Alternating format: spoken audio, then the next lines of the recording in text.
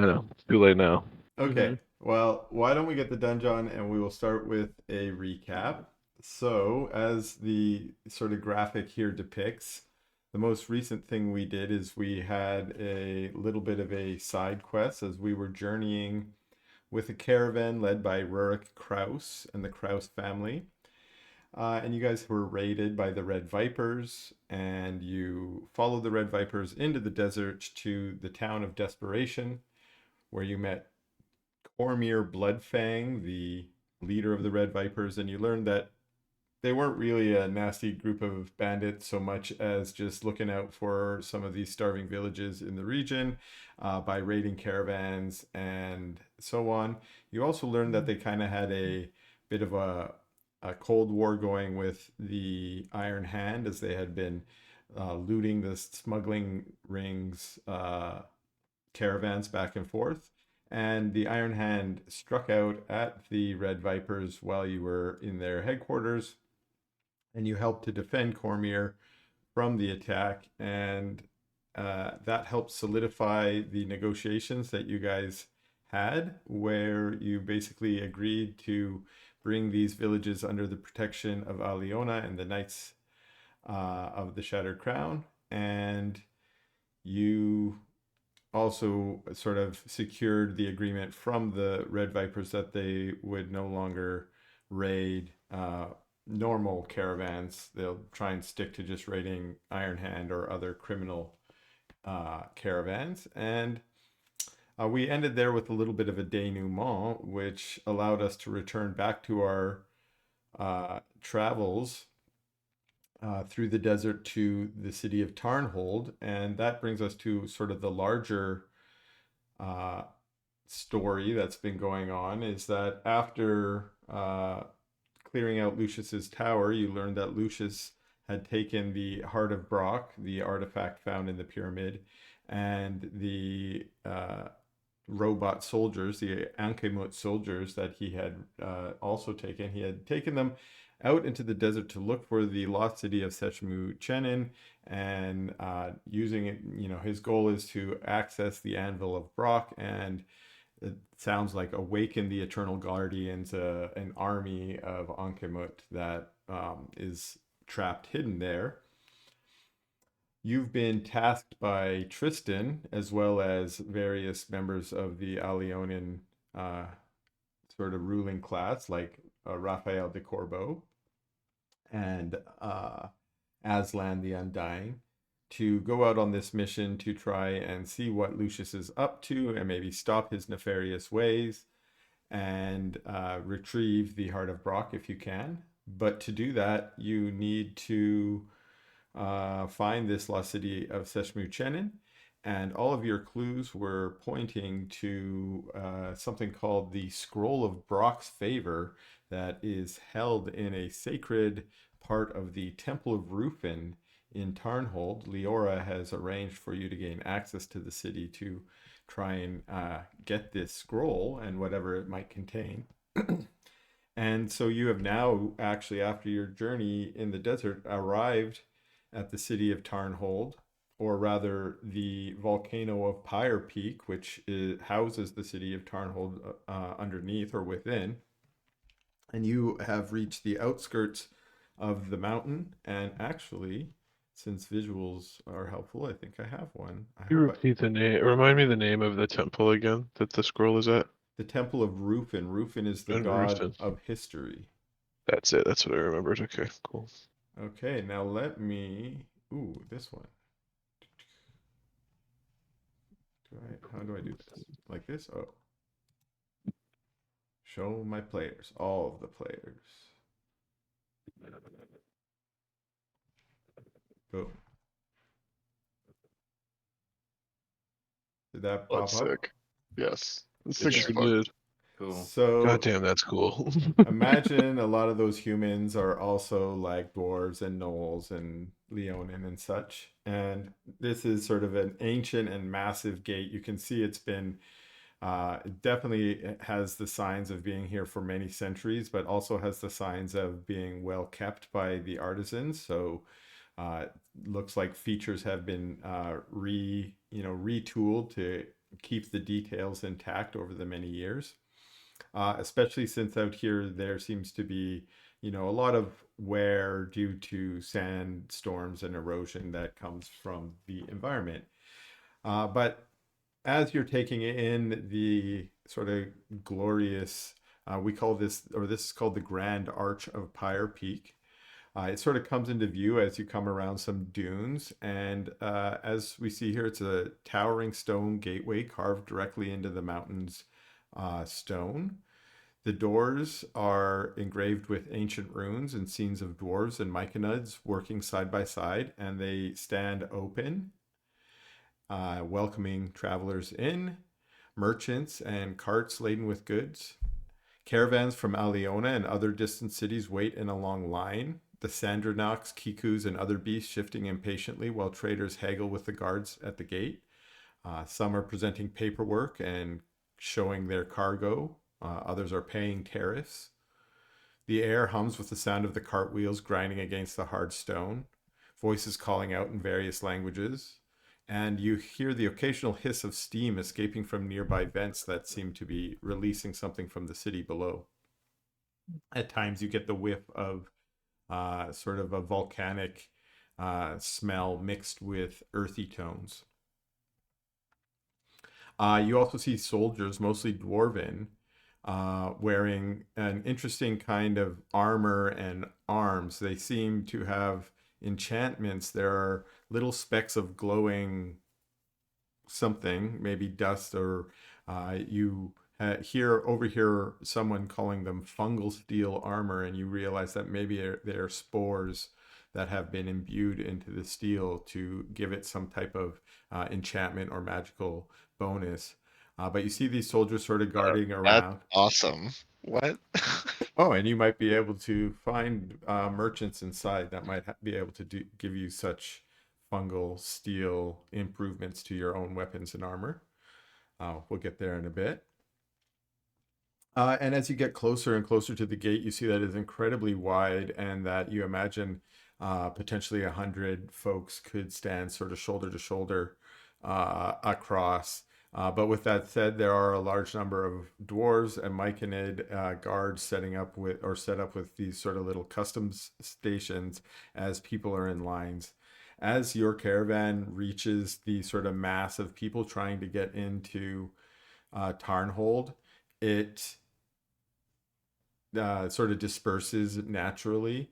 Um, some of the larger caravan drivers, Rurik and Alina, they drive their caravans towards what it looks like a large line of caravans that are trying to gain entrance into the building.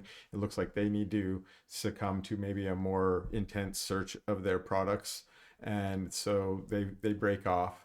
A lot of the solo travelers or pairs that were just traveling along for safety, they hustle into some of the shorter lines where they can maybe gain access to the city a little bit quicker. And Leora also sort of, motions you guys towards a one of the shorter lines, and you guys sort of get in line there.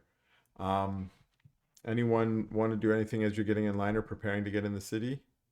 Now, Leora, if you could help me maybe understand, why does it seem like it's so difficult to navigate in and out of this here city? Oh, that's a very good question, Aloe. I don't understand all of the historical context, but I do believe that the culture of Tarnhold is very protective, and they do not want to succumb to any kind of incursions. So they like to review anyone who enters or exits the city. Fair, fair. I know what it's like when a stranger wanders into the swamp. Uh, well, I'm sure our business will sound fair to the guards, and they shall let us in. I do have some papers that I've brought with me that hopefully will sway them. All right, that helps me feel a little bit better. Is there going to be any kind of inspection? Uh, well, hopefully not. Not if we All right, don't answer the questions in a way they do not like. all right, that's good to know. All right, thank you.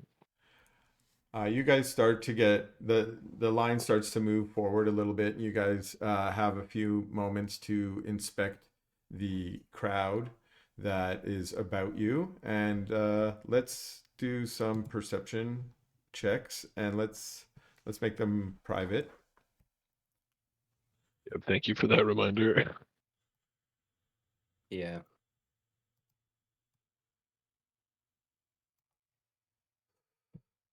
Not initiative though. Yeah. Oh, whoops! I didn't do. Oh, whoops! Meant to say blind jam wrong. Oh yeah, it's got to be blind, not private. Sorry. You guys know that there's a fucking blind perception check button on your character sheet? Excuse me. I That's had the no one, idea. the I've been secret one. fucking Oh yeah, look at that. Oh, you just clicked the secret one? yeah, I've been switching the roller to Well, there you go. Now we blind know. GM every time. Hmm.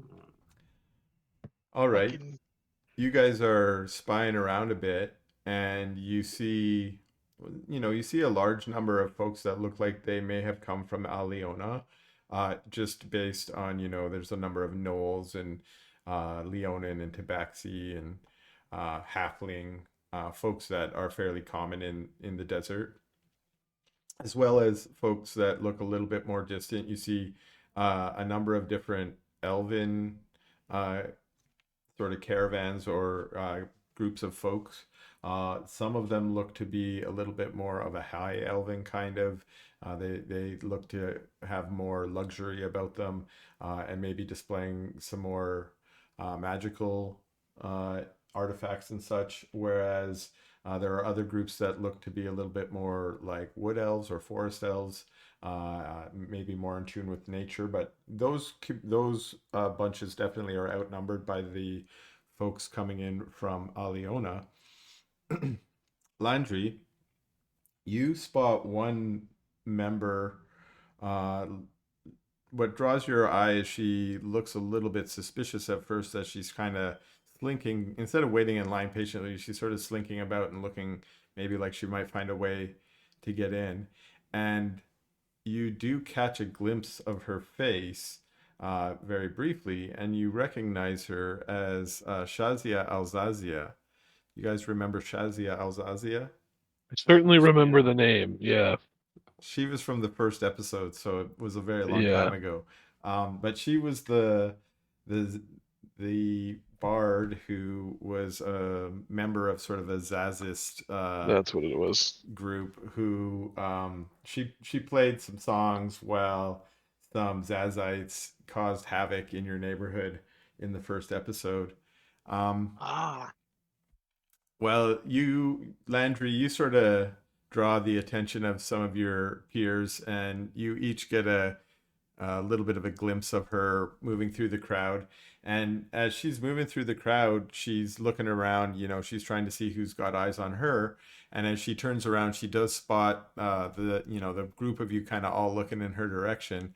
And it's not clear if she directly recognizes you or not, but she does see you noticing her, and she kind of blows you all a kiss. And as Mm, she does that, you see her image just kind of fades out of view. She kind of goes invisible or something, or at least becomes obscured magically in some way, and she eludes your view. You presume she uses her invisibility to make her way into the city. um, Hmm. But just as you guys are sort of musing about that, the line gets to the front, and you are standing before two guards. One is a dwarf with kind of a deep kind of scowl on his face, but standing next to him, towering over him almost twice his size, is a large myconid with glowing blue spores sort of drifting around him in the air. The dwarf steps forward, arms crossed. Halt! State your names and business. We don't take kindly to wanderers in without any reason here in Tarnhold. The Myconid tilts his head slightly, his spores pulsing faintly. Speak with truth. Only then will the path be open. The dwarf grunts a bit. Aye, Liz, we'll hear him out. He sort of turns to you all. Leora steps forward because she's got her paperwork already in her hand. She says, I'm Leora Stoneweaver, priestess of Brock. I'm here on official business from Aliona. Here. She presses an unrolled scroll into the Myconid's hand, who casually passes it over to the dwarf. This here's a letter from Raphael de Corbeau, second vizier of Roja, trade master of the Golden Bazaar, and advisor to Emperor Dresdes. The dwarf takes the scroll with a grunt, eyeing it kind of skeptically. He unrolls it a bit. His eyes scan the parchment, flicking to the party now and then. Priest of Brock, is it? Didn't know Aliona had any of those. Huh. He hands the letter back to the Myconid. What say ye, Liss? Check out. The Myconid spore pulse softly. You see the Myconid kind of read the contents. Ah, it is as she says. The vizier's mock is true. Then the dwarf turns back to the rest of you, kind of looks you up. What about the lot of them? She's like, they're with me. They're my attendants. He sort of, the Myconid also looks you over. You can kind of feel in the presence of the spores, something that you are familiar with, given that you have lived, with Gorbin for so long, that you can feel the spores having a telepathic access into your own minds. And actually, for the moment, why don't, if you want to, you can do a will save to resist the probe. It's a gentle probe.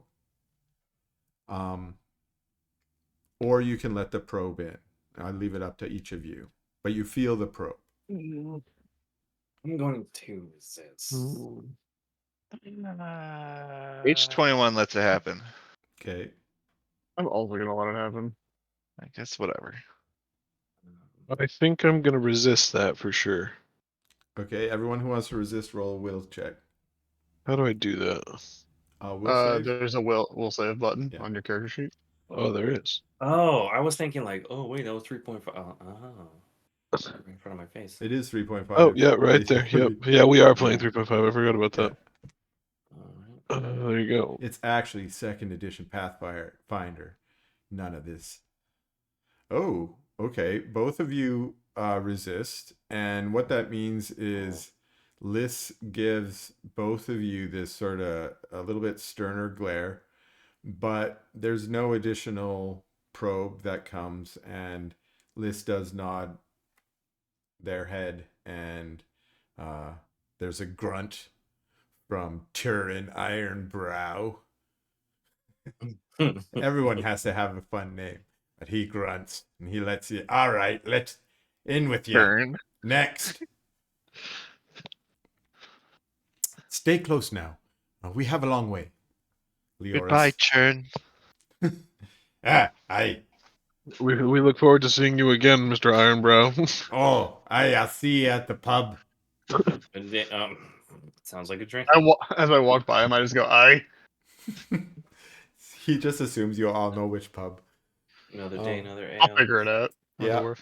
Of course he'll be at the next pub. He's going to be like burning in like It's gonna be the closest in one. a Oh, couple yeah. hours. You guys are going to be burning down his pub. Hey. Allegedly. That was an accident. Just saying. Allegedly. I'm glad we're not Allegedly pirates. burned down his- Glad we're not pirates again. That shit was a bit wild. Fucking burn the place down. It was fun. Yeah. Now I have you guys on this railroad where I basically just get to dictate where you go every session. It's way more fun. Yeah, but you're taking us to some cool places, though. Well, I'm glad, because if it was Yeah. boring as Yeah. shit. And we did have that side stuff last time. I hope that was fun too. Yeah, that was fun. It was. Take me to dungeons, Yeah, man. yeah, I'm yeah. ready. Oh, today we have a ready mini for it. dungeon. We basically just entered a mini dungeon. Get ready.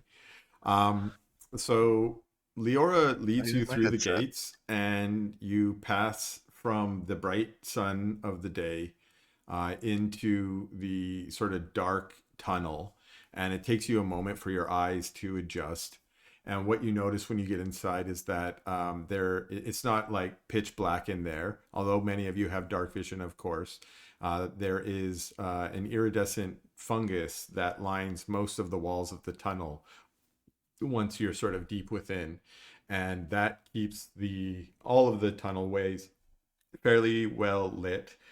In most places, it's bright light; it's not dim light.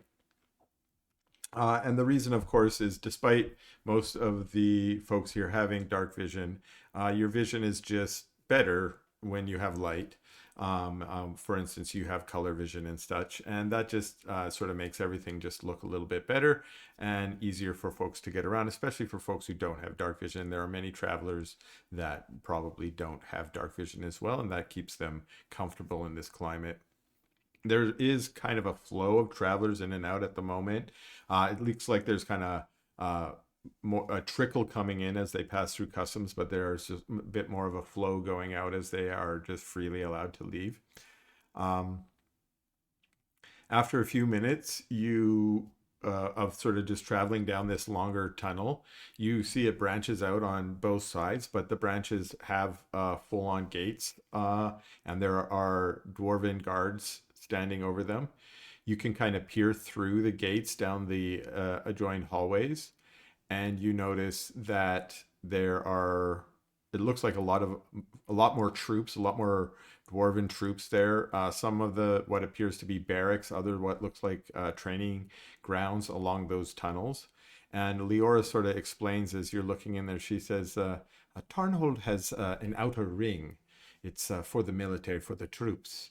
It helps to defend in times of war. But it's just a little further to the city proper. Come. Again, you continue to follow her in.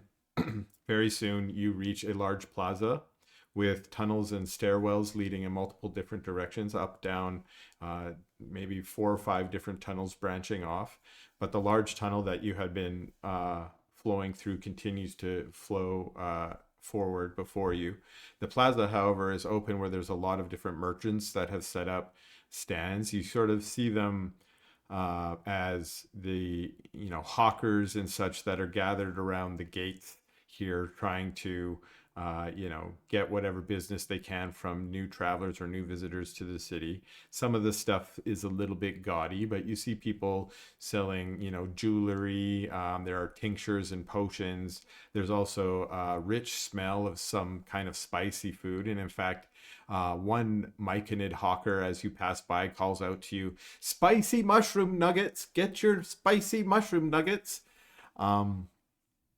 Another hawker nearby is a dwarven woman with a beautiful beard, and she cries out, "I got potions that'll make your beard grow! Come and get your potions!" There's a lot of other hawkers nearby calling out, various other things. And anyone who maybe has weak will, if you want, you can get drawn into one of the hawkers. You can get some spicy mushroom nuggets if you like. Is anyone else uncomfortable with the idea of the mushroom man selling mushroom nuggets? No. Right there with you, buddy. What's the process of that? You know what I mean? The details of that system are not of my interest. I'll eat some. One I keep mushroom nugget. She gives you a little. Honestly, H21, I keep forgetting whether or not you are capable of eating. I don't think I am. you You just nonetheless, smear it on your face and be like, "Thank you." you I purchase don't some. get any nutrients for it. I just kind of shove it. You purchase Like a some mushroom drill? nuggets, and what you see is the hawker plucks a couple of mushroom sprouts off of their shoulder and drops it into some Yeah. into some Yep. boiling oil, puts some spices and such on it, and puts it into a nice little paper cone that they have, and they hand it to you. It's kind of warm. Sure is spicy for anyone that tries any. That'll be 3 copper. 3 copper. Okay. I don't know about you guys, but I mean, I feel like that happened exactly the way I was expecting it to happen. Aye. I've seen it before. That's why I wasn't curious. All right, all right. That is Thank new for you. me. I'm gonna eat it. Yeah. So here's a question: Has anyone actually Eating been to quotes. Tarnhold before? I feel like maybe Um, Gorham. I've No. probably been to Tarnhold before. Yeah, Uh, you It's a very dwarfy city, and I'm a very dwarfy dwarf. right, and you've probably passed through at the very least on your way to Aliona. Why wouldn't you, right? Hmm. Yeah. Okay. So you may have had some spicy nuggets before, and you probably know that those were overcharged by about twice as much. For that handful of nuggets, you can get better nuggets inside. There's much better nuggets inside. There's good grub in here. And Good you, Uh, dwarf really? fare, cave fish and mushrooms. Okay, then I'll just eat one and then throw the rest away. If you say that. I don't waste food, lad. You fucking paid for that. Oh, everyone can have. There's enough nuggets that everyone who wants to try one can have one. I it will was eat. three. have It was enough. 3 copper. I think Yeah. I'm gonna pass on that. Y'all go ahead. I mean, and Oh, I'm literally a frog from a swamp, and that's a little bit too much for me. Not enough insects. I mean, yeah, If there's but some more crickets. it's mostly poisonous mushrooms in the swamp, so There's probably some good insect dishes in here too. I imagine insects and grubs are part of the food in Well, I'm here. definitely vibing on that. Yeah. As you guys are milling about eating your nuggets, Leora seems a bit impatient. She says, "We've got a long way to go, so let's continue." And she starts to push her large bulk. She's probably one of the biggest folk in here, other than some of the myconids that grow quite large as well. And she's just trying to push through some dwarves and halfling in front of her. And she's like, "Mind your way, mind your way." And they see the towering elephant above them, and they kind of scurry. This creates sort of a little wake in front of her, which allows you guys to follow behind her somewhat easily, and you move forward into the tunnel that continues deeper into the volcano. Uh, you follow that for only another 4 or 5 minutes before you start to see in front of you the chamber or the tunnel open to a very large, enormous central chamber. Incredibly large. You imagine it could be maybe a mile or more across. It is not sort of simply circular. It kind of has ins and outs, so it's sort of hard to see all of the shape. It seems like it's a natural chamber inside the volcano that has been claimed by the community in here over many, many generations and crafted into sort of a living inner city of Tarnhold. The central shaft, as I mentioned, is enormous. It You step out onto what is a promenade that is looking out over sort of a central empty part of the chamber where you can now look down. Oh, wait a second. I have another image for this. This image I'm not as pleased with, but I think it gives a good sense of what I'm going for. Nope. Boom. It's just gonna be the Senate chambers of Naboo. the, It's the what? kind of close. that looks sick. Oh, That that's is. cool. Oh wait, yeah. I don't know why you're not happy with that. That's fucking cool as hell. Yeah. Okay, yeah, thank you. I mean, it's really cool. It's just not exactly what I wanted. I wanted Oh, lots I of see what you mean. Yeah, I, yeah, yeah. I wanted lots of different stuff, and okay, but I'm going to describe things. So this is imagery to help you get the idea, but there's a little bit more going on. So you step out onto the promenade. You see many other promenades about, as you can kind of see ahead of you in this image. Surrounding this central chamber on all sides, there are promenades going all the way around. In fact, the promenade that you stand on appears to just go all the way around the entire chamber. You imagine walking around that whole promenade would be several miles. So, like, it could take you a couple hours to do the full circuit. And you now understand what Liara is saying when she said you have a ways to go. Um, but you can also see above and below the promenade that you're on, there are more promenades. Some of them don't seem to extend all the way around the whole chambers. Some of them just jut out as a kind of like a balcony. Others down below, you can actually see much clearer down below some of the city and the community. Far below at the bottom, you can see an orange glow of magma pools. You almost can't see the pools because they're kind of obscured by some of the smoke that is coming up, and they're just a little bit too distant. It's just mostly the glow that you can see. It seems also that much of the volcano's power that it creates through the magma seems to have already been harnessed by the community to power a great deal of workshops and furnaces down at the lower levels. Dark, sort of foul looking, even like yellow and green looking kind of smoke is rising up out of that central area where the magma is. But as it rises up in the chamber, instead of spreading out into the chamber, it seems to have been somehow magically, you imagine, siphoned into a central sort of exhaust that kind of pushes up towards the ceiling. The central exhaust goes really high up to a point where it kind of disappears into sort of a misty cloud up at the top. Let me see, I'm kind of getting off my script here. You also feel kind of the warm waft of air coming up from down below there. It also has a distinctive kind of earthy and metallic aroma to it as you smell what is the molten stone and metal from below also mingling with fungus. And that's because above the workshops below there on a few of the levels above, but still below the promenade that you're on, you see a bunch of fungal farms.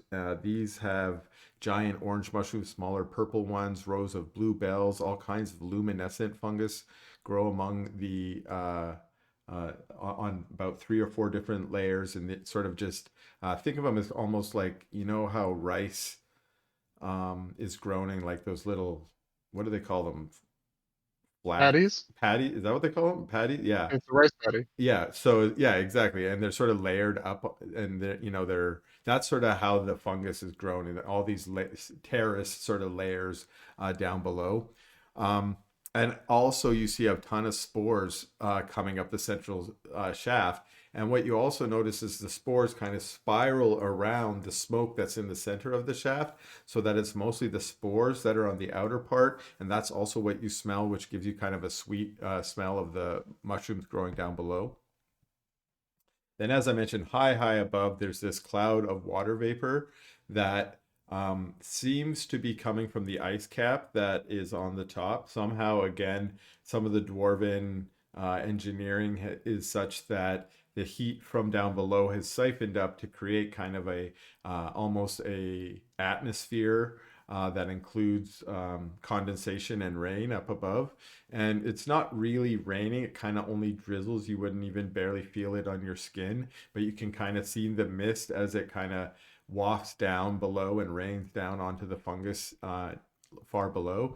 Also, on all the walls, you see that there is condensation that kind of just gently runs down, and in some of the deeper crevices appears to be little waterfalls and streams that run down the walls.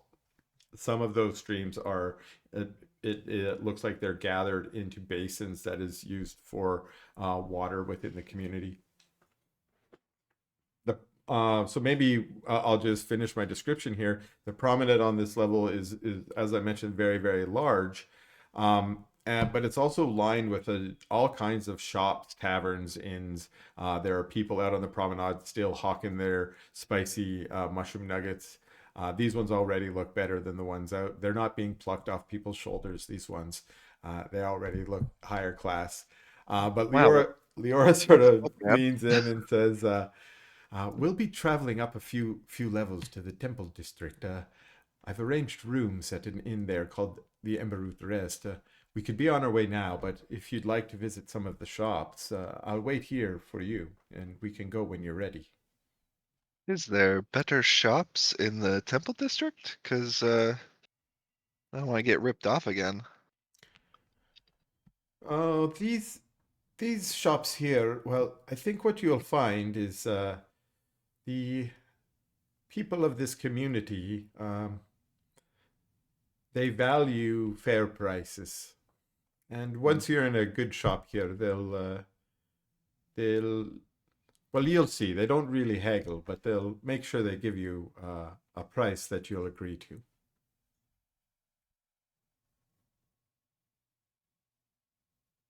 Okay. Just I don't looking think about, I have. you guys see a couple different shops. You see some that are selling potions.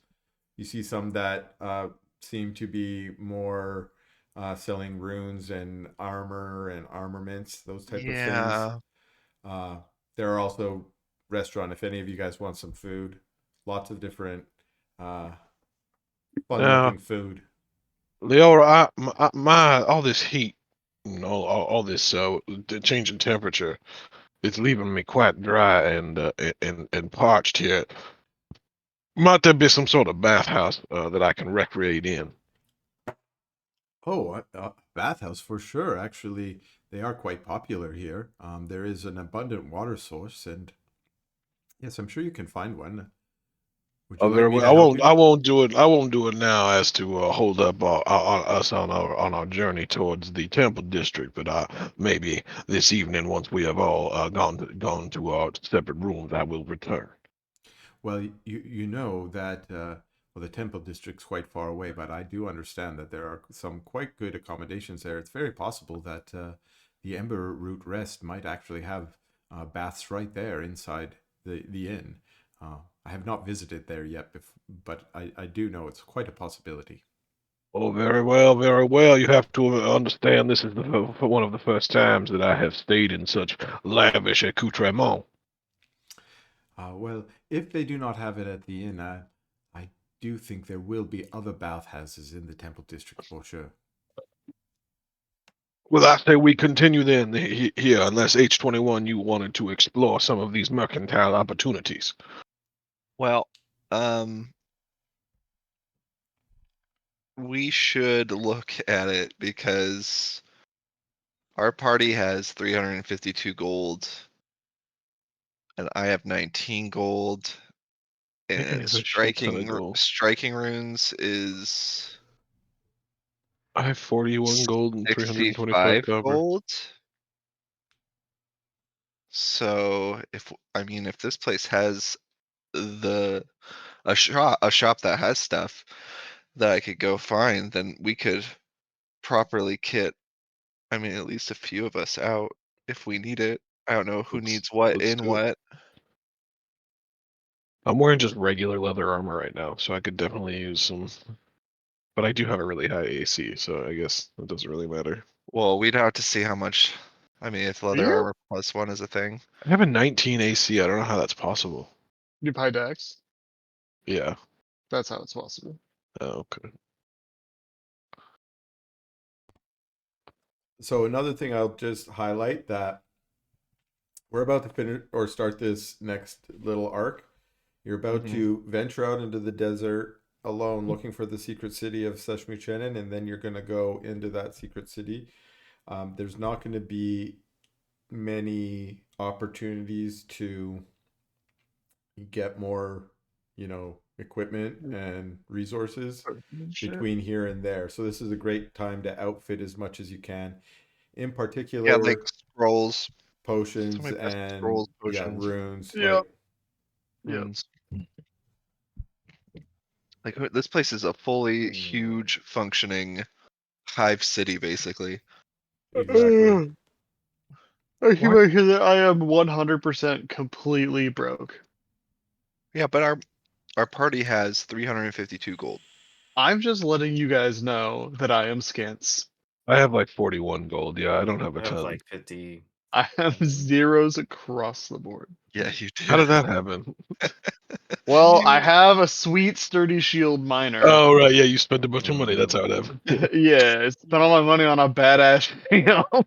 Why am I carrying around arsenic? Where did that come from? That was you got that in the pyramid, I think. Oh, Yeah. okay. Yeah, that's Um, exactly where that was from. So when looking at what, Who needs a rune? That's yeah, I top don't top think I need priority. the room. Can someone explain runes I to me already real have quick? one. I'm not really sure how runes work. weapon Well, enhancement and armor enhancement. Okay. A striking rune Like gives you Diablo extra, style, kind of. it increases your There, die. yeah, there are ones for casting too, I believe. Oh, okay. Yeah, there is. But I mean, a striking rune is those are higher level though. Pretty sweet. no Right? striking runes are 4. Yeah, but that's not for casting. That is, it increases your damage die rolls, Right. or rather, your number of damage die rolled. Um, Yeah, I my don't know what weapon the is casting ones already are. kitted out right now. In terms of armor, I'm actually looking to learn a new spell to take care of myself. So if someone else needs armor, I think that we should get someone else a potency rune to get +1, because my Yeah. 21 AC has not been cutting it. I mean, weapon potency 20, runes are 21 35. AC. I only have a 22 AC. You're just unlucky, What do you bro. mean not cooking? Yeah, that's a stick ass. You're doing fine. Like honestly, you're just unlucky, dog. Like, if we want, we could just spend 160 gold and put a +1 onto Gorham's full plate. I think that'd be kind of worth it at this point. Yeah. Yeah, pourquoi pas? Makes Yeah, sense. why Maybe not? down to We gotta. plus What one the or fuck? Okay, I mean, if Oh, we What want yeah, else to are just we gonna spend, do with money? How I'm not much gonna, is it? That's I'm what not I gonna, think we should do. I'm not gonna deny free things. If How he much gets is then- if it? he gets cool armor, I get the deluxe bath. Fine, Well, but at the same time, Absolutely. I think the rest of the gold should be focused purely on uh potions and scrolls and stuff. I'm cool with that. Agreed. Also, I I mean, have a does fun anyone need a trick rune idea though? to 'Cause maybe get we'll have some. a discount on whatever store we're coming into. I think I have something I want to try. So Let's see. Where's Andrew? also, how much is it to learn a first level spell? To add one in my book. You have you can pay books? for spells. A first level spell. You can pay for spells. Well, yeah. I mean, when you're not when you're a what is it called, prepared caster, you have a spell book and you can add to your spell book. Huh. But it costs Nerd. gold. I'm gonna say it's like 15 gold. And I have Mm. Jeremy, this is our second role playing game this weekend. I don't think you should be calling anybody a nerd. lol. Whoa. Okay. Can we go to a place and do that? 162 for a armor potency rune? I could probably get it to us for a discount with the trick that I have, but I don't. I think that's fine. It's up to Chris though. Armor potency rune that's what's on the question right now? Nethys. Yeah, it's 160 GP. It gives us +1 armor. Yes, give me here Give me 25 AC with my shield up. And then Pretty sick. we're gonna put it on the angry small man. And put me up in the front. What Up is in the it? front. Yeah, what's the AC In of just like front a of slab of everything. concrete? Because you might be beating just concrete at this point. Just put it in front of Fun. something and see what happens. All right, so Shoot you bullets guys through it. It doesn't matter. Corin, kill. Kill. You can shoot through it. It'll be fine. let me just get it here. Armor potency Oh, rune? it's a level 5. I just saw that. I'm not worried about that. I'm worried about costs only today. It's 160 GP is what it says in Nethys. Yes. So yeah, so you basically you guys have your normal sense of what the value of things are, right? So you've probably seen these runes at the Golden Bazaar in Aliona and such. You kind of know roughly. If you were asking Raphael to put it on your armor or one of the other armorers in that area, it would probably run you about 160 GP. You do notice that it appears here that runes are a little bit cheaper in Tarnhold than they were running in Aliona. So you do know you're likely to be able to get a better price than that. who's And I'm a crafter. Can I just switch these out for people? crafting? I think allows you to make it, and I'm gonna say switching them out. I don't even. Is there even rules for switching them out? I think it just when you pay, Yeah, it's just transferring. I think you can. There's transferring rules for runes for sure. Yeah. okay. Well, yeah. I mean, those you have. If you have a crafting that's related, you probably can do that yourself. But I'm not. That's more for like if you wanted to take a rune off yours and give it to someone else. Um, Otherwise, I'm like, I don't, I don't mind. If you're paying someone for the rune, they're also going to Yeah. attach it to your gear Okay, for you. cool. All right, never mind. Unless you wanted to role play that yourself and be like, I'm going to put it on my own. I build my own machine. Um, so yeah, armor potency normally for 160. Who wants to be in charge of talking to the merchant about this? I can talk to the merchant. Yeah. All right. Okay. It's a dwarf. She's a little bit younger. It looks like she might be new to the craft, but her work seems quite sturdy. She's like, "Oh, good day there." Well, hello. It's very nice to meet your acquaintance. May I ask what the name of this here establishment is? Oh, then the name. Oh, well, we don't really. Well, my name's Gunrear. You could call it Gunrear. Gunrears. Gunrears. Yes, we'll call it Gunrears. Wares. Well, Gunrears wares. Yes. well, Gunrear's where? All right, Gunrear. Well, me and my friend here, H21, we're here to look for a specific engraving of a rune. H21, what was the name of that rune we were looking for? It's an armor potency rune +1. That's it, the armor potency rune. Is that something you feel like you can do for us? Oh, yes. In fact, that's one of my specialties. You've come to the right place. Yes. Come look here. I've got a couple different kinds. They're functionally very similar, but it depends on what kind of style you'd like. Well, I think we're putting it on a piece of armor, Yes, and I as you think do. style doesn't really matter much to me. I mean, we could ask Gorham. He's the one who has to wear it. Yeah. So, Gorham, where do you want it installed, I guess? I'm gonna walk up, a nod to I forgot her name already. I'm just gonna go, kinswoman. Fenrir. Sure. Kinswoman. I just standard dwarven style, you know. it's for you then, good sir. You're a I mighty. I see your armor right there. It's look at this one here, and she pulls out one. It's a all of the runes that she's got appear to be fungally infused, so it's got kind of that sparkly spore coloring to them. There's a red one, there's a purple one, and there's a kind of blue shimmery one. But she reaches for the purple one, and she says, yeah. "I think this one might match your clan gear there." Aye. The purple Well, one. is this acceptable then? Aye, tis acceptable. Ah, you Now, guys. how much is that going to set us back? Oh well, I'll give you a fair price. What are you thinking? Uh, what's the standard price for something like this?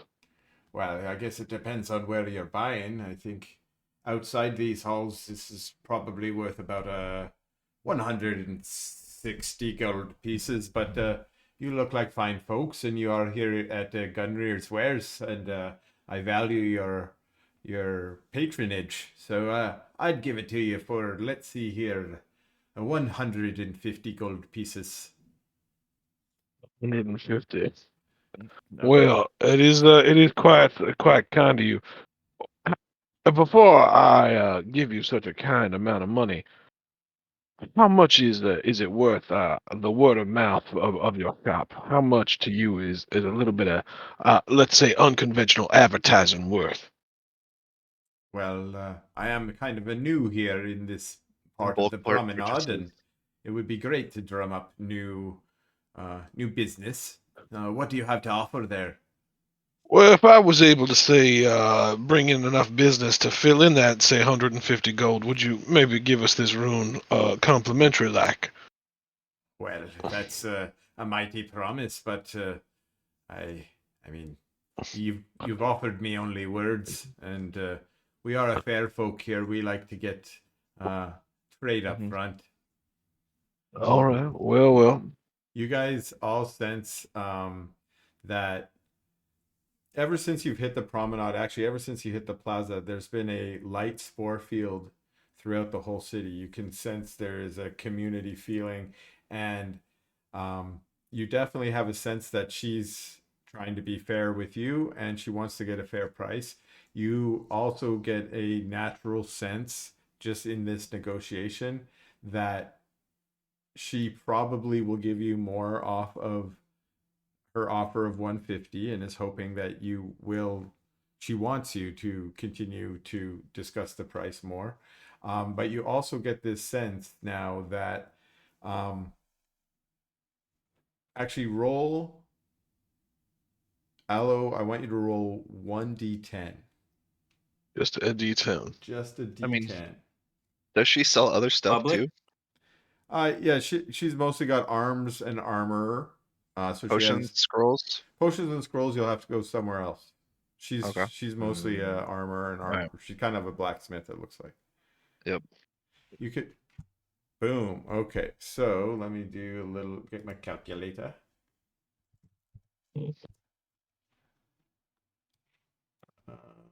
I do have a plan. I know it doesn't seem like it, but I promise I have a plan. I trust your bardcraft. I don't. Yeah. I'm hoping to do some bardcraft right about now. I bet he's lying, and there's not even a craft for bards. This guy can't even do spells. This guy can't even sing songs. Wait a minute. So He doesn't even have an instrument. He's a fraud. you're He's a phony. He's a Yeah, fraud. Aloe the whole time has had a Bluetooth speaker playing the violin for him, like those people in front of grocery stores. Mm. Yeah. you're not just Wait, playing he's your not even a own. frog. He's a toad. Yeah, I just mime the violin while it plays on a speaker. Mm. So yeah, you're trying to like decide on your strategy to how you can maybe get a better price from Gunrear. You notice that the spore field that you're in is causing a linkage between your two minds, and you also have the sense that while you're sensing her mind, she's sensing your mind, but you feel a kind of non-verbal process go between your two brains that settles on a number that you feel in your mind is a number that would be agreeable to her, and if it's agreeable to you would be kind of the best price that you could get. And that number that appears in kind of your mind is 137 gold pieces, and it's so precise, the number that appears in your mind, because of the psychic field. It's actually 137 gold pieces, and 6 silver pieces is what you feel in your mind, and you know that she would accept that but no lower. Okay, yeah. How about 137 and 2 silver? That is a fair price, but I cannot accept it. I sense, though, that you might accept 137 and 6 silver.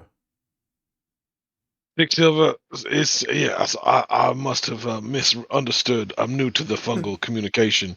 Yes, 6 silver pieces and 2 silver pieces. Such a small distinction matters not. It seems to matter not, but you also sense that it was a distinction that mattered. Like Yeah, right. right? And so but nonetheless, you guys can transfer 137 and 6 silver. And she will attach that on, and she says uh thank you very much for your patronage here today. And if you do manage to drum up any business for me, I would be quite grateful. And tell them to say that Aloysius sent them. And next time you return, I will ensure to give you a discount or pay you back for your help. Well, I think that I might have something that can help you with that. Um, I'd like to say goodbye and then leave, go kind of to the main promenade area again, where Yeah. they're where they're.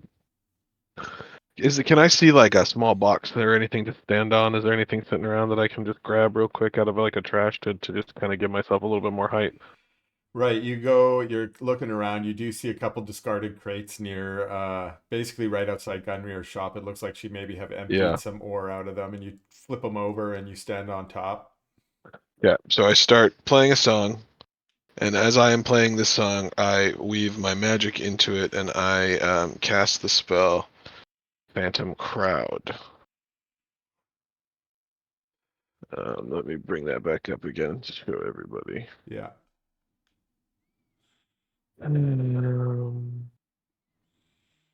Okay.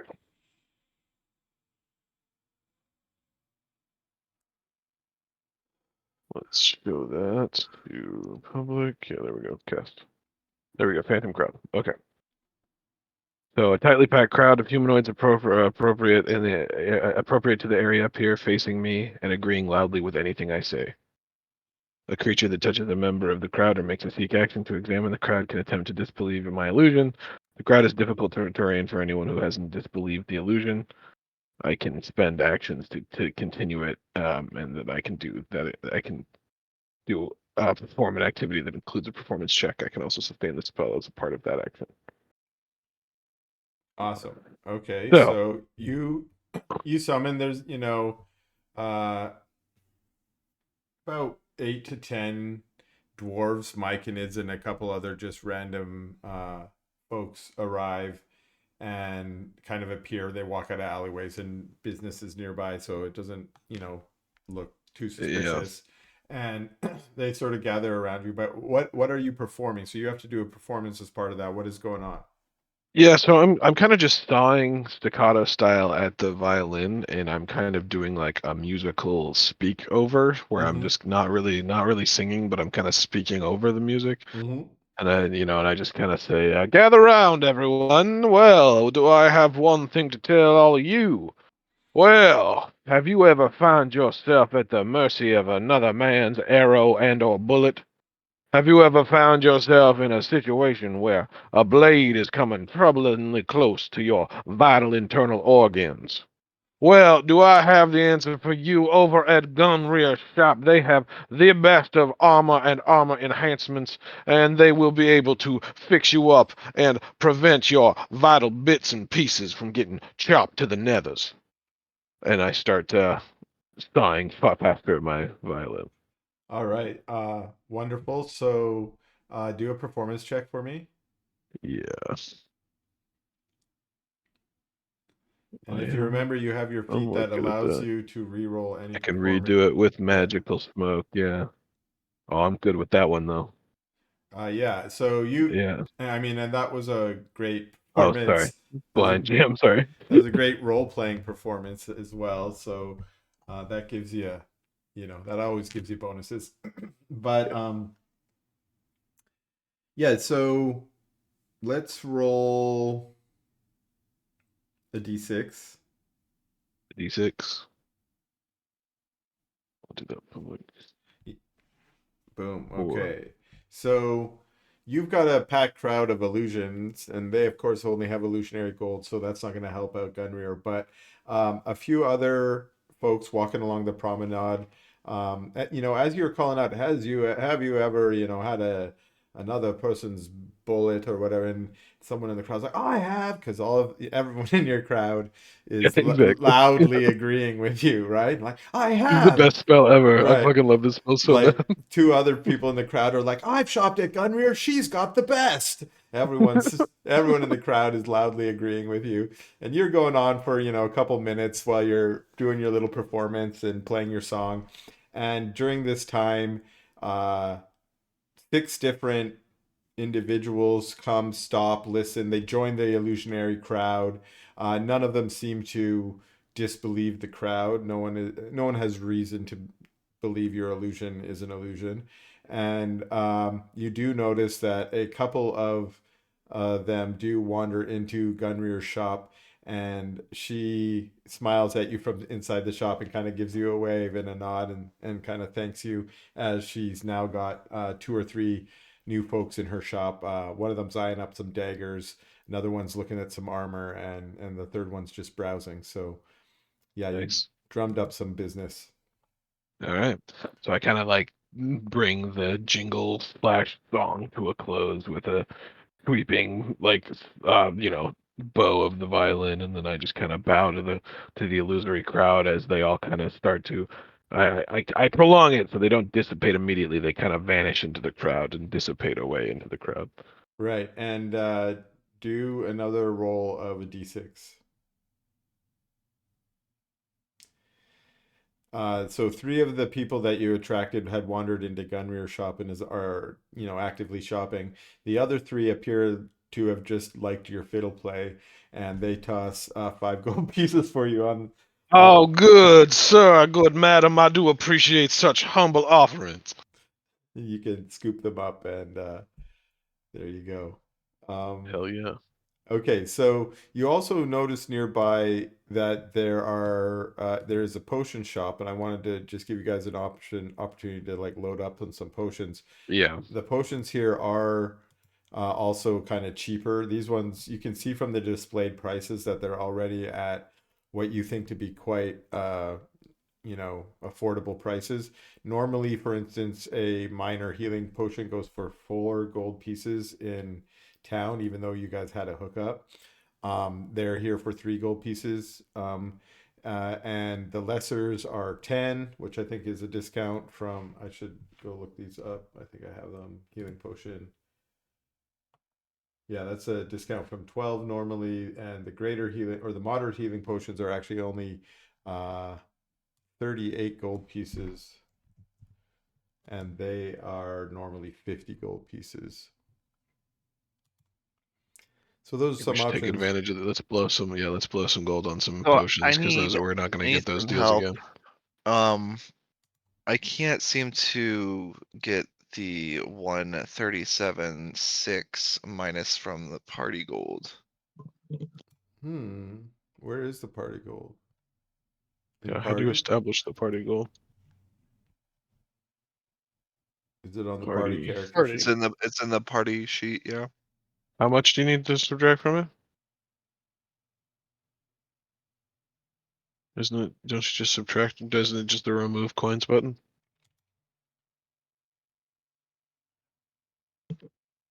Yeah, but it says we don't have any when I try to do it for some reason. We only have gold pieces, that's why. We have no silver.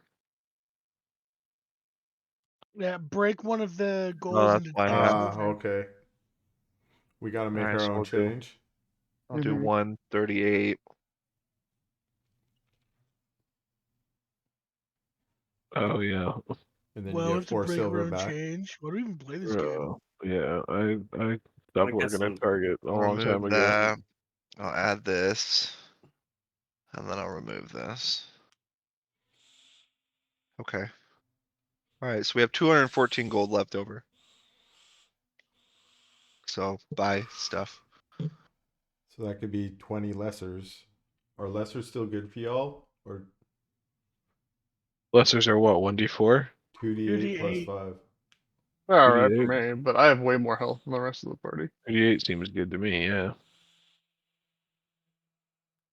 Yeah. How much health did you guys like? So like, I don't know. Like, what is the I average have like health 30. pool? I have 38 HP. 38 as well. Oh, I have 40. I have a lot of max HP. I have 50 max. 50? Yeah. Damn, nice. Um, That's 62. I'm Fuck me. gonna. What? 62. Yeah, It makes sense that Summoner would actually have. You're Andrew, just how Yeah, much money slowly do you have? turning into like a structure. I am. Andrew, How much? What do I have? how much money? Gold. I have 46. I have a total coinage of 78 gold. You could Damn, also get a couple 79. Can I moderates. have? Couple Can I moderates for have 75. 10 gold? You want 10 gold? Yeah, of course. I can Can I get subtract. 10 gold? Yep. Oh, you go into the Bard Bank. Uh, Yeah. Okay. I subtracted 10 gold. You can add 10 gold. thank you. Chris, can I buy a striking rune for my other pistol? Ooh. You probably get it for a good price now that I talked her out. Oh no, she's only armor.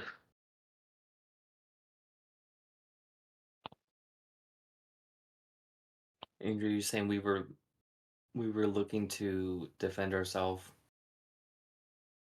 and not necessarily to deal damage? Yeah, I guess so. That's the Skyrim reference. Chris, is that all right? My Maybe God. he doesn't know. Oh my God, Chris died. Sorry, I was on mute. Sorry, I was on mute. My Okay. bad. My bad. Yeah, striking note. I just looked it up. It's 65. And Uh-huh. why don't you roll me a d10? I'm Oh, loving these mysterious dice rolls today, Chris. That's what happens when I have a lot of I time don't off. know what any of this shit does. These are for discounts. How Oh, much fuck percent yeah. discount? Oh, that's sick. But it's also plus 10%, so that's 13% discount. So let me do Yeah, my it's like math. getting like an employee discount at that point. Oops.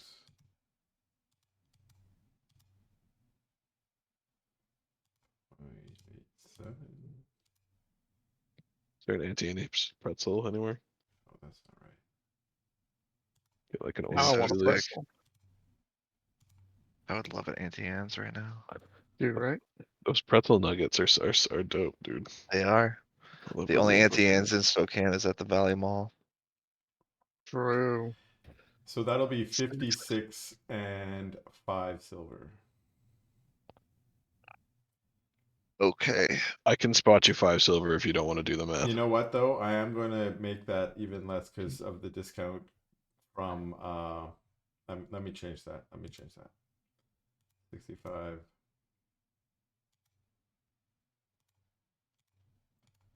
Let's make it 52 flat.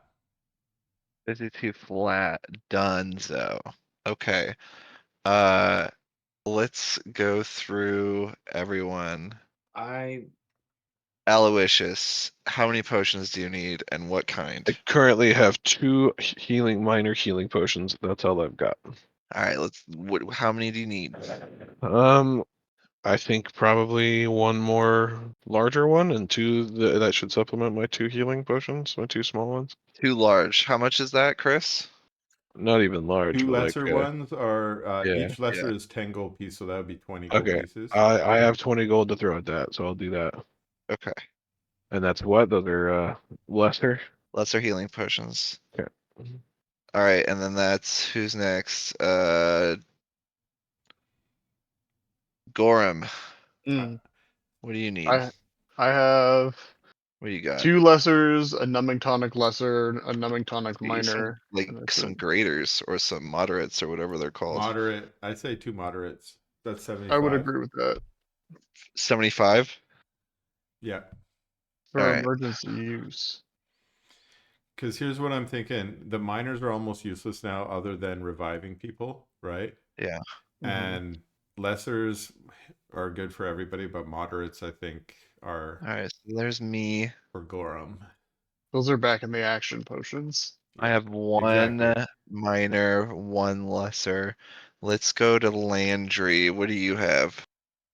do not have any healing potions, but I have 2 heal scrolls. But I would like Okay, to have at least 1 potion just in case I how need it. much gold do you have on you? I have 57, and I would like to potentially use it Damn, to bro. get Yeah. some Yeah. nice leather armor. Bump my AC up a little bit. Ooh. So the armor runes are 160.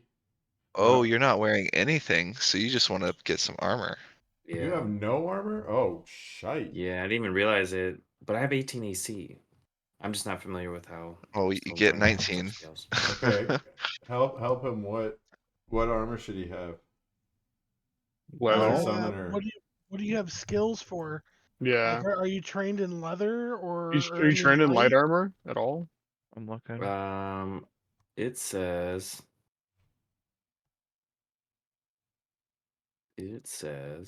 that I am. He is trained in unarmored. Mm-hmm. Yeah. Nothing else. Nothing else? Unarmored 6. Nothing else. Okay. So no, then- Jeremy, you can't have any armor. Oh yeah. I suggest, Not trained in- Jeremy, okay. I suggest that you learn the Mystic Armor skill, which will give you a Oh. +1 armor that you still gain up to 5 from dexterity, and as your spell goes up, as you heighten that spell, it becomes better armor. Cool. Plus, But that it's sounds basically really leather cool. armor. Well, is that a scroll he can learn? Can summoners learn from scrolls? That might be a scroll. I don't know if he can. Are It you a depends on if prepared you. It caster? depends on if you're a prepared caster or not, because summoners can be both. Let's see here. So what are you? I am.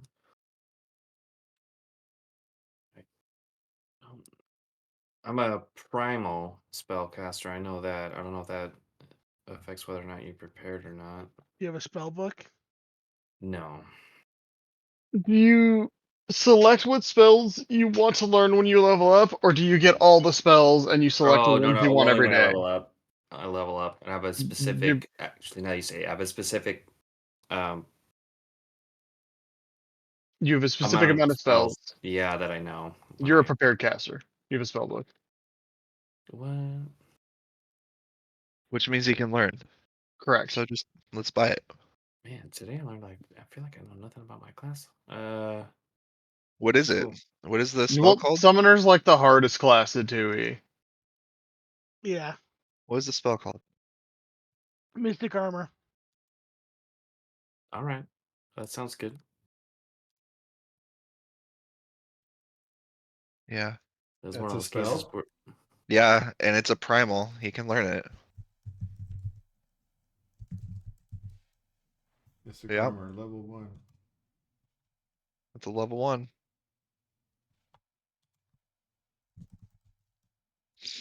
+1 AC and a maximum dex modifier of +5.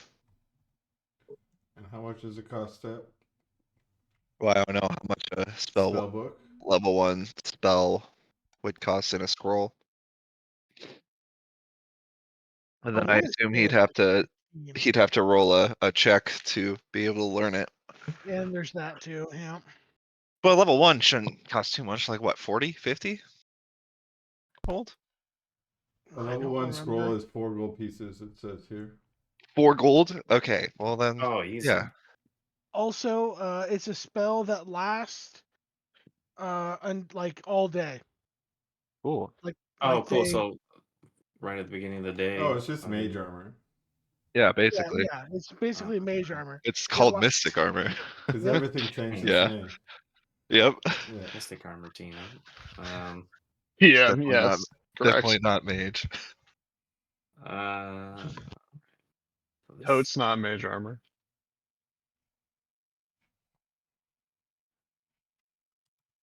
Okay. Well, I say he buys that and you also get like 2 or 3 potions. And sounds then Yeah. Zetatrix, what do you need as well? I could use a couple lessers. No Do you know? guarantee I'm up long enough to use it though. Do you know mystic armor? Mystic armor and leather armor does the same thing for me right now. Oh, right. I forget you have armor training. Yeah. Yeah, he's a cool magus. Do we What kind get? of potion? Do we get Bobby an armor post? How much does anyone want any more scrolls? Because that's silly. That's a silly price for them. Especially when we can cast heal and shit from them. Can people cast bless? People can cast bless, right? Well, I think Bless doesn't stack with Inspire Courage. I Oh also right, think, it doesn't. yeah, You're I right. think it's the same I'd thing. rather have inspired courage, to be honest. I think they're the same thing in this Okay. edition. Well So then, how And much? mom's the same thing. How much gold am I spending for the 3 Oh. healing potions? well it should be 30, right? Because it's 10 for the lessers. Yeah. All right. So 30. Are you gonna spend it out of your own gold? Yeah, that's fine. And then also I spend the 4 on the scroll. Okay. So 34. And you already have 2 heal scrolls, right? Yeah. So the scroll, what was I it? mean, Mystic. shit. Let's buy 2 armor. more, right? Like, why not? Homeboys can just cast heal if we're hurt going through someplace. But your healing potions are actually 3. Yeah. Hmm. So a healing potion is a minor healing potion is cheaper than a heal scroll right now. I think they do the same. Crits. Yeah. Could I roll to learn? I'm not sure how it works, but can I roll to It's try to learn the mystic armor? Just Yes, I'm trying to figure out the rules, and I just asked ChatGPT, so hopefully it knows the real rules. What do you mean? The potions are cheaper? Yes, they're 1 Yeah, GP potions cheaper. cheaper than spells. Oh, we should all have at least like 2 of those on our persons. I feel like dumping some of your extra gold into some more lessers and just putting them in a party like Yeah. pot might be valuable so that later on you guys can restock up. Right now. That might be a good idea. Yeah. Just a backpack full of them. And I'm probably going to sprinkle healing potions all over the place because that's what happens in a role playing world. They just somehow magically are just healing potions everywhere. kind Dude. of makes sense. Healing potions and piles of gold just Mm. everywhere.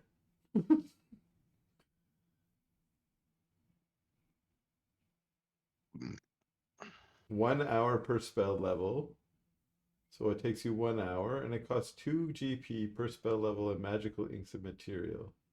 So 2 GP. All right, so that's another GP. And oh, so there's no roll. It's just 2 GP in the time. It looks like it. All right.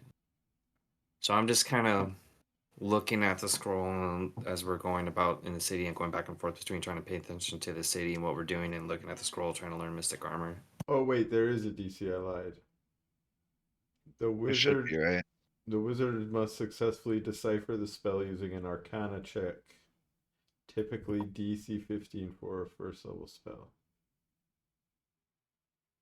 DC 15. Yeah. Okay, there is 20 healing potion miners and 6 healing potion lessers in our party gold. Nice. That'll work. So I think we'll be fine for right now. Crits. Shall I roll an arcana? Do it. Yeah, Okay. You can make it public because do it. I want to see it. Here it is. yeah. What does There that we go. It's coming. Oh, Ah! and just squeaking by. You're like, that was a hard one to learn. You But win. Yeah. but you did it. And Yeah. it's transferred in. And here's the thing, you can copy from one spell book to another spell book. So I could learn that too. you could learn it for 2 gold pieces right now as well. I have 2. I'll I subtract mean, 2 and do it. learn it. Yeah. And Oh. then I really want to make sure I understand. When I look at the character progression on Archives of Nethys, when it shows the character leveling specifically about the spell from 1st to 9th level spell slots, Mm-hmm. the numbers in there, that's the quantity of, not the quantity of spells you know, but the quantity of spell slots you have to use for that level spell. Do I understand that correctly? That is true most of the time, but sometimes it's both. Sometimes it's the amount of spells you know and the number of spells you cast, if I understand correctly. It depends what kind of caster you are. But if what we've determined here is correct, that you're a spellbook caster, then Primal you can caster. just have as many as you want. Gotcha. So but I couldn't do more than 2 level 2 spells at level 4. Otherwise I could. You Yeah, can't cast you more than still have that spell in one slot. day. Yeah, you still have spell slots. Yeah. Yeah. Like I directly Yeah. assign spells to spell slots every morning. Got it. Is Or at that least I'm what supposed to. Landry's supposed to be doing too? From the spell book, every morning he has to like pick which spells he's going to memorize. Mm-hmm. Mm-hmm. It Okay. says. Uh, um. hmm.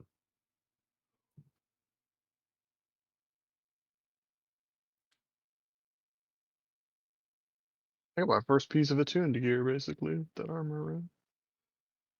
The what? Oh, you basically have to attune magical armor. So, like, my plate mail now requires that I be invested in it. See. And from what I'm reading, full plate is kind of the best you can get. Yeah, it's fucking sick. It's really good. I don't think there's There's no better style of Most heavy armor, but there cases are are better cast armors you could get. is there? Yeah, you could get like adamantite or Oh, each day. shit like You that. cast one first level spell and 5. So I think for learning those spells, Hmm. we'll say that that's going to happen later on today since it's going to take you an hour. Summoner is a spontaneous caster. So that's like sorcerer. It looks like they're like sorcerer, and they essentially, so you can't add mystic armor to your thing. Mm. But he can do it if he levels up and swaps spells. Yeah, you can do it if he levels up. because it is still a primal spell. All right. Well, I'll delete Mystic Armor, and then actually, I think I Do you forgot want to swap it at a level? I'll think about it because I'm pretty limited on my spell stuff, and so for some Yeah. the Okay, benefit then we now. can back it up, and instead of learning it in your book, you can buy some Mystic Armor scrolls. And just use them. Yeah, I'll just buy the one that I have, and then just say instead of We'll buy learning it. 3. Yeah, Oh, might as well because And they last all day, and it's like they're 2 gold. yeah, All right, so I already or spent they're that 4 extra 2 gold. to learn it that I didn't get to learn. 4 gold, Yeah. sorry. Yeah. Still Yes. 12 gold for 3. Yeah, That's a 3-day expedition being Yeah. able to be covered now. Yeah, that's pretty good. I see what you're saying. That is pretty. okay. All Okay, right. so you guys spend some time shopping, and you load up on healing potions, which is great. And And we some runes. also got some nice runes. I got a striking rune. Gorham got a armor potency rune. Very And nice. your striking rune is also fungus infused. What does that mean? It doesn't mean anything. Oh, cool. It's just This just looks fun. sweet. It's just flavor. Yeah.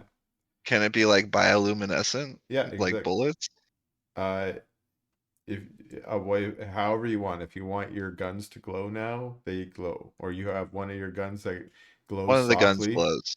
Yeah. It's not going to be like bright light. It'll just be dim light in like a small radius, but it's Oh, that's all enough cool. to cast light. Like if Cool. ever you need light, you kind of have a little bit. It's like a candle, I would say, right? Sweet. Okay. Um, okay, Does that and mean Gorham's just basically like glowing? he's got like a glowing rune, so he's got Oh, maybe something on his chest plate, maybe something that holds his cloak on or something, that kind of Mhm. has some kind of rune in it. You can decide yourself what it maybe looks like, but it's glowing with some kind of purple. And same thing, it's maybe faint. And I'll also say that if you guys wanted, you can suppress it. It's not intended to glow, but it kind of has that yeah. possibility. Um, okay, last little bit here on the promenade while you're walking by.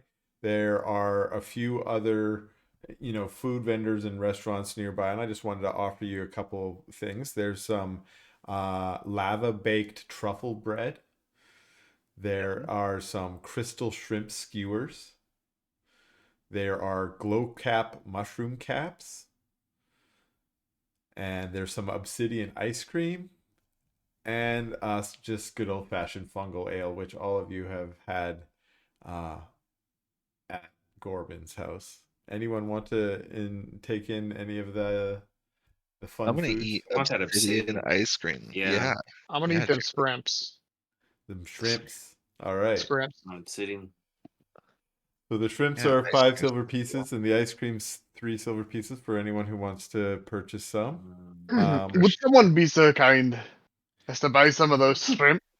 Yeah, I will, because I want some too, and then I'm Oh, gonna finish it with completely, ice bro. cream. Still. So I'll buy him some. Hey, thank you. The shrimps are translucent shrimp grilled over geothermal vents, served Hell with yeah. fermented fungal cream. Hell yeah. The obsidian ice cream is a creamy dessert made with obsidian berries and chilled with Pyre Peak glacial ice, offering a tingling sensation. And y'all Wait, can roll a d12 if you want to determine how much you like it. that sounds good. Or you could just dictate because it is your character. Oh, I love it. I was gonna say. Absolutely, yum. Ooh, Landry. Didn't agree with you.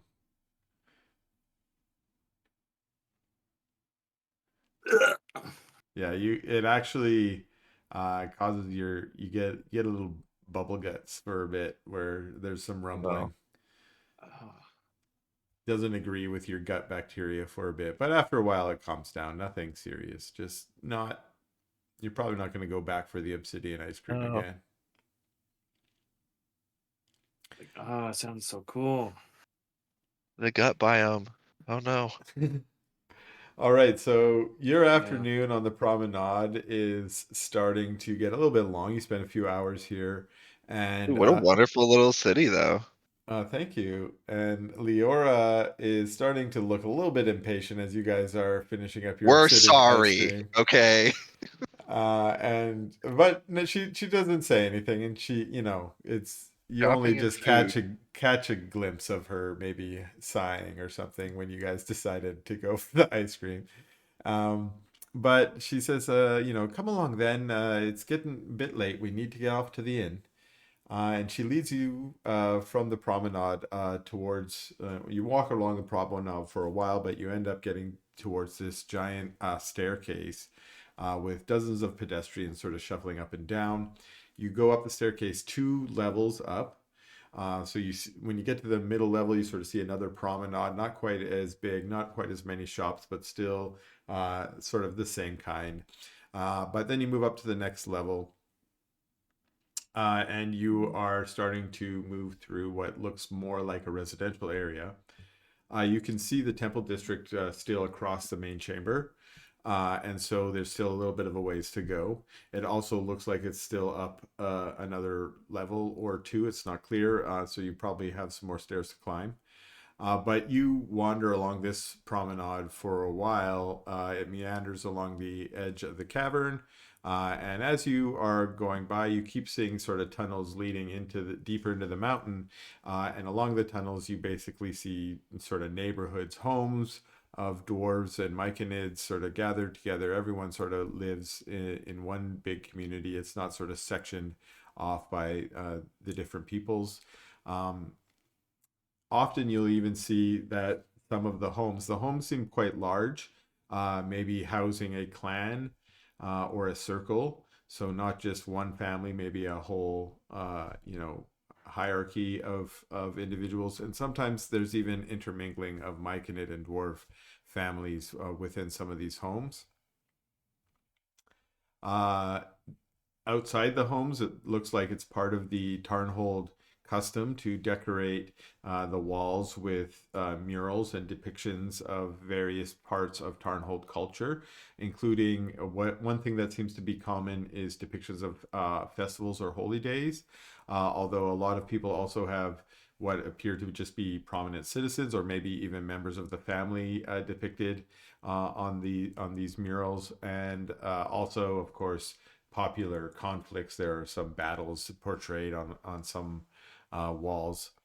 But many of the houses also have nameplates outside of them, and you can see names of many different clans and circles carved into these nameplates. And anyone who wants to at this point can roll a perception or a society check as you sort of peruse the nameplates. Sounds good. Am I good at society? Or society or what? Or just perception. Yeah, just perception.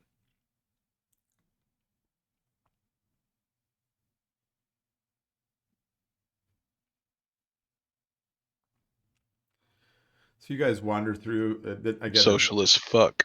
there's a lot Hella of good society. neighborhoods. It's funny. The really good society folks really messed it up. Cool. Both rolled 2. Good. Nice. But you're walking through and you're pointing out different name plaques to each other. Some interesting names and such. And I think, Aloe, what drives you off a little bit is this culture is a bit alien to the swamp. The names are a little bit strange, and dwarven names are always a little bit weird. But you see interesting ones here and there. Gorham, of course, you not only have you visited Tarnhold before, but being a dwarf, everything feels quite common to you. And it's easy for you to, for instance, pick out the difference between a dwarven family name and a Myconid family name, even though some of them sometimes have overlap. But you easily spot as you're walking through a name that you recognize, which is the Blightfoot name, Gorbin's Circle. And this reminds you all that, let's do a quick little flashback, that as you left Aliona a few sessions ago, He gave us that cool chest. he gave you that Life Bloom coffer. Let me show that one to you guys again, too, because Yeah, what's the point of all this AI art if we don't let me see it. look at it? And we gave it to See it? Aloysius. Aloysius has been. Thank God you didn't say my name. Oh, thank fuck. Wait, what did you give to me? This thing. Yeah. Yep. Oh, I do have that in my inventory. those are really cool. Yeah. And you guys recognize that, or you remember that your goal was to bring these spores to the The Blightfoot circle here. circle, and you happen to be walking past it on your way, and you decide Sorry again. to take this opportunity. Yeah, Leora's like, oh my God, not again. We're so Leora, sorry. we do have a formal obligation we have to go attend to. Really, just it take 10 minutes tops. Oops. Roll Quick a adventure quick in an hour, diplomacy. 20 minutes. 10 to 15 minutes max. Yeah. Roll a diplomacy for me, Okay. Aloysius. Oh fuck yeah, I'm good at that too. She's like, "Oh, very well, I understand. There are many reasons we are in town, so let us visit this Blightfoot Circle." And she falls in behind you guys as you walk up to what looks to be a quite large home. And these homes are a little bit different from the buildings that you're used to, like in Aliona. These are always crafted into the mountainside. So you see a facade of the home that usually has this, like I said, the mural painted on it. This one happens to have just a mural of a bunch of myconids and mushrooms. And Dick. there are windows built into it, and at some places balconies, and you can see that this particular home appears to be what you would call a 3 or 4 story home in Aliona, based on the windows and such above. And there is a big towering door in the middle. It's sort of a double door that also has a nice mushroom carved into it. And it's got a nice knocker on there. And you guys come up, and it's a little high because it's meant for larger myconids. And you reach up and you sort of knock on it. And the door opens to reveal a quite towering myconid. Their stalks and arms are very long and gangly, and their cap spreads very wide over their shoulders. The top of their cap is adorned with spores and spines bearing variety shades of orange, green, and maroon. And some of the spines seem to luminesce at intervals as they, you assume, communicate telepathically with the rest of their circle. And the door opens, as the door opens, this myconid greets you and says, "Okay, hello. We are Thalum Blightfoot. And who are you?" Well, my name is Aloysius Theodore Baldwin. I come from a distant swamp. I here, me and my compatriots here, we have carried this here box, and I put it up on the counter next to him, a very long distance to deliver it to you here at the Blackfoots. Okay. Oh, you have brought the Lifebloom coffer. Indeed, This we have. this is a relic of our circle. Okay, you are invited inside. Come on into the Blightfoot home. Well, how kind of you, please. They lead the way in, and you are greeted. There are many other myconids of the Blightfoot circle within, of different ages. You assume ages because they're all of different sizes. Some are as small as a foot tall. Others are as tall as Thalum was, who is about 9 to 10 feet tall. You walk in, you find that there are lots of open spaces within there, and you are led into a room, as I said, with many of the Blightfoot family in there, the circle in there. This home is just permeated with a thick field of myconid spores, similar to the spores and pores, but at spores and pores, it's a much lighter field than here. Here, it's much thicker, and after a few minutes, you feel the spores penetrating into you and through. You breathe them in and you feel them into your lungs. You can kind of feel a strange sensation overcoming you, and as the spores take hold of you, you start to feel your minds become linked together into not just one big kind of collective mind, but into the collective mind of the Blightfoot circle. You can feel the emotions and the sensations and the perceptions of all the people in the room. It's a kind of dizzying existential state that you've never really experienced before. You at this moment you feel both your individual selves and just the whole collective. You are everyone at the same time. It's very kind of dizzying.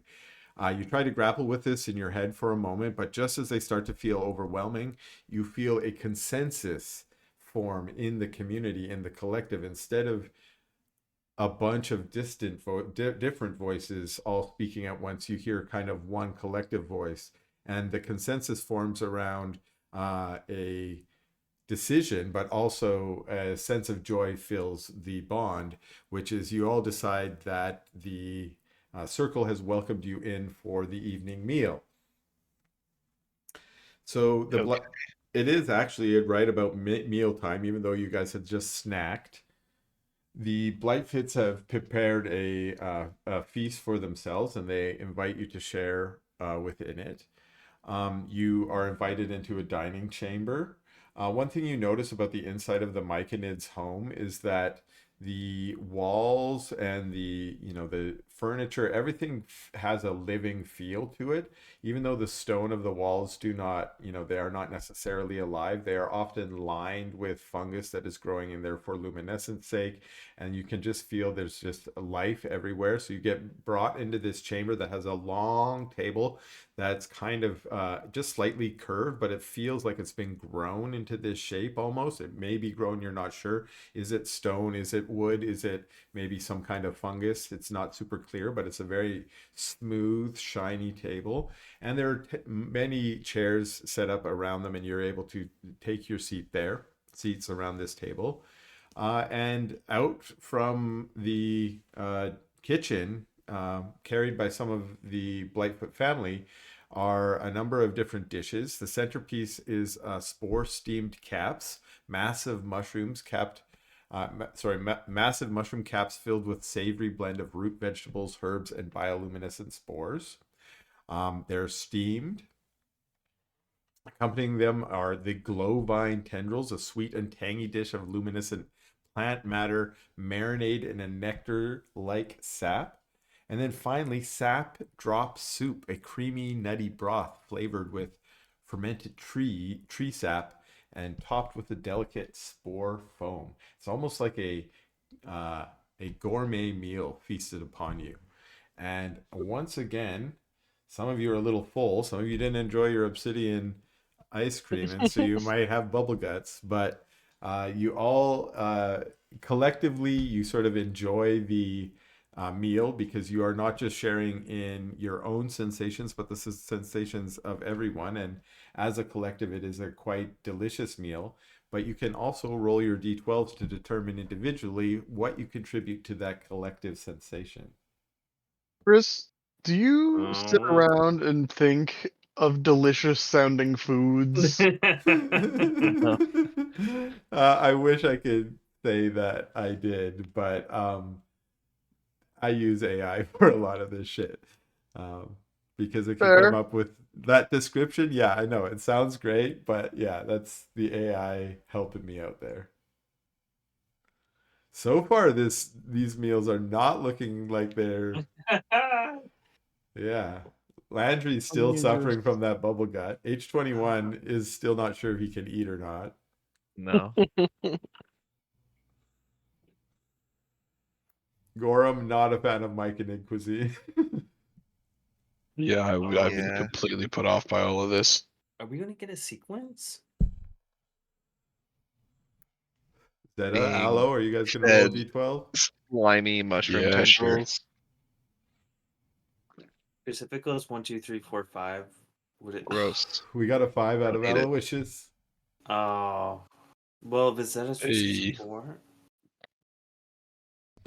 Aloysius, it's not quite as bad as you expected, but still not great. And Zeta, are you going to roll one? No, You're not going to eat? nope. Oh, wow.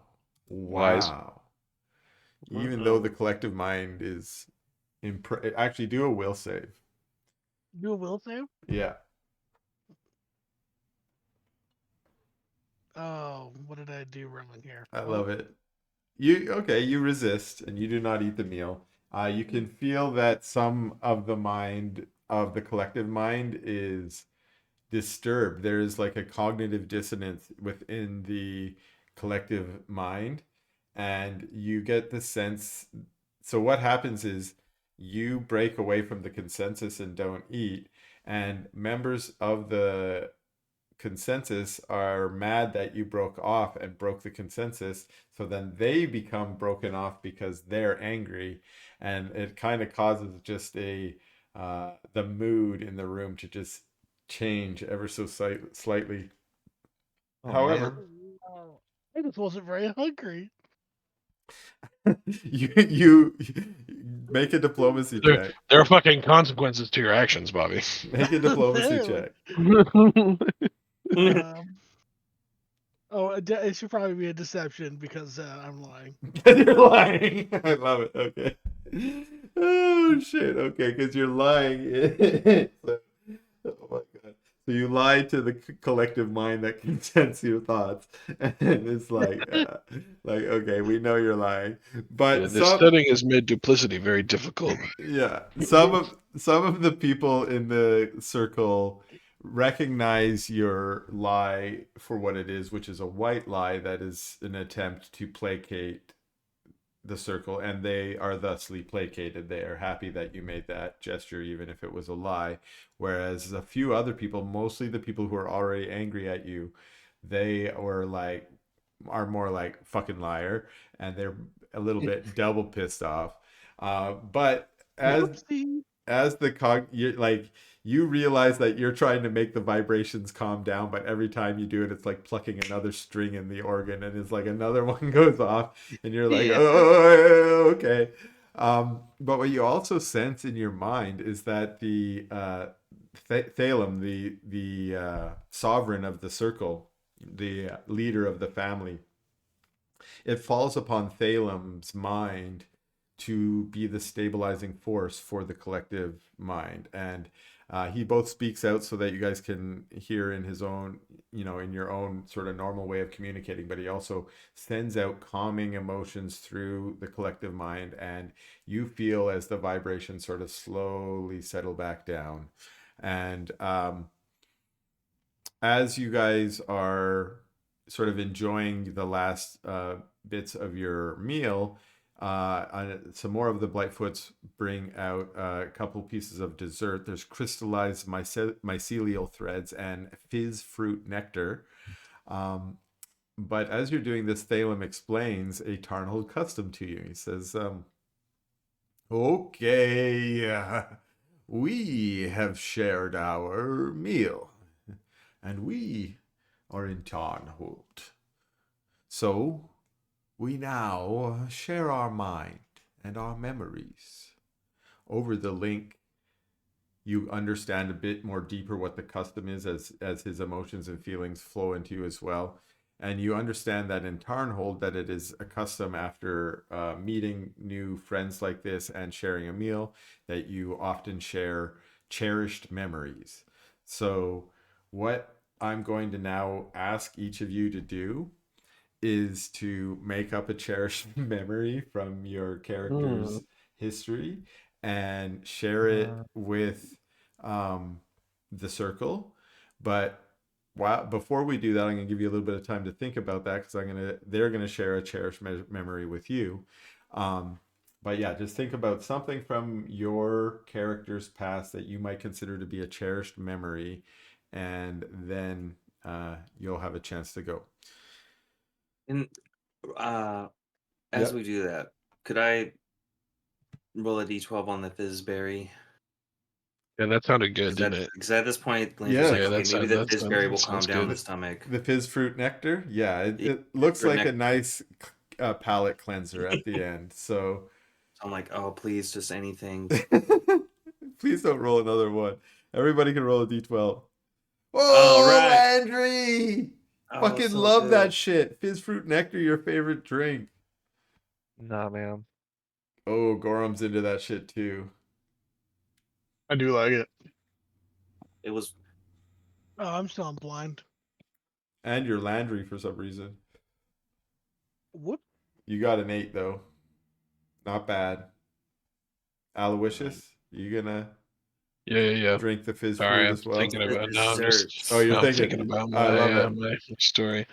It's the desserts of the Yeah, mushroom people. that I Oh, do. 12. You loved it. Fuck yeah. Everyone pretty much loved it except age 21, who's still like, do I just eat metal or I'm what? good. What do I eat? Rocks? Yeah. Okay, so here is the memory that is shared for or to you with you. I'm like, what is the right word there?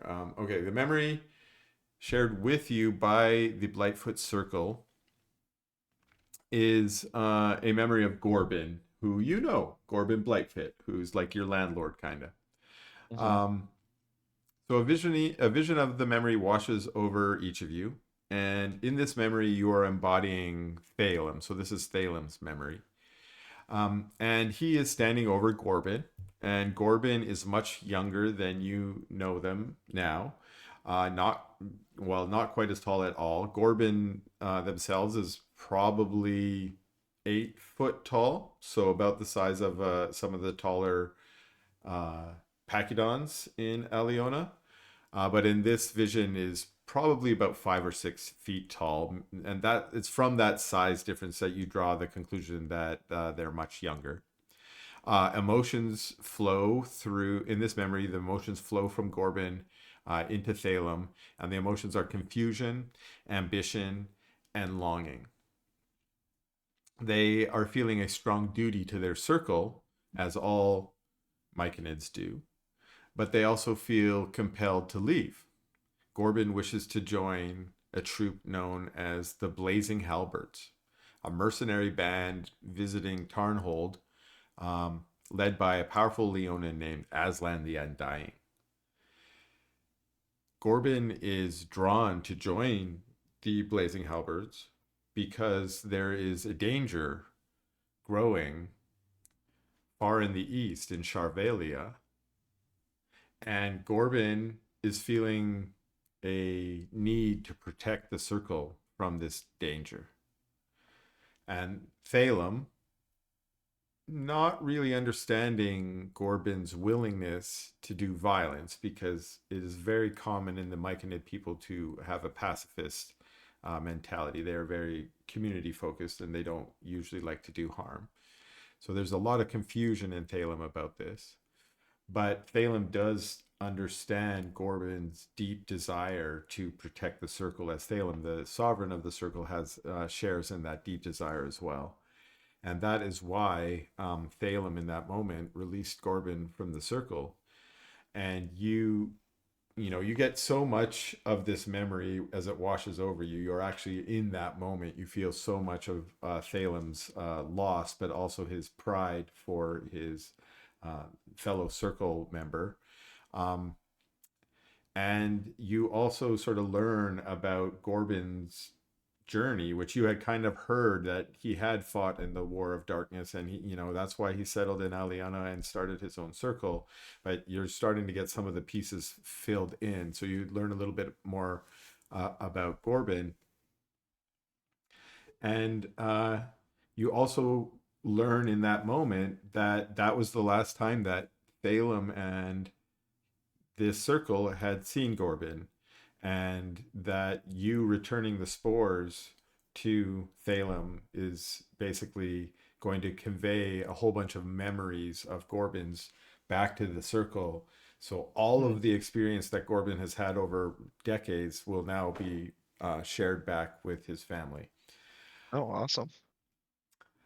Okay, please share with us a cherished memory. And we're going to go in an order here. We're going to start with Aloysius, because I assume that Andrew might have been the one who might latch onto this particular encounter the most. So, Aloysius, you're the first one. Well, so did I do this like I'm telling the story, or am I remembering the story? Whatever you like. Okay, all right. Well, when I was a young frog, not much more than a tadpole, there was a harvest festival one year.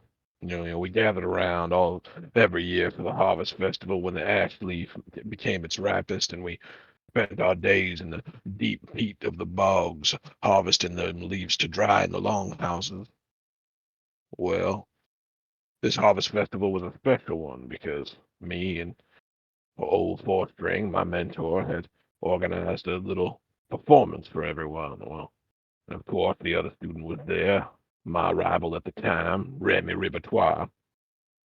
Now, he played a fine banjo, but we intended to clash. But for the first time ever with the performance that night, me on the violin and Remy on his banjo and old Four String on her little mandolin.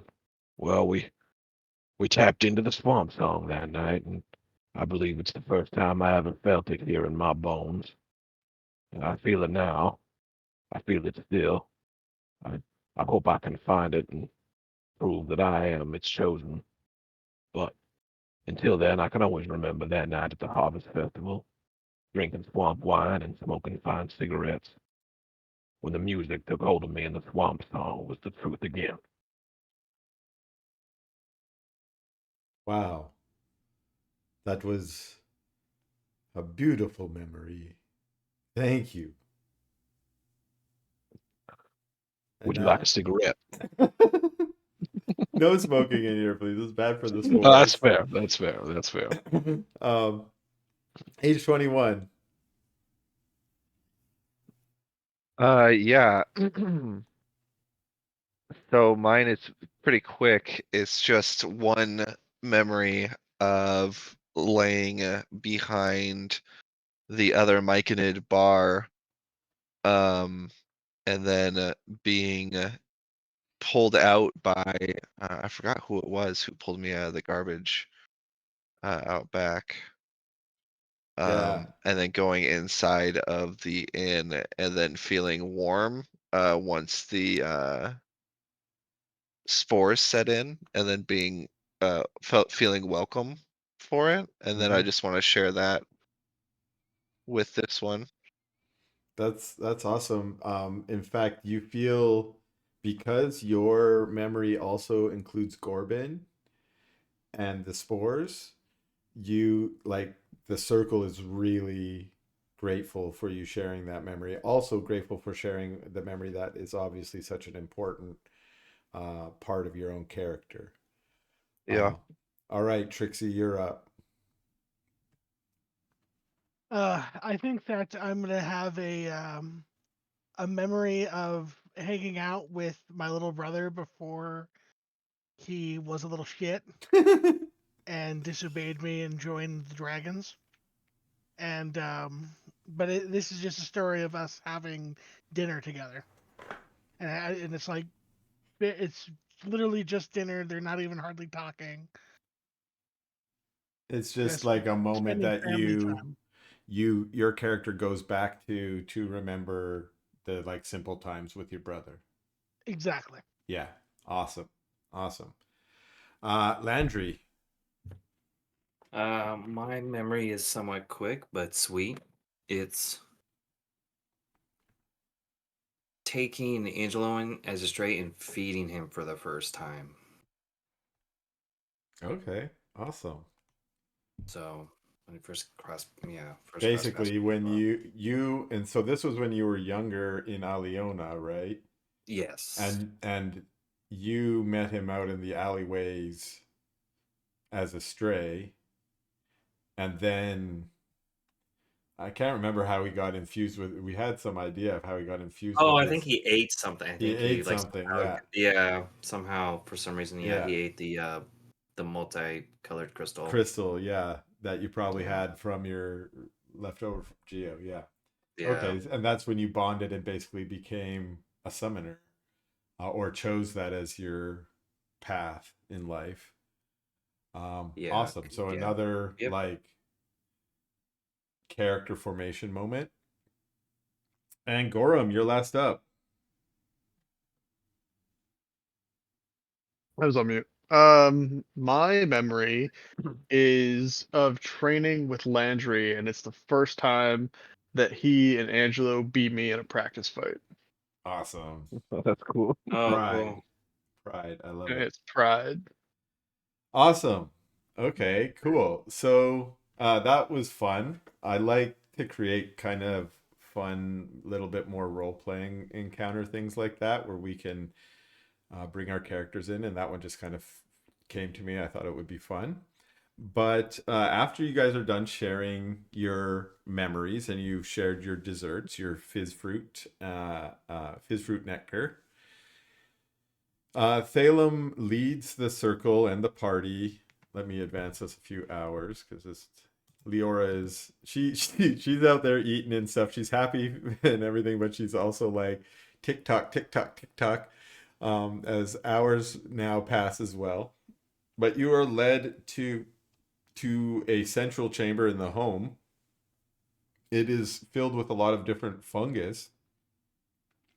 And at the center of the room is a spore bath filled with rich soil and decaying biomass that seems to be feeding the fungus that grows in this room. A brilliant stalk of luminescent fungus sprouts from the bath and opens into a million delicate glowing filaments. each one gently spreading spores around the room. You can tell that this central fungal stalk is what is, for the most part, supporting the thick spore field within the home. The room is filled with sort of a shimmering multicolored light that is generated from this central fungal spore. The air is very humid in here and warm and filled with a sweet scent. Thalem gently takes the life bloom coffer that you had handed to him earlier, and he turns to the giant stalk and the spore bath beneath it. He opens the coffer sort of gently and then pours the spores from the coffer down into the pool below. Several seconds pass where it doesn't seem like anything interesting was happening, but then the spores begin to react with the other spores in the room. You start to see sort of flashes of light, just little specks of light that kind of appear as, it's almost as though spores are reflecting light in a way, and you catch little glimpses of them, but there's little sparkles now kind of all throughout the room. All of a sudden, the stalk, which was originally kind of glowing a light purple, suddenly shifts to be a deep blue color, and then it fades out to be a teal color for a moment before heading back towards a purple. But when it settles again, the purple has changed. It's sort of darker than it was before. And the filaments on the end of the stalk are the very last to react. But when they do, there's a bright explosion of light that fills your whole vision, basically, with all different kinds of colors, shimmery colors that are almost blinding for a moment. But as it fades, you can see that the family stock has been subtly changed, not overtly changed. The color has shifted a little bit. It has grown a little bit. The filaments are a little bit longer, but you can see that the infusion of spores from Gorbin has changed the family stock in some way. Excuse me. Okay. The Blightfeet, we thank you. We're connected again with Gorbin. We are Lightfoots. the Blightfeet. The Blightfeet. We are happy. You can feel in the collective mind a lot of gratitude and joy from the circle. But you also feel something else, a sensation, but the Thalem's still trying to communicate in words to help you, says, our ritual, it had an extra effect. Our minds and your minds linked. It will fade if you leave our circle, but your minds, they remain linked if you remain a circle. And you get this bed, it's sort of broken, but you kind of get a deeper sense that what Thalem is trying to communicate is that the ritual that you have just partaken in as part of the Life Bloom coffer has reached the spores into your mind in a kind of deep and permanent way.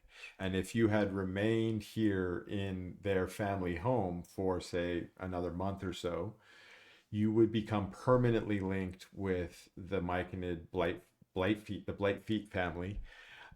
But because that's not, you're going to leave now, what Thalem is sort of warning you is that if you remain together over the next month or so, you will form a permanent bond telepathically between your minds.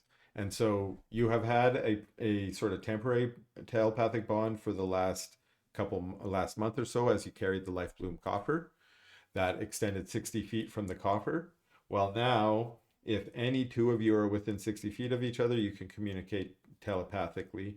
And like I said, if you remain kind of together for the next month, which you are very likely to do, it will remain permanent for your whole life. Well, Yep. shit, that's cool. Yes. More news. As you level up, it will become it will become stronger. So At the moment, it is 60 foot, but as you get at a higher level, it will extend its radius. That's cool. All right.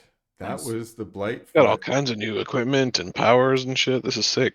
Oh yeah, this is the magical. This is lore drop and gear up before Arc 2 gets started. There will be a combat coming here soon. That was a quest done. Yeah, exactly. Yeah, for real. Little delivery quest. Check. Very video gamey. Like deliver. But that was fun. I like I mean, I that. get why they needed it though. The world's dangerous. Yeah. No, and yeah, a little bit more lore about your friend Gorbin. Um, okay, so my next encounter says the Ember Root Rest. That means we're probably about to get there. I'm conscious that we've been going for a couple hours. Anyone need a break now, or are we good? Okay, so you guys are leaving the Blightfoot home. And as you do, you start to regain your sense of individuality, since you have been participating in this weird collective mind for a few hours. But nonetheless, there's the lingering connection between you and your party mates. And for a moment, you feel like a little existential fear that you might never be alone again. But then you find that there's sort of this natural way to kind of open your mind up and or close it off to the sounds of other people's minds and their emotions and whatnot. And it's sort of just a natural reflex, kind of like swallowing or something that you just kind of learn how to do now that you have this capacity in your mind. And it, yeah, like I said, it only takes you a minute for you to kind of figure this out, and you can turn your minds off as you need. And but now it's getting a little bit later, and you're all starting to get a little bit tired from your sort of excitement here in Tarnhold today. And as Leora leads you some more along the promenade, it's getting harder to kind of remember each of the twists and turns and so on. You kind of just trust her as she leads you deeper into the city, but eventually you arrive in the temple district. And when you had viewed the temples from the far side of the chamber, they looked very beautifully crafted and everything. But now that they're towering over you, you can see that their craftsmanship is sort of beyond anything that you have seen before in Aliona or elsewhere, with perhaps the exception of Gorham, who has probably seen other amazing feats of dwarven craftsmanship in his adventures. But these are certainly among some of the best that you've seen. And as you kind of meander through the district, there are a number of towering facades and temples above you, and you have the opportunity to kind of take a look at each of these temples as you pass through and get a sense of who they belong to. And the first one you come across is a living temple that seems to be just a field of enormous mushrooms that have been hollowed out in various degrees to create the structures of the temple proper. And anyone who wants can do a religion or a nature check to try and identify the deity that is worshipped at this particular temple. Nature. All right. Is it a nature or what? Or religion. Nature it is. I'm not good at either of I'm those. from the godless swamps. I don't know nothing about no fancy religion. Oh, I'm bad at either of those. I will refrain from rolling. Okay. Unless it's under the purview of the Academia lore skills for some reason. No, then I think You can roll the Academia lore or lore Academia. I'm deaf too stupid in this area to roll in it. Okay. What about Underworld? No. Can I roll a? Oh, I have occultism. My bad. Should've- Well, that was one of the Knowledge, ones I let you engineering. roll. Oh, that's fair. That's No. fair. The Academia works because I can assume you probably studied like the deities at some point during your studies.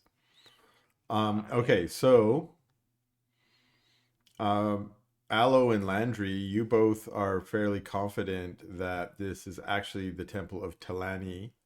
And Landry, like Aloe, you're not as familiar with this culture, but your people do worship Talani as well as one of the primary deities that brings life to the swamp, of course.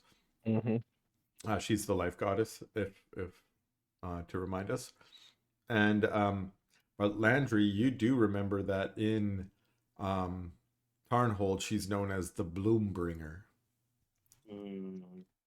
I'll say And that out loud to the group. yeah, you share your act. You're like, well, actually, Yeah. um, you guys uh, leave her temple sort of behind you, and you see another very kind of tall temple. It's carved into the side of the uh, rock face. It's fungal infused stone, though the whole stonework of the temple itself seems to be infused with fungus, with the sparkling sort of spores and magic. And in some way, it seems like this towering kind of rock face almost appears to have been grown, maybe magically, into the wall face. And anyone who wants can do a religion check or an arcana check to try and identify the deity worshipped here. Oh, man. Will do. Ooh, I can do one of those. Or you can just guess if you have any idea. Oh, Jim Bob. It is not Jim Bob. Solid guess.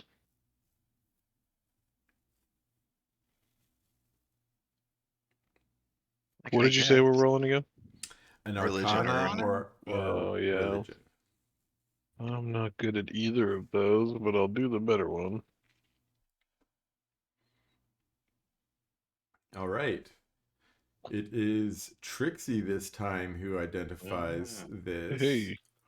as the Temple of Raizur, the god of magic, also known as the Ember's Will in Tarnhold.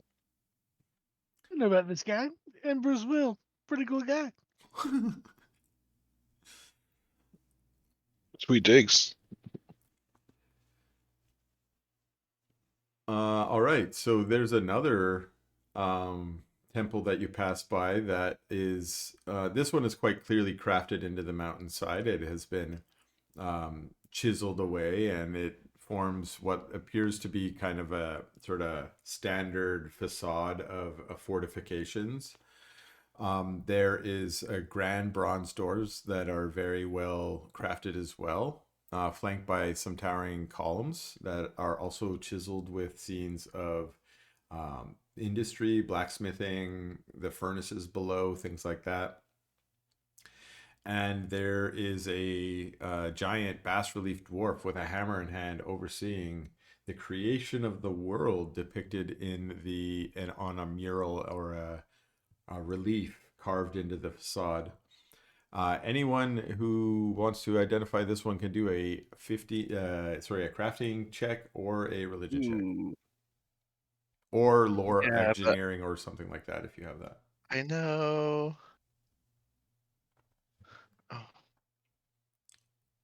Oh, I'll What- reframe because I don't have the skills for How about occultism? Nope, How about theater lore? it. not for this god. There's no plays about this god? I just need to go help bring Harper in real fast. Sure. Be like 2 minutes. Yep. Okay, I'll throw another religion down, but it's not gonna be good. Good enough.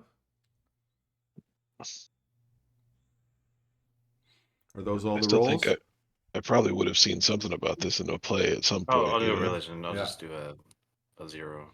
Oh, I forgot. As a bard, you always can roll bardic lore for things like this. Right, yeah. That's what it is. Yeah. Yeah, that's basically just like I heard Not it bardic somewhere. lore, it's theater lore. Yeah, it's not theater lore, it's bardic lore. Yeah, I forgot I had Ah, both. yeah. Okay. Well, Landry, unfortunately not you, but Yeah. Goron, Mage 21, and Aloysius are all able to quite clearly identify one of the most revered deities in Tarnhold, which is Brock the Great Mason, the god of industry. Oh. Is the aura not with us? Lior is there, but she's apparently not Leora, sharing. I mean, come on. Like, this is your guy. Like, you can't tell us who Yeah. this is? Well, come on. I want you guys to roll rocks. I'm This kidding. is I'm kidding. just an opportunity to roll rocks. And speaking of which, there's one more before the temple that you guys are aiming for, which is a warm circular structure carved with intertwining patterns of vines and roots, surrounded by glowing fungal blooms that seem to embrace the temple. Society Ooh, or religion. ooh, Ooh, I have society. I'm good at society.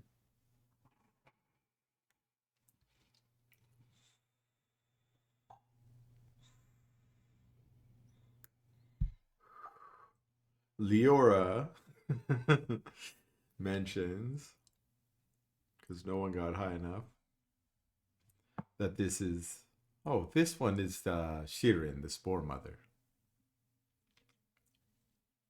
And finally, you guys come to another structure, and this one I actually have an image of. Where was my Tarnhold stuff? Ding, ding. Boom. This is the Temple of Rufin.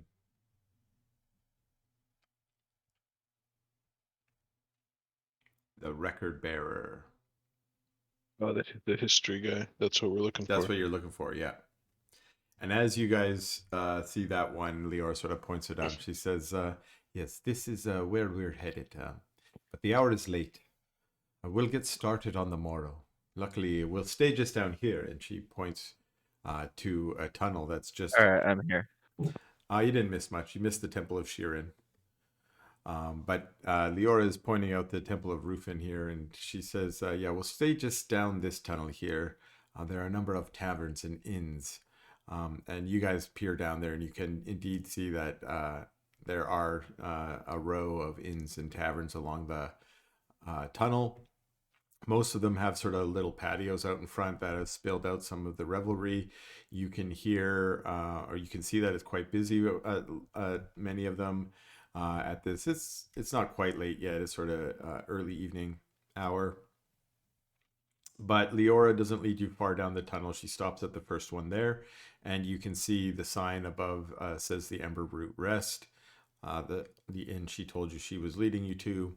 And you notice that hours ago, exactly. You know, yeah. She's like, finally. And you notice this one's a little bit higher end and a little less rowdy than some of the inns sort of further down the tunnel.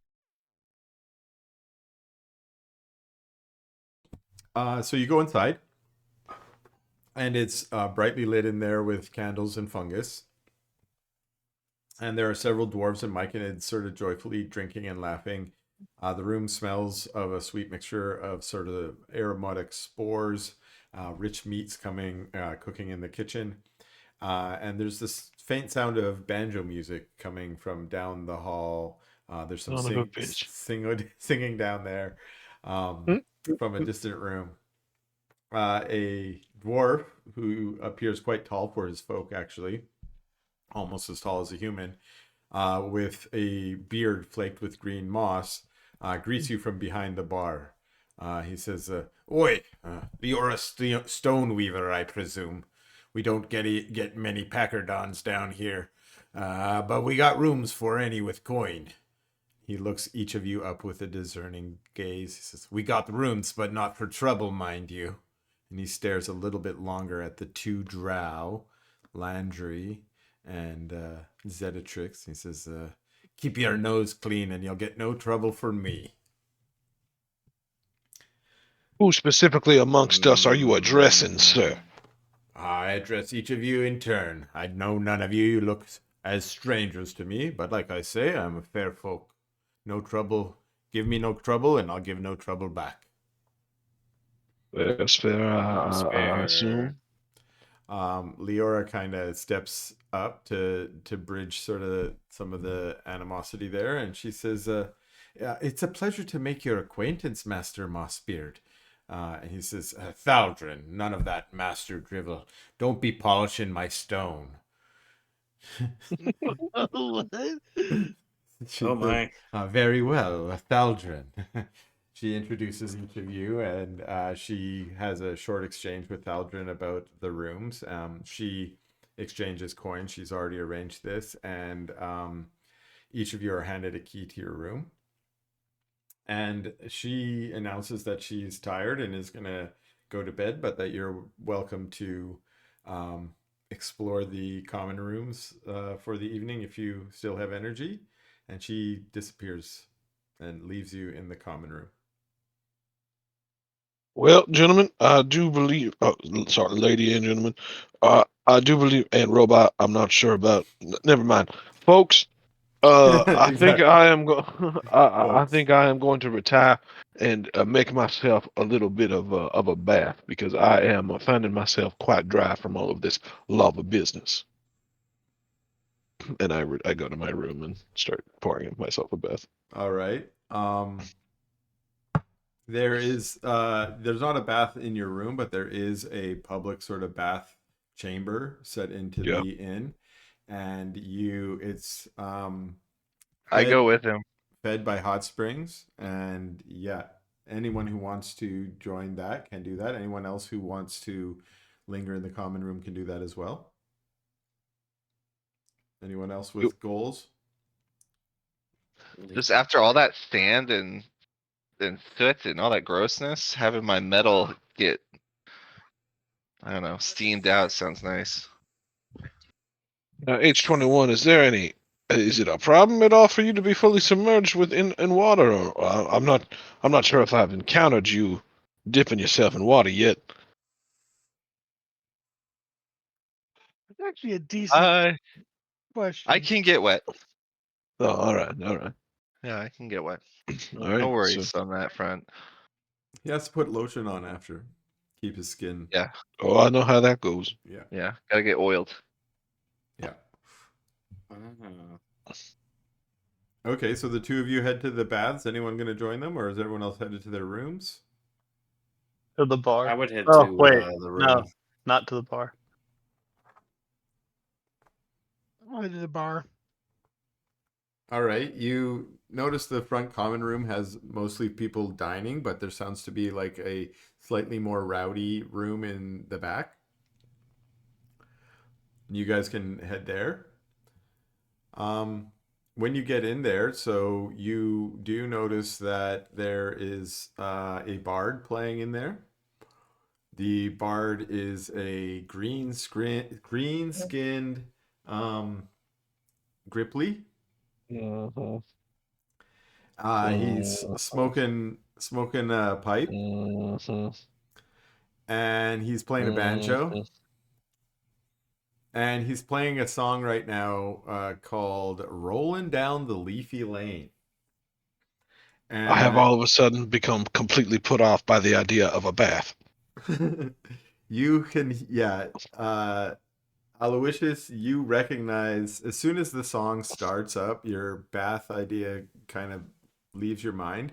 You hear "Rolling Down the Leafy Lane," which is Remy Ribetoire special. It's his favorite song about rolling cigarettes. It sounds like it's something else, but it's really just about rolling cigarettes.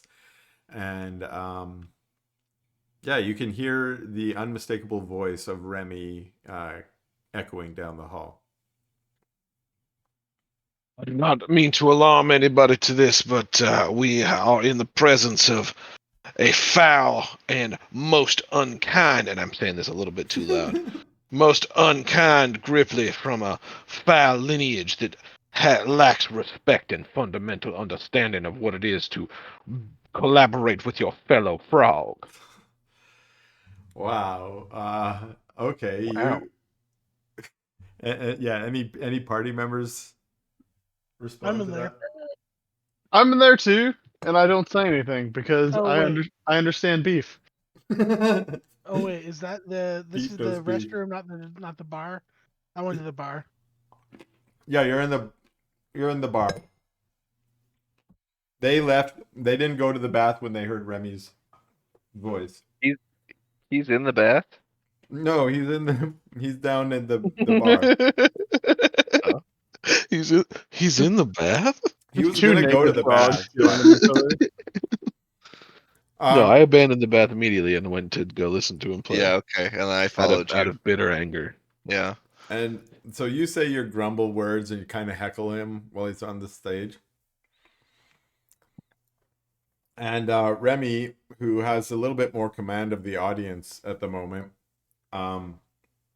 sort of finishes the song and speaks out, and he says, I say, I knew if I strummed my banjo long enough, you'd come rolling on in. If it ain't my old friend, Aloe. Hey, everybody, let's give a round of applause for the good old red frog over there. Yeah. I applause. People I kind of... thank you. I thank everybody for such kind applause. However, I would never consider the word friend in the vocabulary of the things I feel about you, Remy Repertoire. Wow, my old friend, I can't say that. You've got that spicy old attitude like you had ever since we were lads. But let me tell everybody gather here. I say, this is my old friend, and we studied together for many, many years under a great, great woman named Old Four Strings. Yes, she did. She played herself a mandolin with some of the most prettiest fingers she ever had, plucking the strings. If only she were here today, she would bless your ears with beautiful song. But instead, I think it was always clear who her favorite was, and it was me. well, you were the one to always play for the favorite, my friend. But remember her, she always used to tell us that our destiny was entwined together, my good old friend. And here we are together again, meeting up just here in Tarnhold. Who would have ever thought that you would end up in my life again? Now tell me, my good friend, please. It's been a while since we played together. Do you want to get up on this stage and play a tune with me? Oh, he's kind of got me there. I'm considering it for a second, and my hate of him is slowly starting to fade into a love of performance. So I begrudgingly, as I'm assuming everybody is goading me to Yep. get on the stage quietly and not quite as confidently as you've seen me get onto other stages. Ooh. Okay.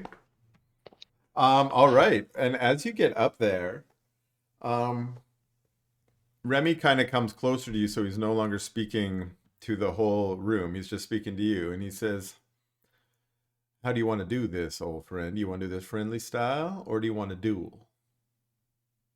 Think you know we've never played a friendly song together since that night at the Harvest Festival, Remy Repertoire. If you say, I'll say. All right. Sounds good. Sounds good. Here, listen up here, everybody. We got a special treat for you tonight.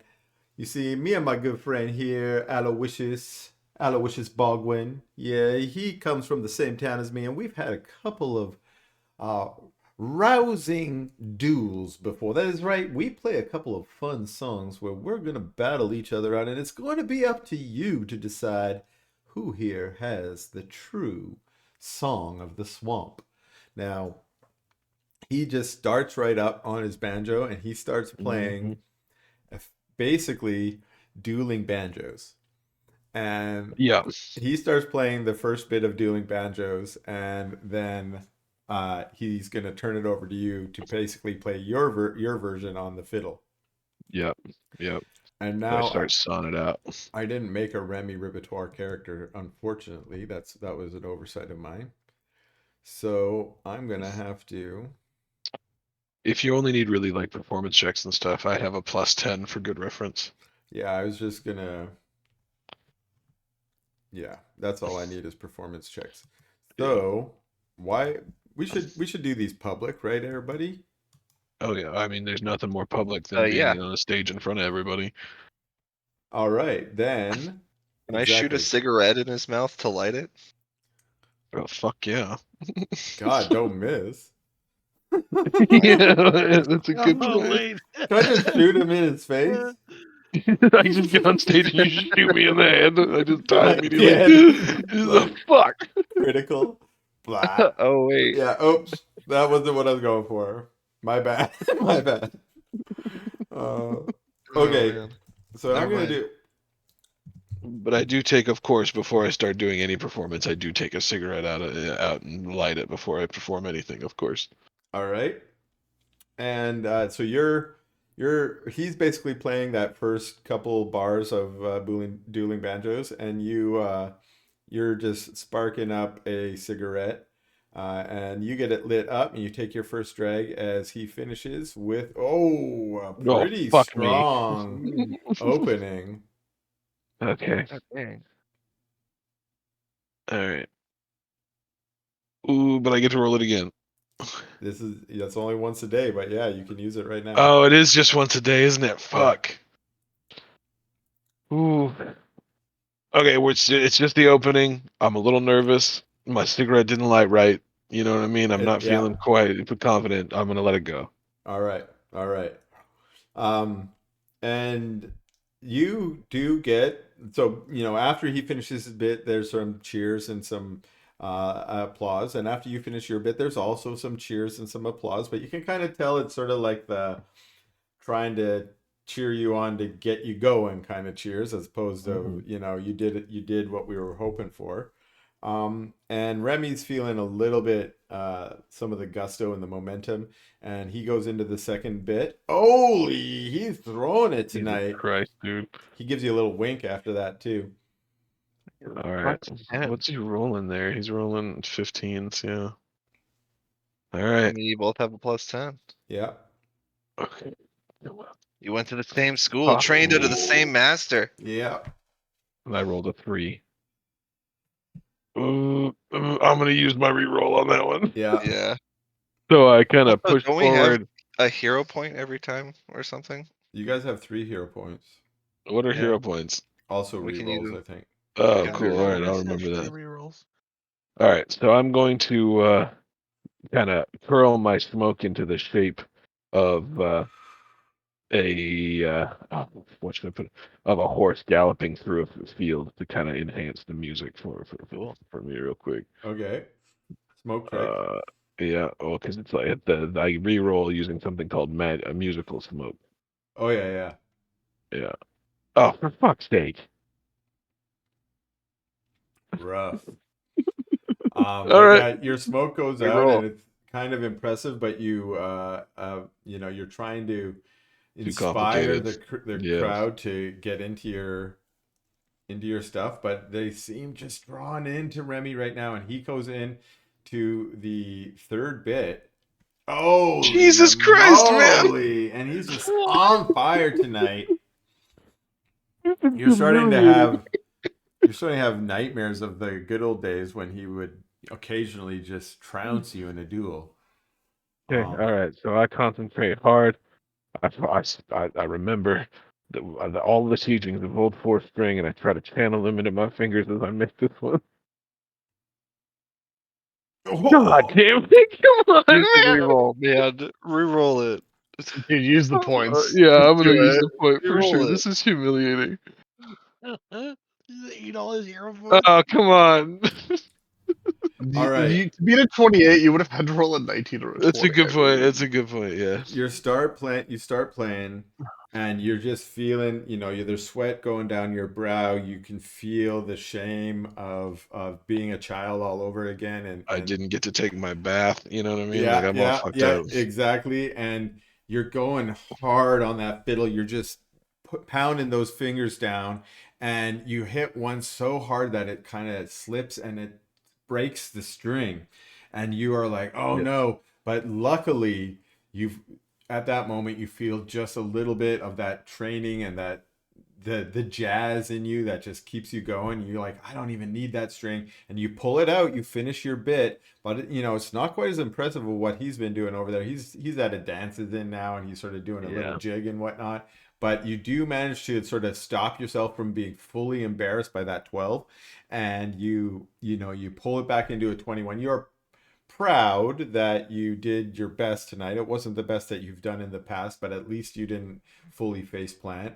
And the crowd seems super excited that both of you put on a really exciting show. A few other people have kind of wandered their way in, and there are some coins starting to rain down on the stage, and Remy leans into you and he says, "I say, my friend, I say that was a good showing there tonight, and it looks like you might be a little out of practice of the old duels, but let's say we just put on a good show for these folks for another hour or so, and we can split the earnings." Oh, okay, all right. So I'm trying to think character-wise. Aloe, his pride is at an all-time low right now. I'm trying to think of what he would agree to right now. You know, as much as I hate to do it, yes, I think I will remain here and play for the gold itself.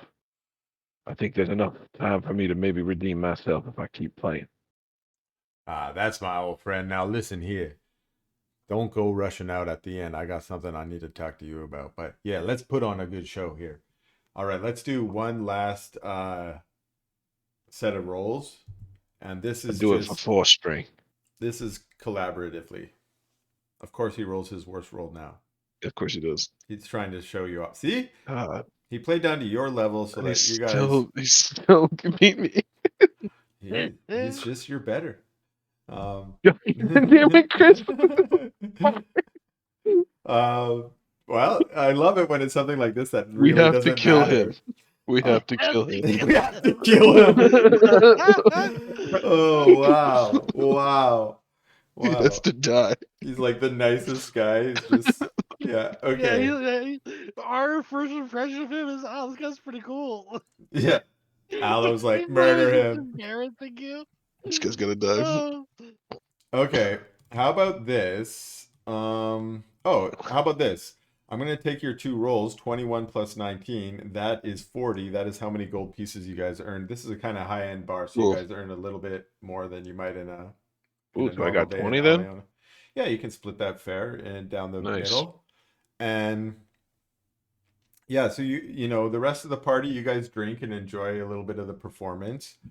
And then after the performance, as people are sort of leaving and it's no longer lucrative to keep playing, um, you go and join the rest of the party, and Remy comes up to the table and invites himself to sit down next to you. Well, Remy, of course. Have your seat here. I'll do it out of politeness. This here's H21. We've got Zetrix here, Landry E2, the great summoner, and over here we have our friend Gorham, who is, as you can see, quite a stout fellow. Oh, well, I say, well met. Any old friends of Aloysius got to be a good crew. As he sits down, he does the Riker maneuver, if you guys know what I'm talking about. Oh yeah, Yeah. It's because he's got really long frog legs, and that's his Yep. that's Makes his, sense. and he sits down. This guy's cool as fuck. And he comes in and he says, well, Aloysius, now let me guess here. You've been coming here to sniffing around for the hymn of the eternal sands. Is that right? I have to admit to you, Remy, I am not quite sure of what you mean. Oh, no way. You ain't heard of it? Well, let me fill you in a little bit. I'll share what I know. But you see, there's a little catch. I need your help. I say, I'm looking for some clues. I heard they're tucked away in that Temple of Rufin. Now, I went in there myself. I used my sweet talking on all them dwarven priests in there, but none of them will let me into the old secrets section. That's what we need to get. You know what's in there? It's a tome, a book, that's what they call it. It's the Divine Hymns of Pachydon. Now, I'm not really interested in none of these Pachydon hymns, but they say that inside this book there's something that's called the Hymn of the Eternal Sands. And I was talking to a little bird one day, and she say that the swamp song, that's the same old song, just wearing a fancy new hat, you know? Now, tell me that's not something that's going to interest you, my friend. Well, I do admit that, as much as I hate to admit it, you have caught my interest. I I believe that maybe I can find my way to it, but why are you telling me this? What reason do you have?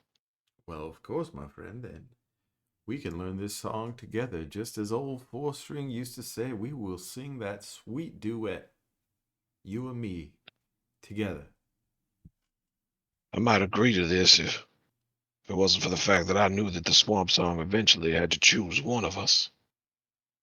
Ah, that's what you've always been saying, old man. But nah, I don't think that's the way it's gonna go down. And if it's gotta choose one of us, my friend, let it choose the best one.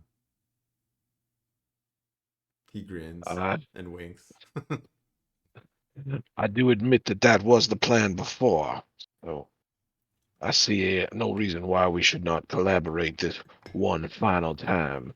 As long as you promise not to tell my father, I promise I will not tell yours. Ah, yes, well, it's been a long time since I spoke to old Pa. All But right, it's a Remy deal. Rivertois. Me and my friends here, I think we might be able to help you. All right, well,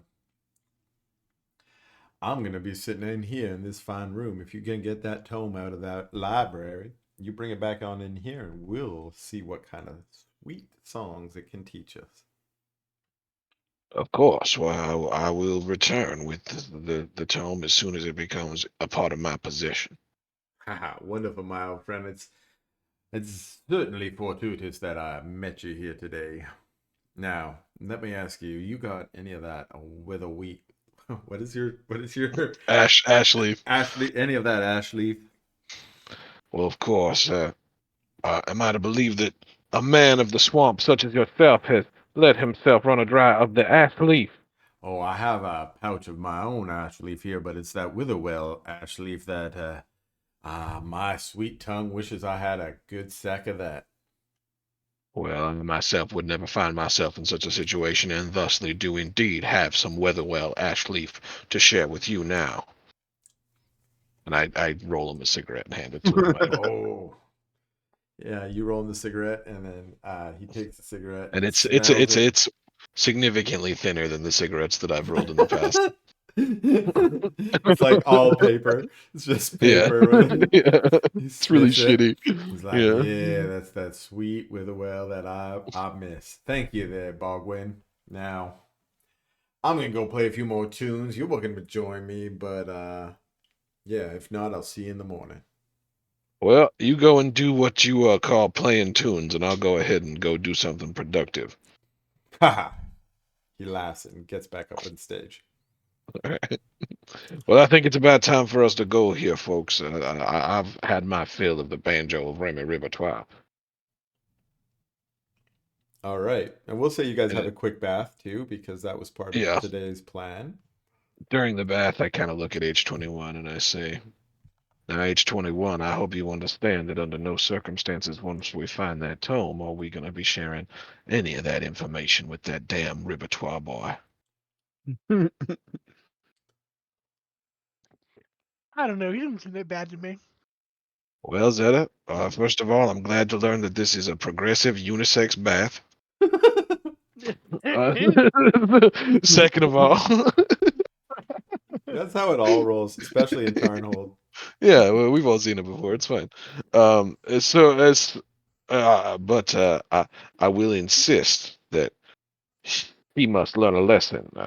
You of all people will understand the price that you pay for given information away for free. That's certainly true. Wow, So scoundrel. I say we find this here temple, and once we're in there, I will find that there hymn of the sands, and after that, I will become the chosen of the swamp song as I was born to be.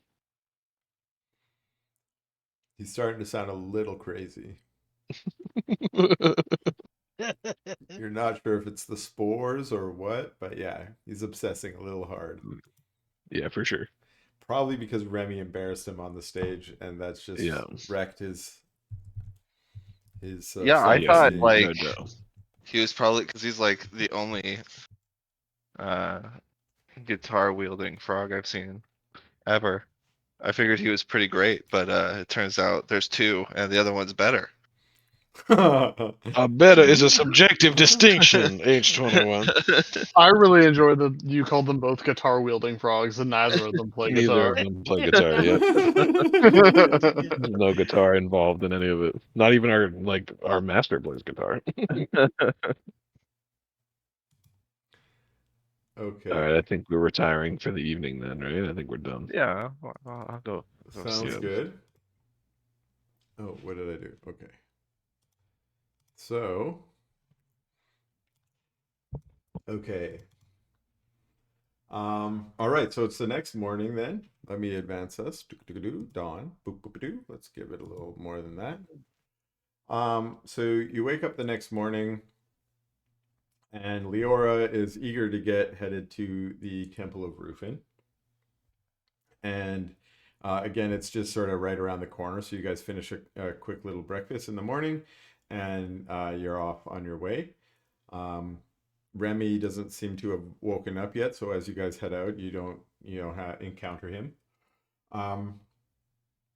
And you guys walk around and you start heading up to the Temple of Rufin. And outside the temple, you do notice that Shazia Alzazia is there, and she's not, she's just playing kind of a sort of funky, jazzy kind of beat outside, and she's kind of minding her own business. And you guys are walking up. Do you guys do anything, or you just ignore her? A lot more bards down here in this volcano than I was preparing for. What what are you doing here? As you approach her, she looks at you and she's still playing her music and she seems kind of really vibing in it. Um, and she starts singing I to have one mind to arrest her. answer your question. Like shadows crawl the floor, silence we ignore. The air is thick with dread, like whispers of the dead. A book that starts to breathe, it covers, hide its teeth. The calm will hold for long. Lurking in disguise, where the sacred lies. Chaos starts to grow as secrets overflow. A trap set in the gloom to draw you to your doom. But where what you don't know. And she just starts wailing on her lute. Just Can I going roll into bardic lore to figure out if I know anything about that song? Sure. Oh, whoops. Good enough. You she's playing like kind of a funky jazzy thing that is kind of popular among Zazites. It definitely has a zazzy flair to it, like a Zaz hymn almost. But you think that the lyrics are improvised and she is probably singing them from her heart at the moment. Got it. Yeah. And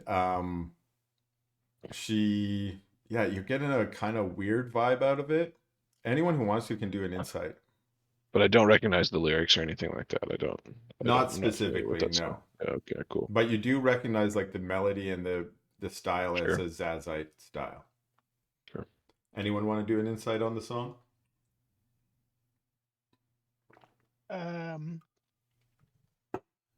Insight? Yeah, what her intentions are behind singing her song for you guys here today. Society? Is Yeah, insight I not a don't. thing? Is there? I don't Mm, think insight's a thing anymore, right? Oh, society then. Yeah, let's do society. No. Sorry. Society. No. Oh, you know what? I think it was just replaced by perception. Oh, Now you're that right. I've It rolled is just perception. So society. anyone who wants to do a perception as well, society or perception.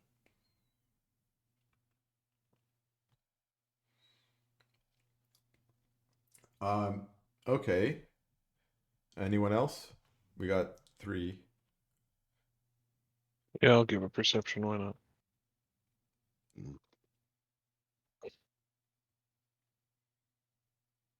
I don't even. Hard to always remember where all this shit is. I'll say as a collective, because you guys are still harboring some of that collective, awareness. You each feel a little bit of wariness and maybe a tingling of anxiety.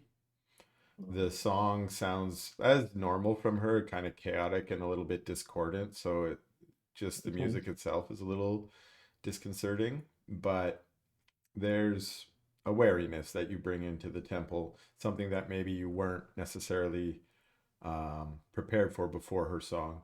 But she doesn't actually engage you guys very much. She sings her song. She kind of like invites Aloysius to like join her in her like hoedown when she's like wailing on her lute and in her guitar solo. She's like, add to the cacophony.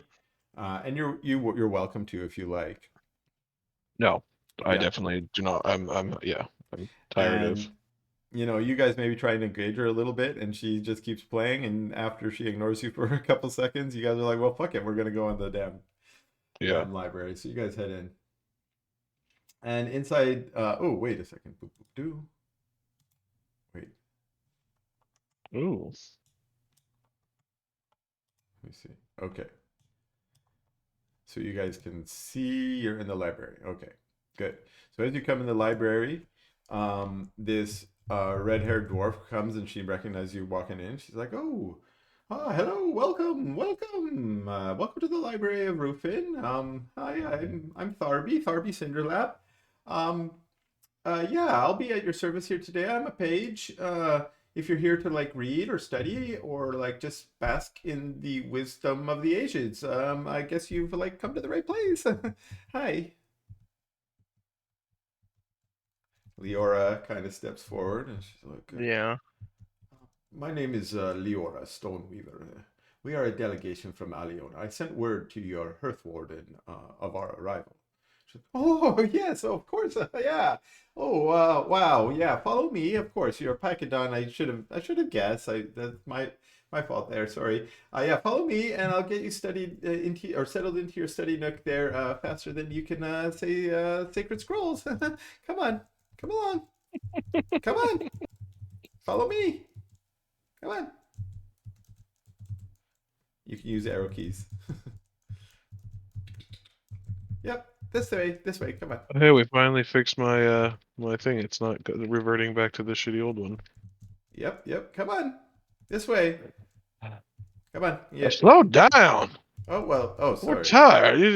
Wait a minute. Where'd you go? Oh.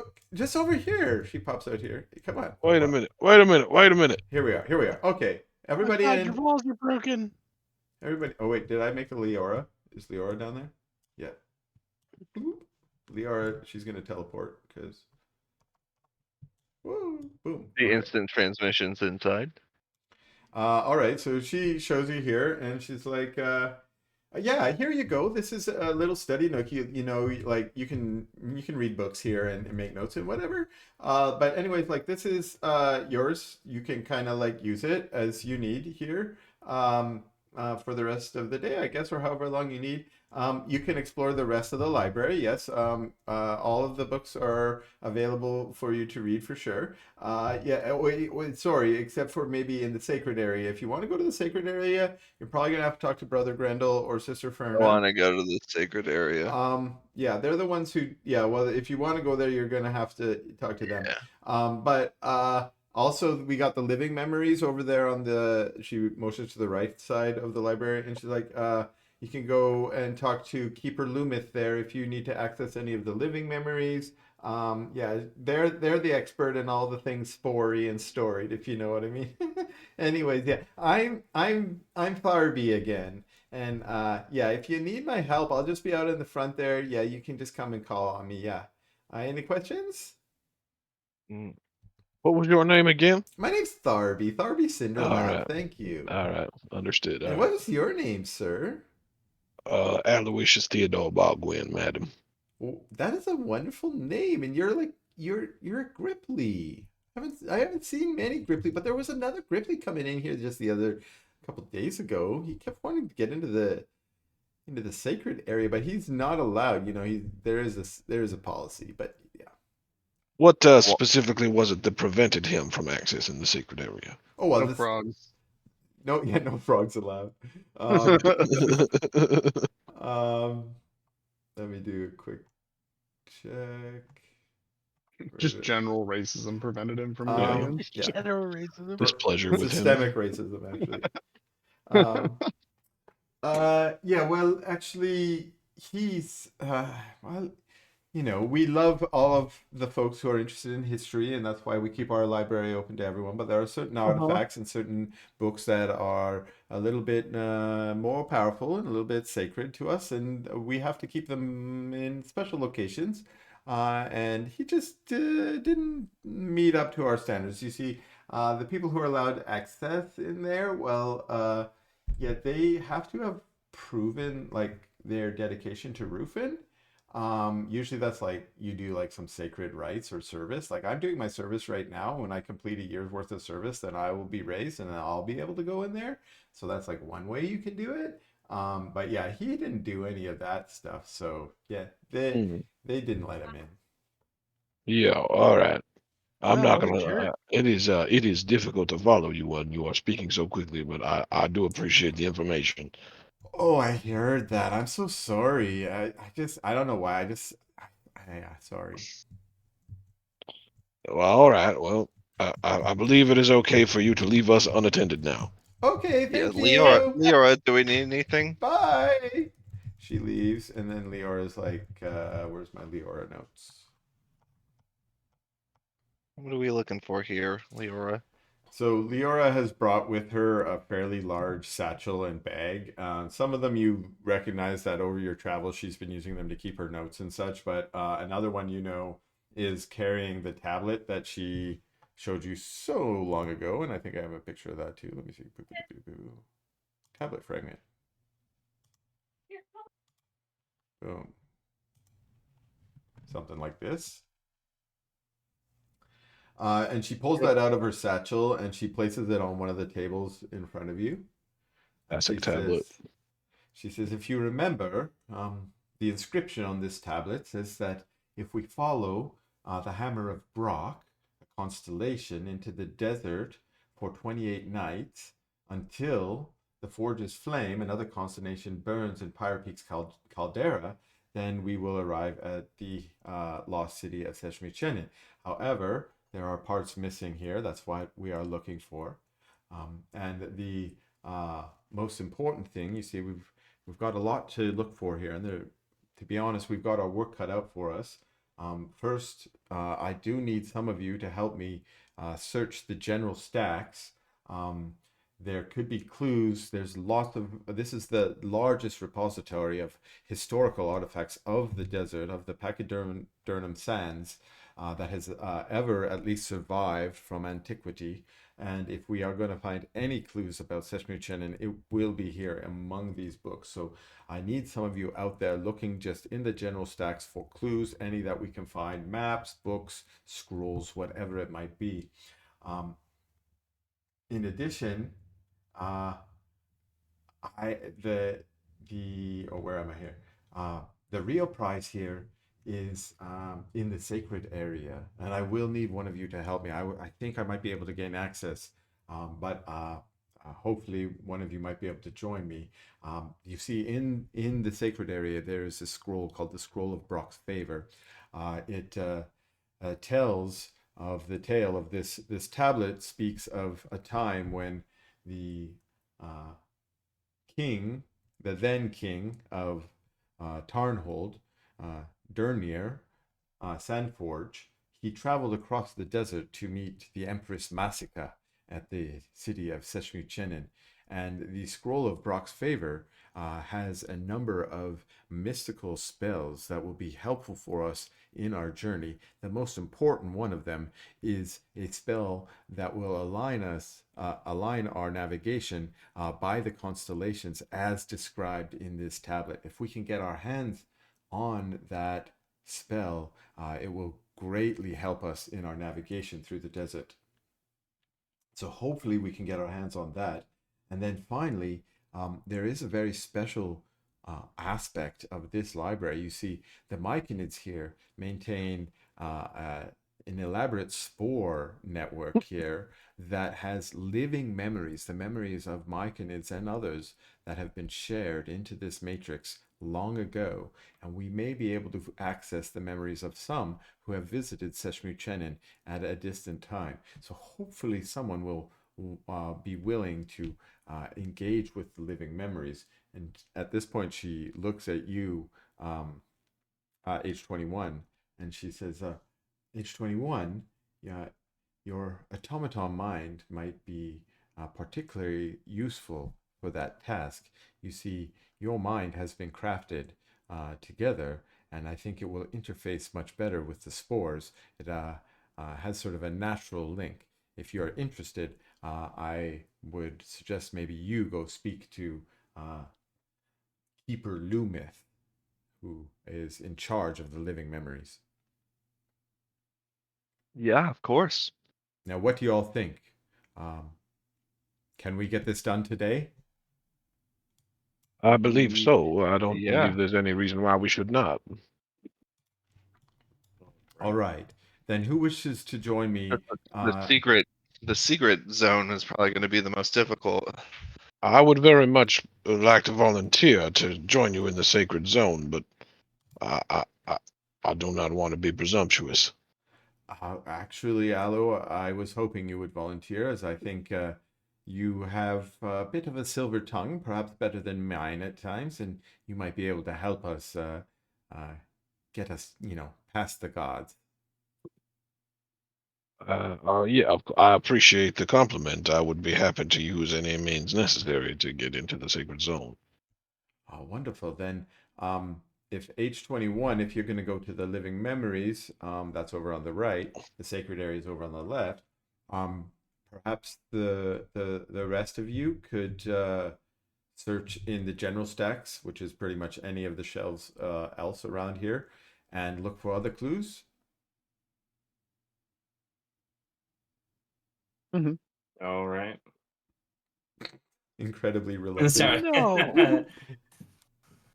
No, Y'all are- is that a trick still y'all are the stumped. discordant I'll look one? for clues. Oops. Okay, then let's split into our groups. Leora leads Aloysius. Let me get to here. To the left. And you guys come around this corner here. And you see here a man. Dwarven man. He's wearing army and he's carrying arms. And he's standing behind a rope. Yeah, anyone can come and look at this if you want to. He's standing around a rope fence there. And as you guys look, he's like, this area is off limits. If you wish to get in, you have to speak with Ferna or Grindel down the hall a bit. And Leora thanks him and walks down the hall a bit. And you walk in here and you see a dwarven woman. She's got a couple of burn scars across one cheek, and she's got a kind of stern appearance as a result of that. But she's sitting there at her desk and she's reading a book, and she says, "Oh, greetings, hello. I'm Ferna. Is there something I can help you with?" Well, first of all, I'd like to greet you today, madam, and thank you for welcoming me in this fine temple to view this very fine collection of books and May I ask you what book are you enjoying at the moment? Or if you do, no title necessary, but what is it exactly that you are of interest here in your reading? Oh, today I am reviewing some of the chronicles of trade disputes between the Wulani tribes and the ancient Pakidon, and I'm trying to learn a little bit more about what the nature of the cultural disagreement was at that time. This was about 1,000 years ago. Does that Well, interest you? from what I've heard about trade disputes, is that one is got to be one of the more thrilling and compelling ones. Is that so? You're really fascinated by trade disputes in ancient Pachydermian sands? Tell me, are there any others that you find fascinating? None that spring to mind immediately, but maybe Leora here, my compatriot and Pacquiao would be able to fill in the gaps for me. She looks at you, and you can see immediately that she feels put on the spot a bit, and she's like, "Oh, oh my! Well, that's not exactly my area of special. Hi, I am Leora Stoneweaver. I come from Aliona. I am a priestess of Brock, not of Rufin. I do revere the historical arts, but am not a student of them myself per se.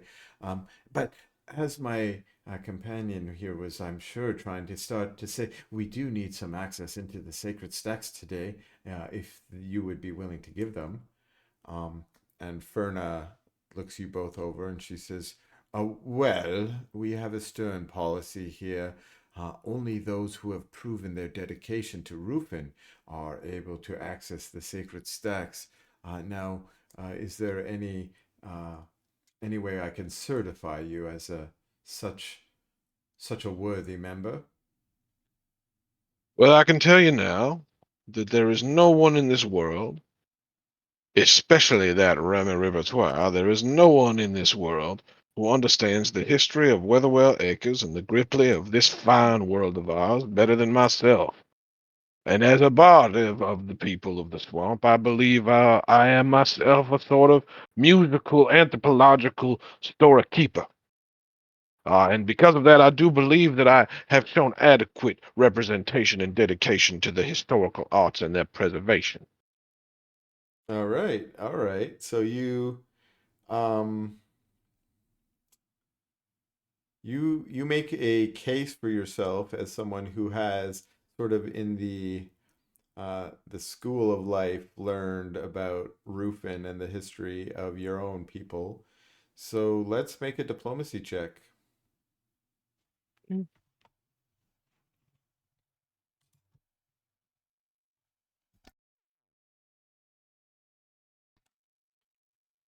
All right. Um, and Leora tries to add on there, and she says, uh, "Well, indeed, I said I'm not really a student, but I do study the history of Brock, and I have spent many years trying to understand the workings of the ancient Ankemut, which I think you might have interest into it, and I'd be happy to share some of my knowledge." And she tries to do her own diplomacy check. Actually, she might do a religion check. Let me see. I didn't give her any skills. Can I aid her? Is there aid a thing in Pathfinder? Aid is a Uh, thing. yeah, I will say that the success on your check was sufficient to Cool. help aid her as well. So that, And I manifest that by just saying, well, Leora is being far too modest about her understanding of the historical arts. oh, thank you. Um, Freyna looks you up and down. Oops, actually, I'm not going to do diplomacy. I'm going to do religion.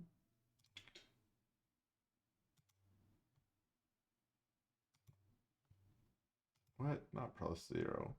Why would it be +0? Does she not even have? No, it's not even. Whatever. She's a religious dedicant. She has a +0 to Yeah, religion. I'm going to Yeah. do this instead. I'm the I'm the DM. I can just roll whatever. Oh, she doesn't do very good at all. Um, Freyna says, "Oh, actually, you did give her a little boost there, so I'm gonna say your boost is enough to get her." And she says, "Well, um, I'm not sure the Ankh necessarily qualifies you, but because you are here with the esteemed Bard, who has proven his worth, I will allow the two of you into the sacred stacks. Now, come with me. Now, Landry, you are not. I know your character's here, but you were not allowed into the sacred stacks. Do not come following, but you guys can follow her now. She says, "Come with me." She leads you over here. She's like, Stabs Landry us in the got chest. kicked out. "What's I told that?" the group that they didn't let me in. So I Well, was saying Landry got kicked out. Landry. Well, Landry's gonna search the basic stuff. He doesn't need to be in here. So, When Landry gets back to this area, there's a book in front of me, and Gorham is asleep in dad pose, like head back over chair, snoring. all right, all right, all Dad right. pose, yeah. Um, He's watching The Sopranos. You know what I mean? He's like, all right, sounds good. So- So Finra leads you to this little study alcove, and she says, "You can read any of your books here, but you cannot take any books out of the sacred area, please."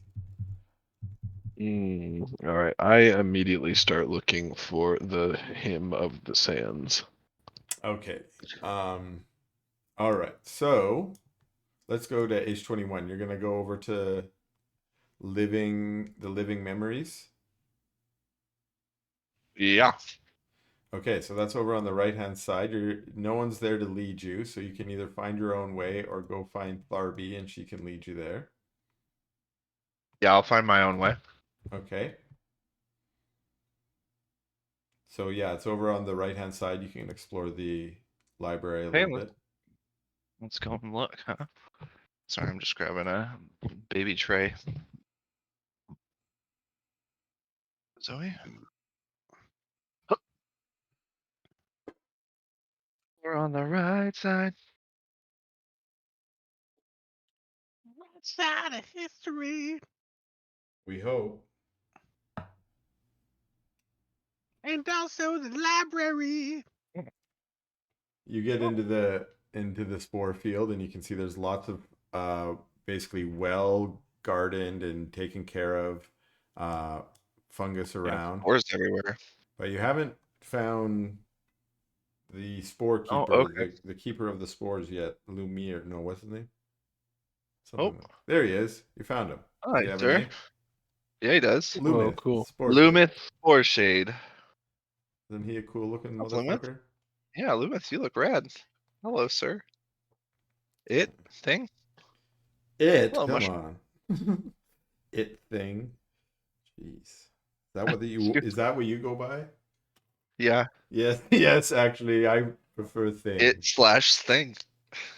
Okay, so you come up to Lumith and he says, "Hello. Welcome to the living memories. Do you Hello. seek access?" Who was I just visiting? One, yes, I do seek access. I need to know certain things from a very long time. A long time ago. Well, Was it 2,000 years? yeah, in that range, 1,000 to 2,000 years. You're looking for memories from Sesame Chenin. Any memories from that city? Yeah, anything from Sesame Chenin, 1,000 to 2,000 years ago. That's an interesting query. Been long since we've had a query of that kind. Let me search the matrix. His eyes sort of glaze over a little bit, and you can see some of the spores on his head start to move a bit and tingle, and some of them light up a little bit. And he's like, "Yes, yes, we do have just one very sacred memory from a long, long time ago. Myconid journey to Seshmin Chenin, and we can still access the knowledge that he has brought. Would you like to access this memory?"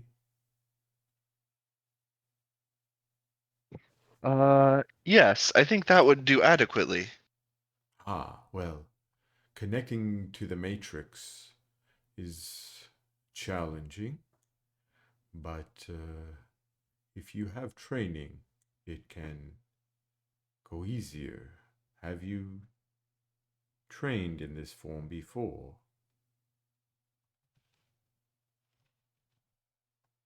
I have not. Oh, well, I will guide you then.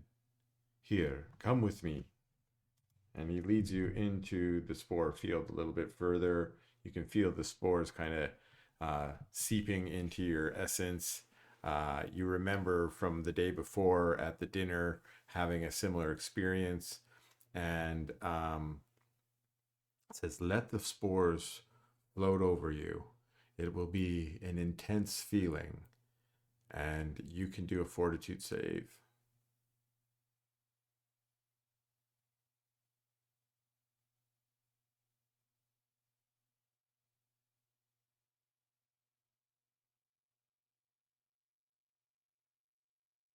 Trying to find fortitude. There it is. The it is indeed an intense wave as the spores take over you, and for a moment your consciousness is kind of shaken, but you are able to, uh, recover from the experience, and you feel yourself connected into the matrix. However, your connection is a little volatile, and Loomis says, "We must stabilize the connection." Um, and you kind of have a sense of what you need to do. You can use either a medicine check or a crafting check to try and shape or form the connection into a more stable form. Okay, I will do a crafting check then. All right.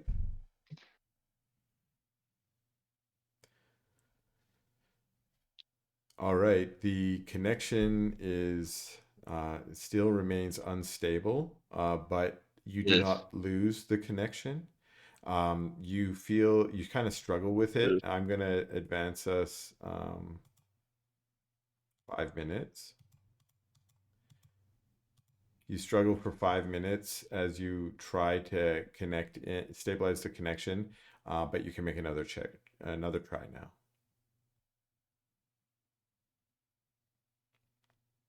Ooh, still struggling.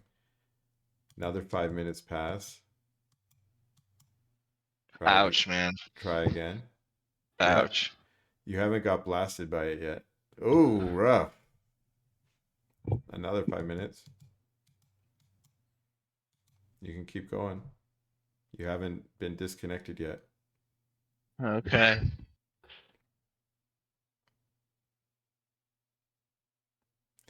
And it's been a struggle, and as mental discipline, you've been, you've never really had such a serious test, but you focus your mind around Oh man. what it's like to fire your weapon in the most critical and crisis moments where you've had to say life and death of your companions on the line, and that allows you to focus that mind, and through that you stabilize your connection to the matrix, and now you're ready to try to um, extract the memories from the matrix. Basically, you can sense the memory that is uh, there in the matrix, and you kind of have to convince the memory to relinquish itself to you so that you can,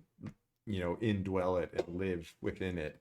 And so now you can do a social check, either a diplomacy, a deception, or an intimidation, to try and convince the other memory to accept you. What are intimidation?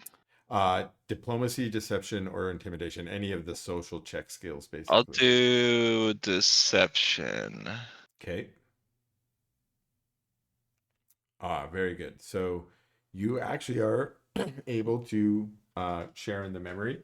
And I'm going to return to that in a moment because you spent some time over here doing this. So I'm going to return back to everyone else. And this is anyone who's going to engage in searching for clues, which may or may not include Gorham because he said he was I sleeping. woke. I woke up. Oh, okay, The okay. joke. I kind of expected you guys to wake me up after that joke, but nobody did.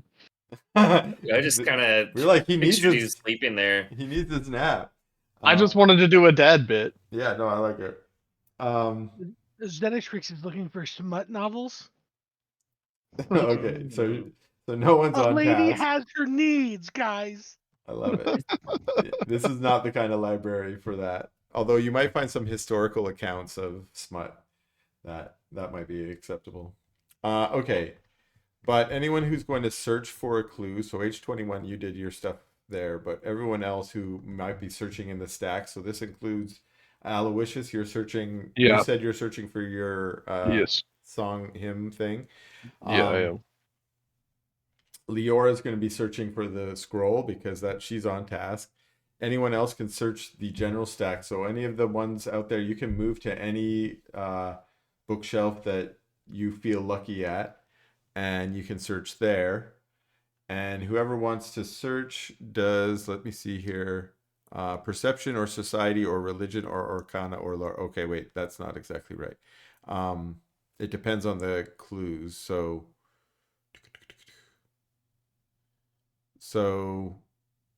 Aloysius, you can do perception or religion because you were looking for Yeah. for the religious tome. And yes, I actually will allow anyone else to do any of those checks. So that would be perception, society, religion, arcana, or any lore attached that might make sense. So Zedatrix did an arcana.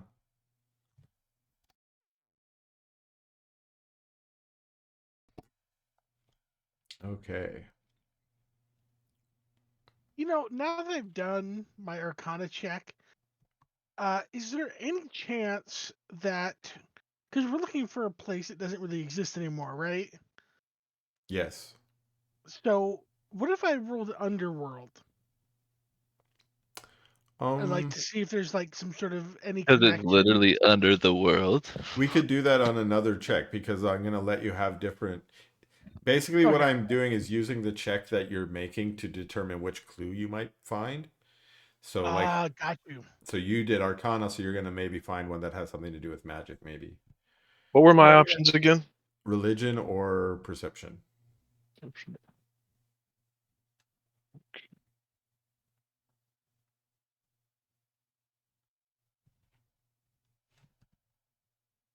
Okay. How do I? Okay, blind perception is right here. Okay. Okay, so after the first, you guys spend an hour looking through the stacks. Gorham didn't find anything. Aloysius, you try hard, but you don't find your book either. Landry, what were you doing? Arcana, okay.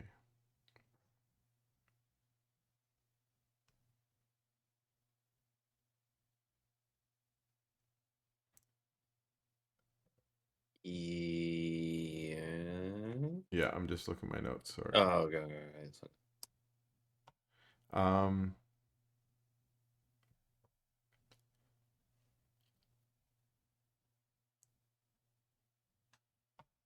yeah, okay. So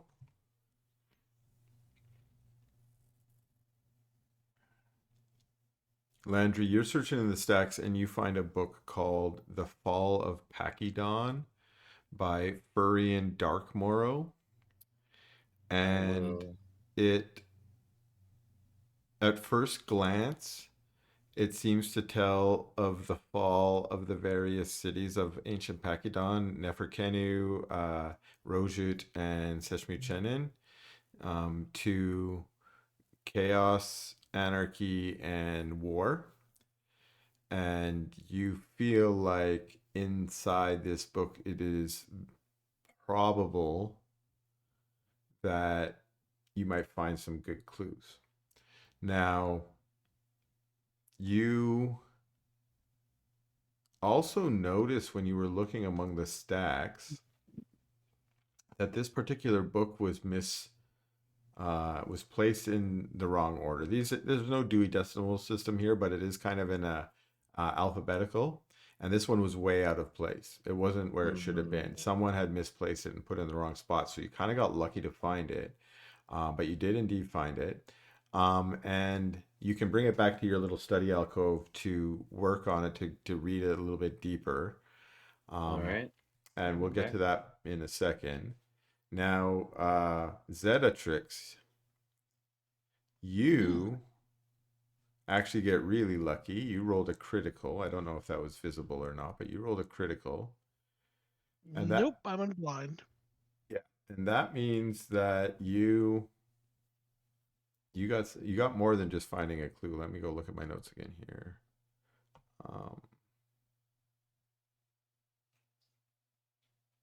I got a clue and a smut novel? Yes. Yes, in fact, that's exactly what it is. You find a smut novel for sure.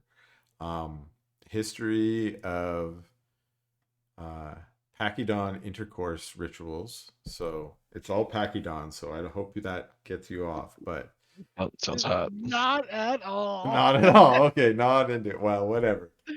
I'll just put this back and hide it. Hide something. You put it back after flipping through like a dozen pages, and you're like, Yeah. yeah, I definitely still look. yeah. Definitely still look.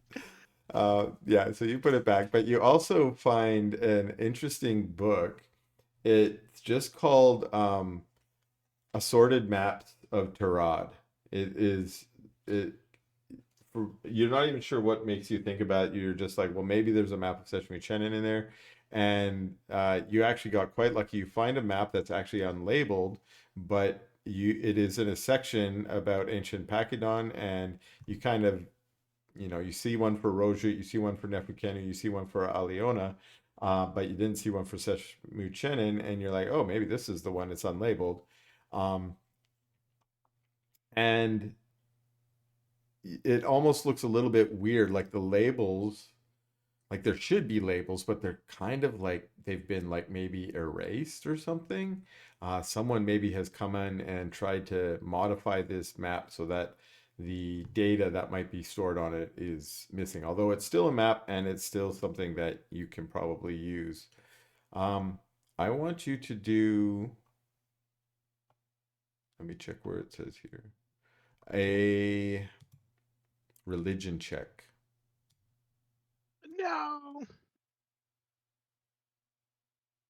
Pray, everyone. You prayed very hard. I don't think any of us are good at religion. Nope. He rolled an 18, so Mm, that was good.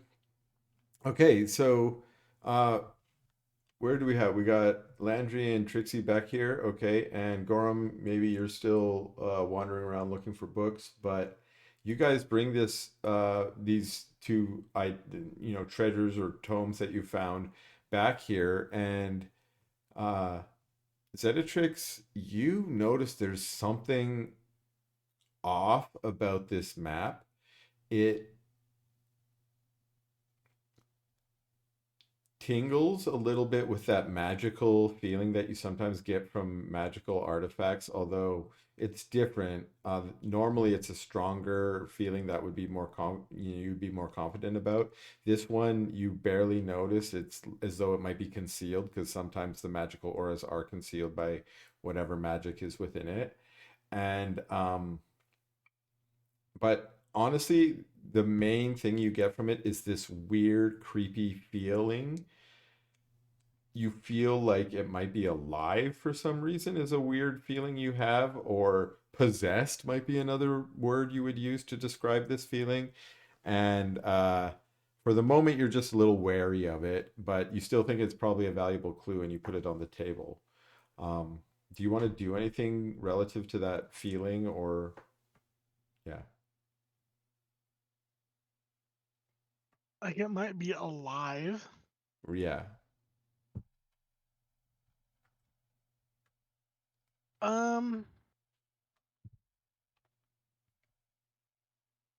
Man, Okay, do we have any MacGuffins? You have magic items, but I don't think you have any MacGuffins. Yeah. Hey, Gorham, we come here a sec. Right? Laundry, you too.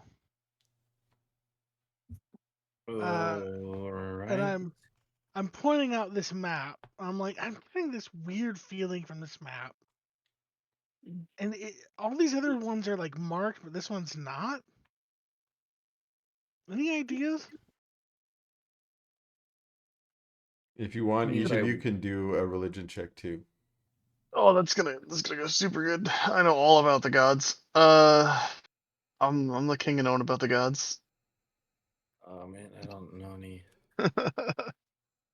You don't get any. Yeah, you guys don't feel the same feelings that Zedatrix felt when she was touching it. It does I, seem a little weird, but not the way that she's feeling it. it seems strange, but no stranger than anything else here. Um, Zetatrix, I can. Shall I try to detect magic from it? Yeah, I guess we can start there.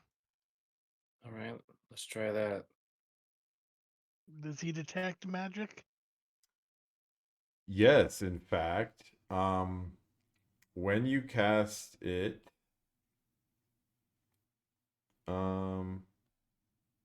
yeah, when you cast it, you detect that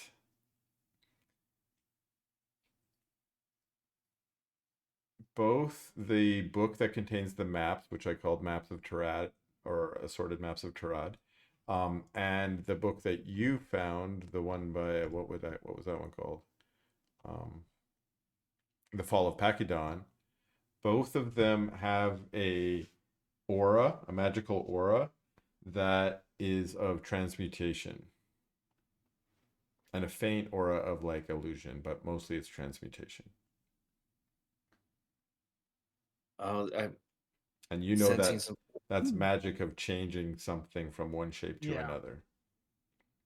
Gotcha. Yeah. And I'll convey that to Gorman Zetatrix. I'm sensing transmutation from these maps in the book that I found. Something's amiss. Hmm. Maybe it's a mimic. Always a safe assumption. Always a safe Yeah, assumption. yeah. It's funny that you say that It is funny because that I you say that. kind of feel like this is alive. Okay, Oh, so you guys, Open it.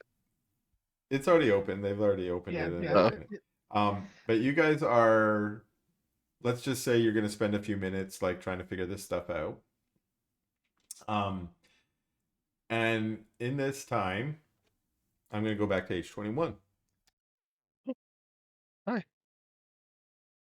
Okay, so age 21, you have now connected into the Matrix, Yeah. and you feel this other memory welcoming you in, but just like Zetatrix, you get a very anxious feeling all of a sudden. As you're being pulled into the memory, you feel like there has been some kind of illusion or trick involved, and you are being sucked into somewhere that's a little bit more dangerous.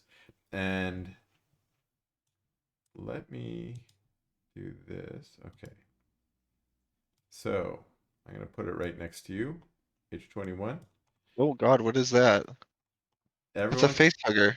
it's a face hugger. Yes, it is. Um, Hey, wait. It's cool. You don't have a throat. You'll be fine. so That's you're, true. but at the moment, what you're doing is you see this image um, appear, or this creature, I should say, is what you are now linked with or interfaced with instead of the memory that you intended to.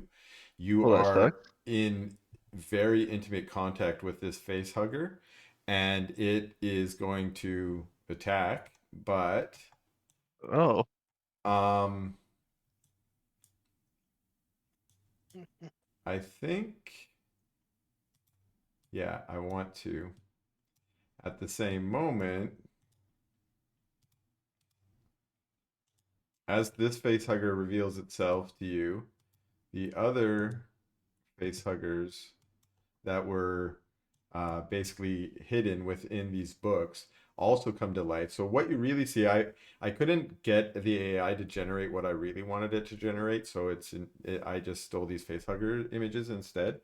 What you Yeah. actually see is the book itself Yeah. turns into a face hugger. So it grows Oh, these cool. little legs out of it, and it's got little tentacle and a little tail comes out of it, and it's got little teeth and stuff on it, and it kind of lashes out and goes, hisses at you. And in true face hugger fashion, it launches itself like through the air, it leaps at you.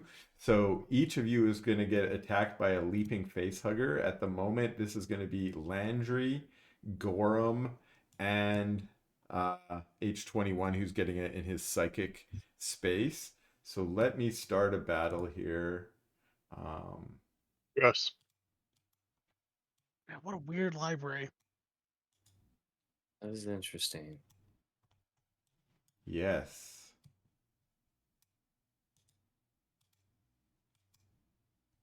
And let me give this guy a turn because that'll be my NPC turns. And are there any other face huggers? Yeah. Ooh, I shouldn't have said that.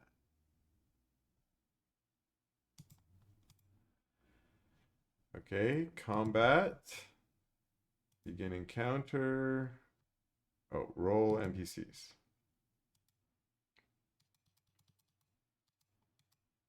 Roll these nuts. And I Now, imagine am I aware of any of this happening? not immediately, but you can No. roll your perception DC. You will be Yeah. aware in a second.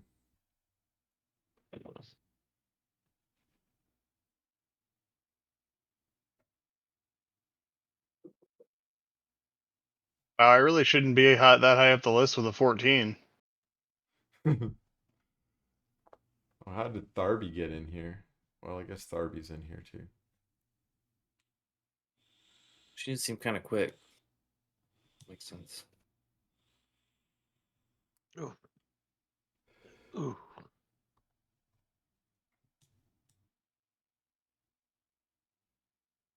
H21, Aloe. Goddamn crooked I wasn't sure barbers. if I was here or not. Oh no, sorry. Everybody's gonna be in. Yeah. Damn. Oh, nice. All right. Ooh.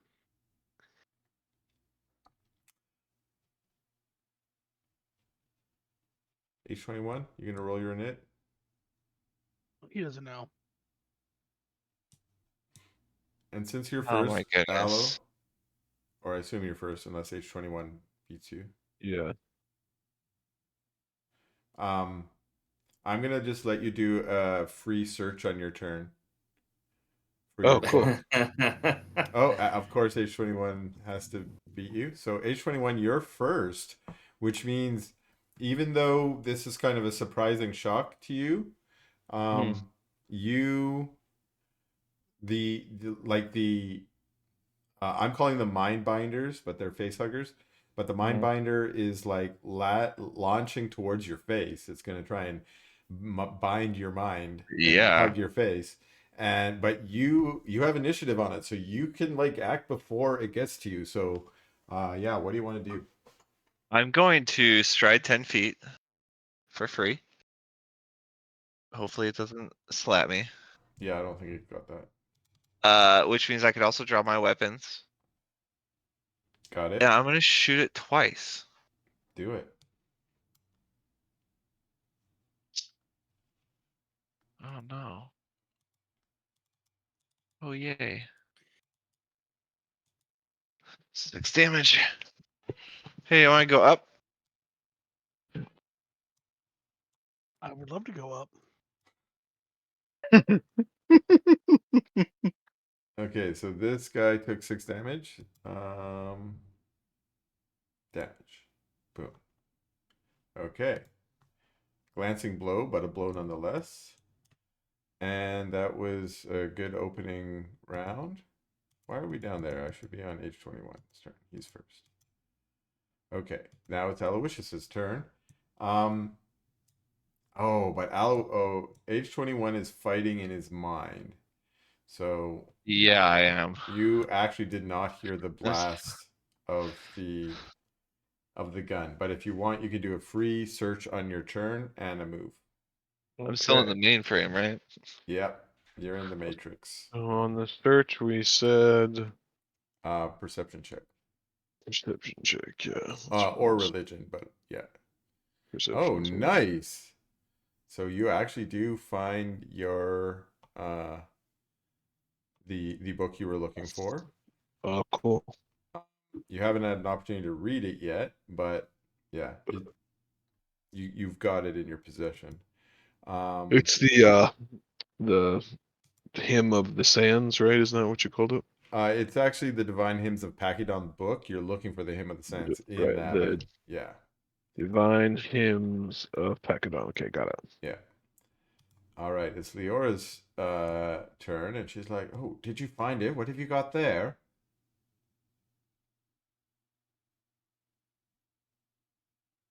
Do you tell her what you found? I didn't. I wasn't necessarily. Sorry if I was not quite honest with you, but I was looking here for the this here book of hymns, as that I was interested in learning a little bit more about the magics and the musics of the Pachydon history. Oh, well, please stay on task, Arrow. She's a little grumpy with you. Well, of course, of course. I will just go ahead and put this one back, and I kind of slip it into my bag. Okay, sleight of hand check me. Yeah. Let's see here. Um, is there a sleight of hand? I think so. I don't think so. Thievery? Thievery, yeah. I have thievery. Okay, thievery Yeah. makes sense. Yeah. All right, so you try and tuck it away into your bag, and you don't think that Leora saw you as you were doing that. Awesome. Gorham, you're up. Also, Oh before shit! the mind binder can latch Oh, I onto get a you. movement too, you said, Oh, right? Oh yeah, you can move. Yeah. All right. what do you guys think I'm gonna do? Do you think I'm gonna hit it with my axe? Yeah, I think that's what I would recommend. Yeah. I also have full intentions of hitting it with my axe. Does that hit it? I think so. Yes.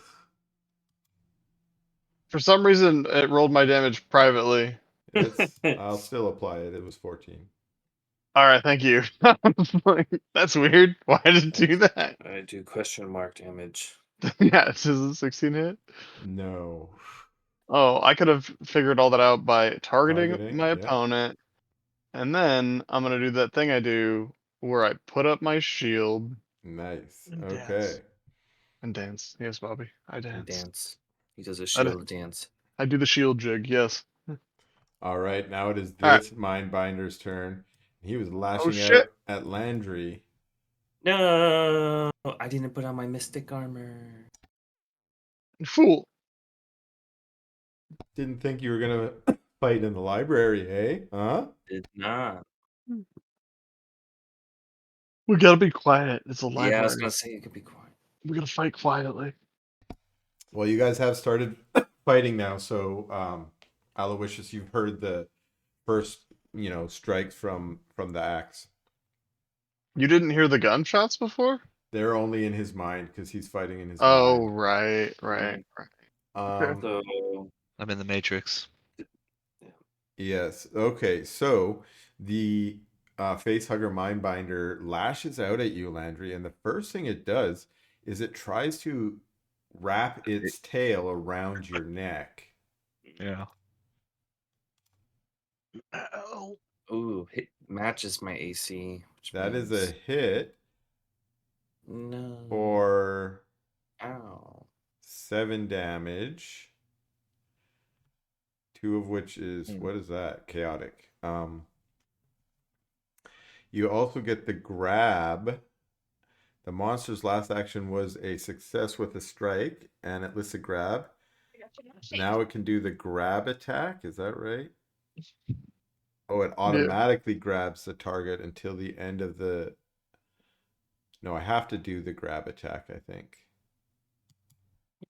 Wait. Okay, listen real quick. I might be able to do something here.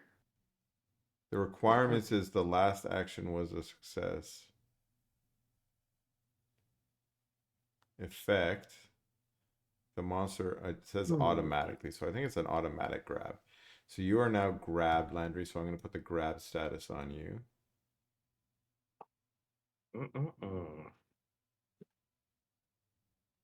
I mean, really, the question is it say automatic grab or automatic grab attack?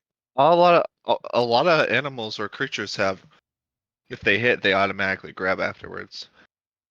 Yeah, that's true. Yeah. Like a Yeah, I bunch think of. that's what it is. Yeah. I think they're Same just thing with like designed big to. things that bite. Like you could, but if you hit a bite, you can Just grab it. grab. Yeah. Mhm. Okay, so you've been grabbed by it, so it's wrapping its tentacle around your neck. And now, let me check again. Attempting manipulate action. What? By the way, when you put the grabbed effect on someone, you are also grabbed. Are you sure? Yep. But that means you can't move. You can't without letting go of them. You can move. It's just movement is harder No, well, yeah. Yeah, okay. All right. because you're dragging whoever you're grabbed with. Yeah. I don't think they're Which going to again try and only. grab you. I'm just saying, I thought you could grab someone and move them. Oh wait, is grapple a separate thing? No, it's all the same.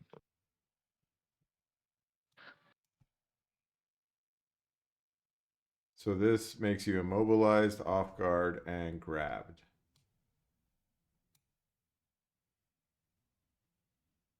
Okay. In any case, grabbed. And then he's going to bite your face, which is the worst part. Laying its mind eggs. Yeah. Ow! All right. Gets Maybe even eating your better. brain or something. Yeah. You also get attacked by garbled thoughts. So you take, sharp, 15 more damage. Oh, okay. They changed it. When you grab, you are not also considered grabbed now. Oh, okay.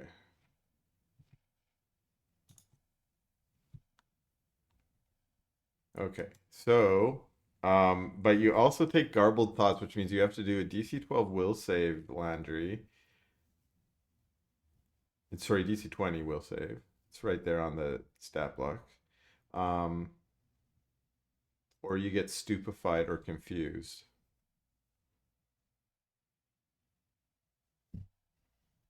Here we go.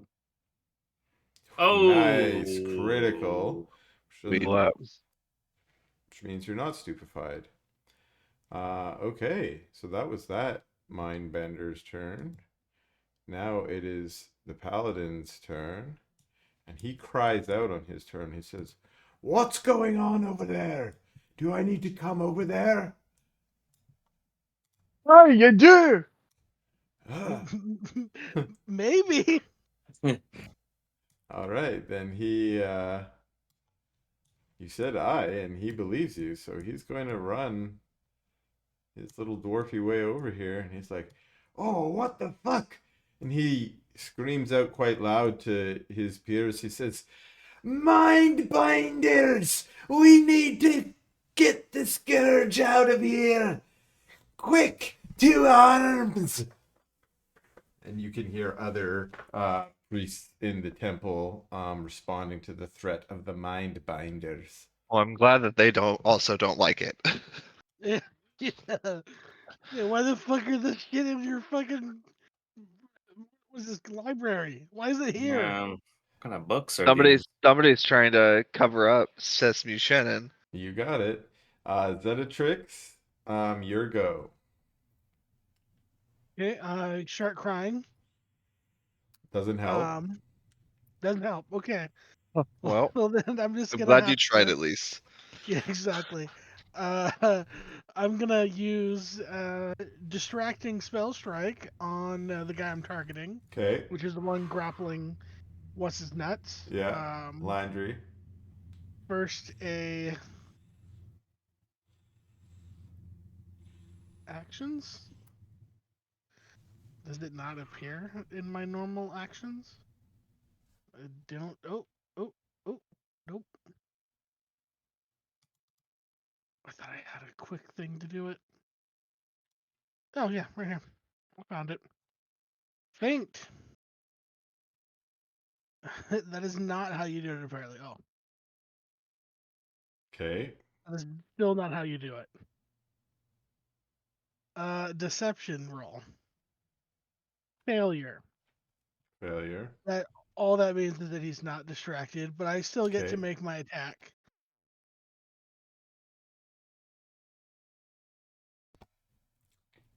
Looks like a hit. Sweetness, and it's a shocking. I'm gonna shock the boy. Ah. Shocking. Yeah. Would I the only also way. take damage? You know? From the shocking? Yeah, just for, funsies. Like, I'd be Uh, like, oh, my Are face. you actually? You're not wearing metal Oh. because you're not wearing any armor, right? No, I guess not. It'd just be I think you fabrics. might be fine. Okay, so I Interesting. forgot Plus this on one. Gorham's attack, but it's very clear I have to remember it on this attack. That you are attacking a face hugger. And what happens when you attack a face hugger? I don't know. It's, I'm scared. It dies. it constricts harder. Acid. Acid. Uh, That's What's not what 12? That's not what I wanted. I did it wrong. I don't know why it's plus 12, but It's a lot. here.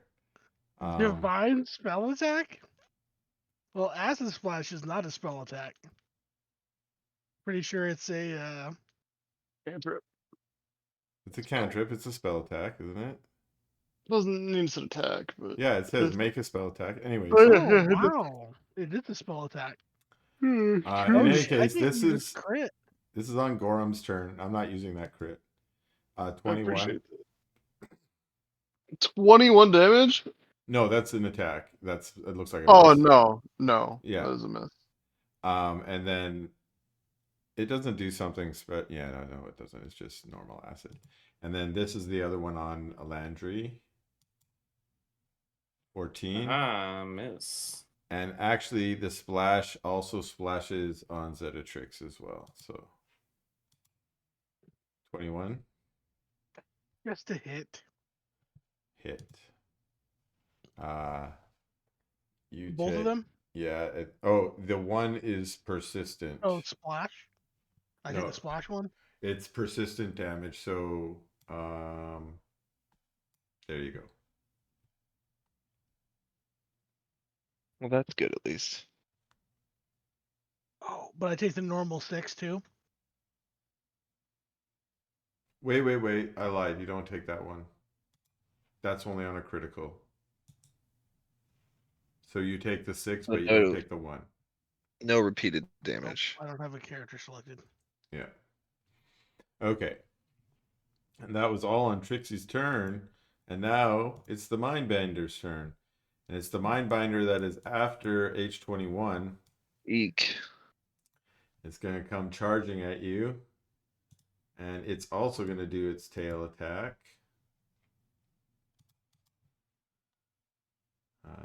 Tail. Holy moly, it gets you around your neck. Yeah. 10 damage. That's a crit. These guys are tough. Oh, is it? Yeah, it's a Just so you critical. know, Okay, I'm this reroll. acid splash says it only targets one creature. It doesn't sound like an actual splash.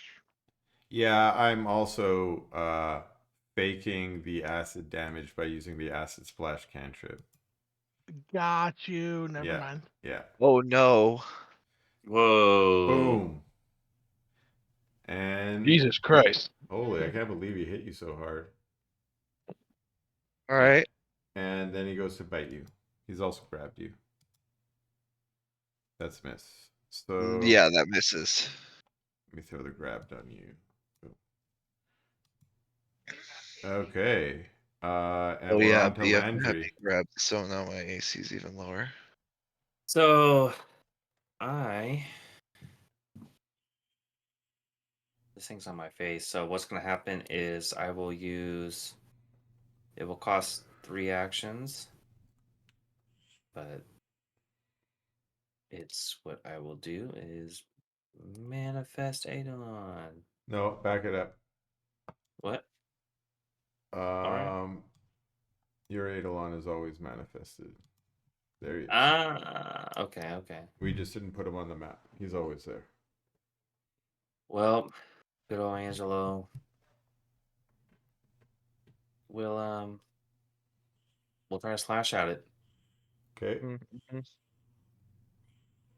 So let's see if I can do this right. So I will try to target. I gotta click the. Which one is the target? Is it the circle? Yeah. Yeah. Yeah. Yeah. Oh, nah. Nah. Oh, crit miss. So we'll try again. I have this one as just secondary attack, so it's the what? No, that shouldn't be doing that.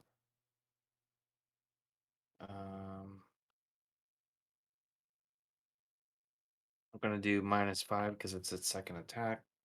Mhm. Ugh, 2 in a row. Holy moly. That is kind of on brand for Jeremy. Dang. Yeah. True. Is that it, Jeremy? And then It is totally unfortunately on brand, yeah. can't really drink a potion right now either. You can. I'm not gonna. Even though he's face hugging you, I'm not gonna be Nah, like. I appreciate the well, I was gonna say flavor, but I don't like that. Hmm. Potions don't have to be drank. Yeah, it can be boofed. Yeah, Yeah. Straight H21 up, dude. just like just pours them all over himself. Yeah. Yeah, you can quaff. So if I have Angel, Boof no, it. I'll come up with something. Torab taught you about the emergency boof. Emergency boof. All It was part of training. right, I do the That's emergency. That starting to was a sound not creepy. that was a really uncool day of training. Yeah. I did not like that day. Everybody, drop your draws. It's time to That move. day We're of learning training about a was technique that could save your fucking life. we need to hire an HR representative for this party. No, you signed your rights away when you joined up for my training. Gorham's like, boof it! Boof it! Just crying going- out. Everyone's like, what the fuck? I'm going Yeah, to. Landry, you gonna boof it? I'm gonna boost it. I'm I'm gonna boost my Eidolon. gonna. Oh, you're gonna boost your Eidolon. Okay. Okay. Yeah, Slightly different. yeah. It is Okay. one action. I should have done that first, but I still would have missed. So whatever. Yeah. Okay. So, yep. Yep. Mhm. Another Mindbinder still trying to fight Gorham Steelbeard. He's gonna try and use his tail against you, Gorham. Here's the moment of truth. Ooh, looks like a miss. Yeah. And is gonna try it again. Ooh. Oh, Oh, Is that high enough? I didn't target you, so I don't know. I think 26 hits. Oh wait, sorry, me? Yeah. yeah, Yeah. you. Yeah, that hits. That hits for sure. Okay, then you take 7 damage and you are grabbed. Okay. Oh, my friend's a Oh, crab. sweetie. And that ends that guy's turn. Not And good. we've come all the way back to Aloysius. And Aloysius, All right. you heard the Yeah. Better be paladin careful. cry out, and the paladin went running through this rope gate here. Mm-hmm. And you can go wherever you feel is fit. This rope gate here is open, right? Yeah, it's not I even can just go difficult through that. terrain. Yeah. You can just move through it. Yeah. 20, 25. There's my move. I'll take another one. 10, 15, 20, 25. That's it. That's my. Oh no, I can do 3 things. Yep. You can do another one if you want to. So now I will do Inspire Courage. Yay! I love Inspire Courage. Okay, and what's the range Oh, on that I one? don't think I get it. Let me pop it up. 60-foot emanation. That looks like it's long enough to hit most of the people, other than H21. Yeah. Sorry, I made you guys split the group on this. It was kind of my whole plan. Hey, we could have refused to do it. You could have, Yeah. but you all were like, "Yeah, We let's chose split the not group." to refuse to do it. Oh, here, let me do I it wanted again. to help so y'all Leora can see it. We Stoneweaver. were like, Seemed like- cool library. Yeah, what a safe-looking library. It looks very Yeah, safe. It had a I map. actually did not think that this was the dungeon. This is the dungeon right here. I told you there was a dungeon today, and here it is. Landry gets it. Here, let me move it for you. Let me move it for you. Does this guy get Inspire Courage? Is he an ally? Yep. All right, cool. I can't. What about some Moki? For some reason, it won't let me. Oh, there you go. Okay. I think that's everybody who can see me. Yeah. Okay. Yep. All right, that's my turn. Okay. They Everyone just have can to hear see. you, right? I think they.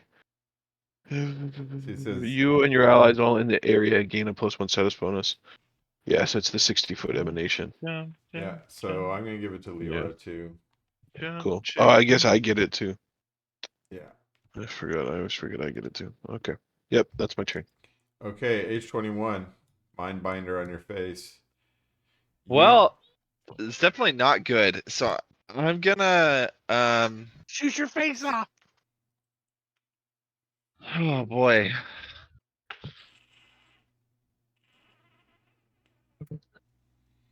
I know that's how I feel, Harper. Rawr. Okay, so I'm gonna drink healing potion lesser. Okay. And then I'm gonna reload one gun and then shoot it. Okay.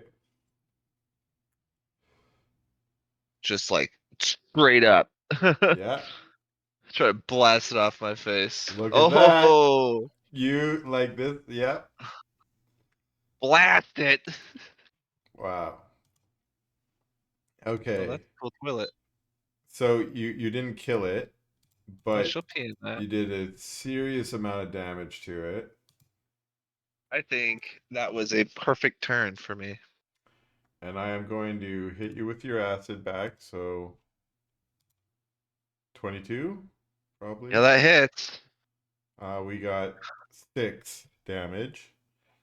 Okay. And here's what I'm going to say as a result of that perfect turn is you have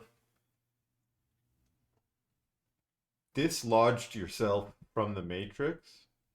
Oh, cool. You are back out into the real world, and you can see the Mindbinder is like 25 feet away from you. It appears Oh. near Loomis. Oh, Excuse me. okay. But that was the end of your turn, right? Yeah, Okay. that's all 3. Okay. Tharby yells, "Oh no! Mindbinders, we need. Oh my goodness, we need to cast the ritual. I got the material. I got the materials." And she starts running towards Ferna and Grendel, who you never met yet. Like, I got it. I got it. And you hear them gather over by the sacred area down to the left, and they cast. They sound like they're starting to cast some kind of spell. But Okay. they haven't finished yet. The ritual. Leora Stoneweaver's turn. Okay. She's gonna come running out to try and help. So she's going to be following Aloysius, almost called you Raphael. Cool. I respond to both names. Oh, cool. And she just gets a little further. I guess she's got longer elephant legs or something.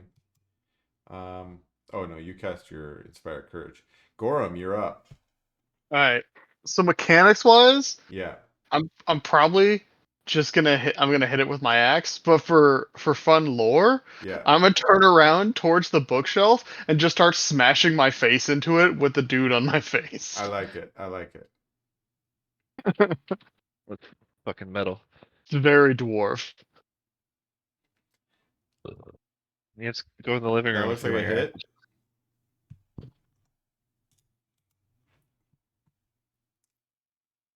It's Nice. also a hit. And you know what? I can't see, so I'm not putting my shield up. Oh, I crit miss. That sucks.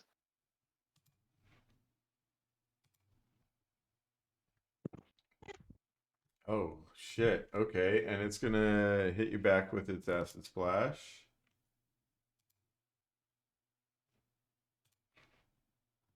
Attack. Crit Nope. miss. Yeah, so you're like basically raking it across the books with your face as you're smashing it in there, and it's like, I am literally headbutting my own face into the bookshelf with it attached. and you can feel like the acid splashing off onto the books, and you can kind of see the bookshelf in front of you kind of slowly disintegrate. Probably not great, but you're not worried about that right now. Or ever. Whatever. I said or ever.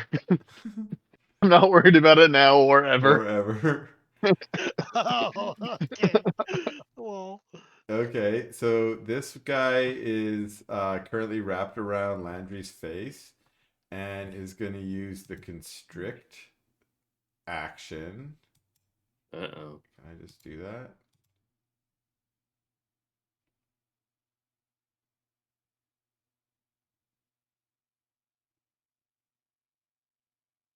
Okay, so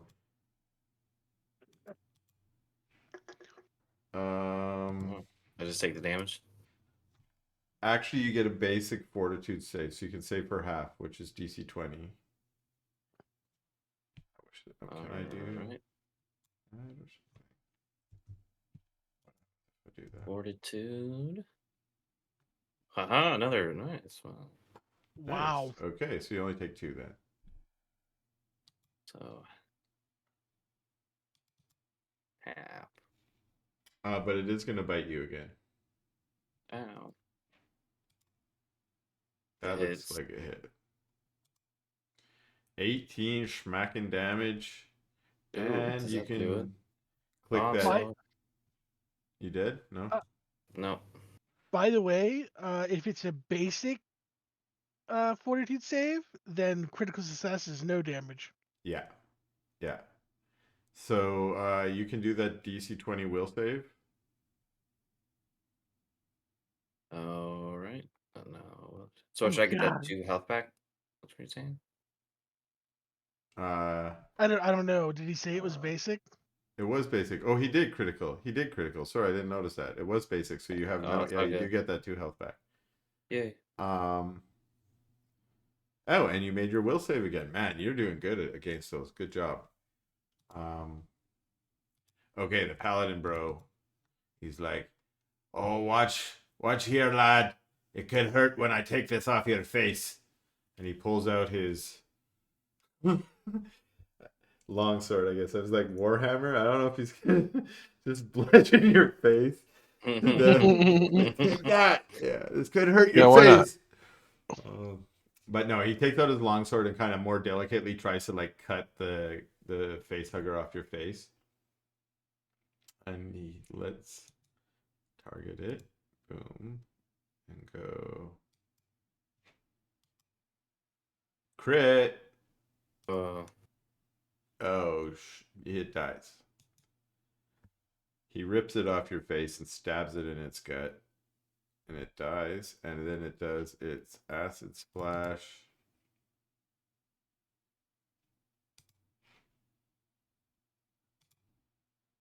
And that. Oops, that's the damage. Let me do the attack. This is on Landry and on the paladin dude, Dovrik. Yeah, Both of them get hit, so 2 damage. It's not a lot. Bingo. All right. And you also hear the ritual from the other room.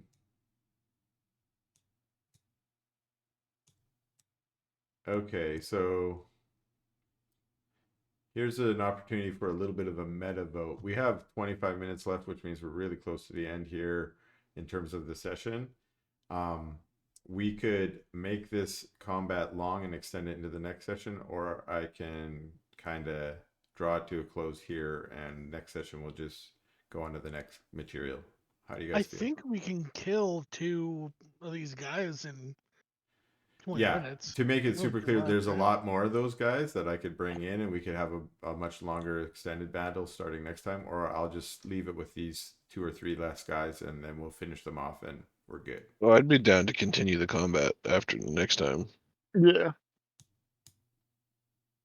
Yeah, I am Yeah. too. I'm good either way. Good either way. So Yeah, I'm fine with continuing it later. okay, Ending it now. then you hear them finishing casting their spell, and it is a spell of revelation, which forces all of these hidden mind binders that are Oh. infecting the library to force them out to reveal themselves, and now you guys are gonna have to like kill them all. Mm-hmm. Freaking bloodborne shit, man. And I think that's all of Yeah, them the now. truth we didn't need to know. You're like, can we change my vote now? I think that's all of them. So they all kind of come out, but now the priests and paladins are going to like also help you kind of fight them all. So they all got 4 set. Which one is this? No, not that one. Zedatrix, here go. Chris, if you don't mind, do you Yeah. mind taking up the? Would my grapple and mobilize status go away with Yep. the? It's like okay. Let's see. Oh, there you go. Sick. This guy is like actually on Gorham still, right? Yep. But he's also like almost dead and spewing acid. And being repeatedly smashed into a bookshelf Exactly. Broken by and a beaten. very angry dwarf. I'm like, Gorham, you got this right. You just hear grunting. And the continued smashing. I'm gonna Shitoski mushrooms. I'm gonna cast Warp Step. Okay. Give myself Mm-hmm. some more movement, and I think I'm gonna go check on a certain boy we got.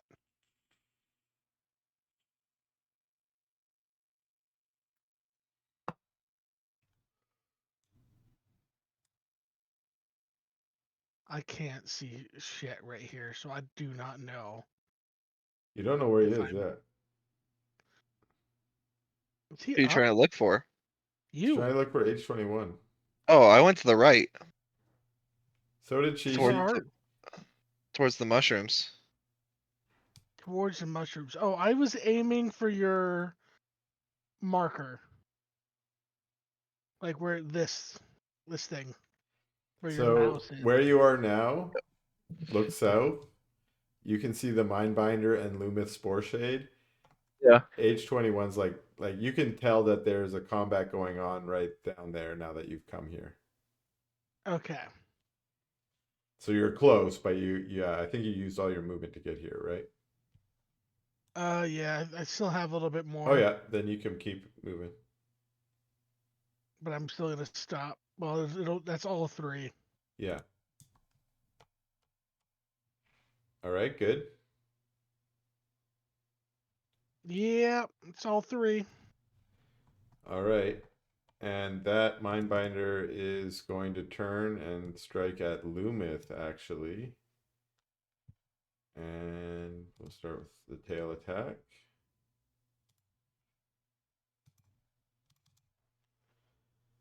The hit. Grabbed. Loomis is going to take that damage.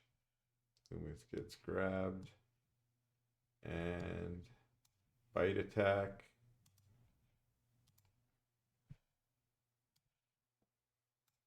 Is a miss. So that Mindbinder is latched onto Lumith. Landry, it's your go. I'm gonna. Oh, you're no longer. Sorry. Go ahead. Oh, good. So I'm gonna pull out my glaive. I think that might take an action, and then I'm going to attack the mind Mindbinder. binder. Yeah. Gorham, I'm gonna try to hit it with my glaive.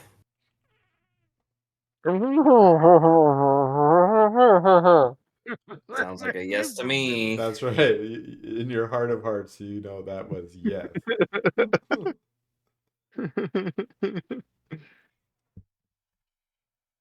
And this is a strike. It's got a striking rune, I believe. So In truth, it was just profanity. Yeah, I'm sure. That's a hit. So yep, 2d8 slashing. Oh, come on. Well, that's actually average. I can't be mad.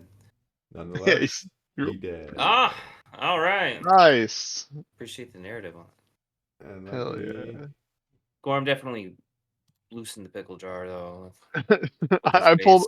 He's I at pulled. 1 hit point. Was it Oh, really? Yeah. That's upsetting. And that's the wow. acid splash on you, Gorum. That looks like a hit. Ouch. And It 4. was 4 damage. Okay. I get that off me and I turn and I'm like, thank you, lad. All You're right. welcome. And we rotate around to the next. And it's next round, and the Mindbinders are going to start swarming.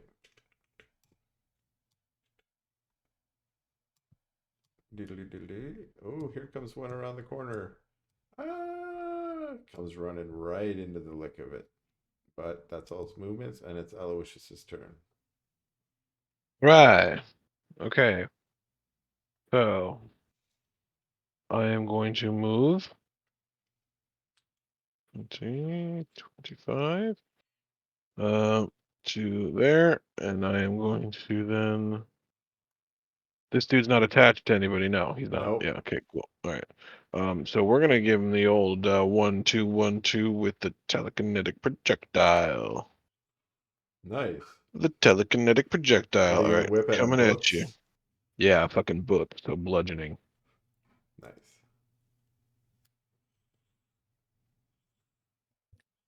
Oh well. We're doing great, guys. We're doing great. Yeah. There was a Doesn't- line. Does an Andrew, you coulda 11 hit him? used- Yeah, and just No, say you can sadly, no. the phrase "time to hit the books," but this time you could have been like "time for the books to hit you." Looks like you're fully booked. I like it. That's even better. And then it misses. Wildly misses. He wasn't even partially booked.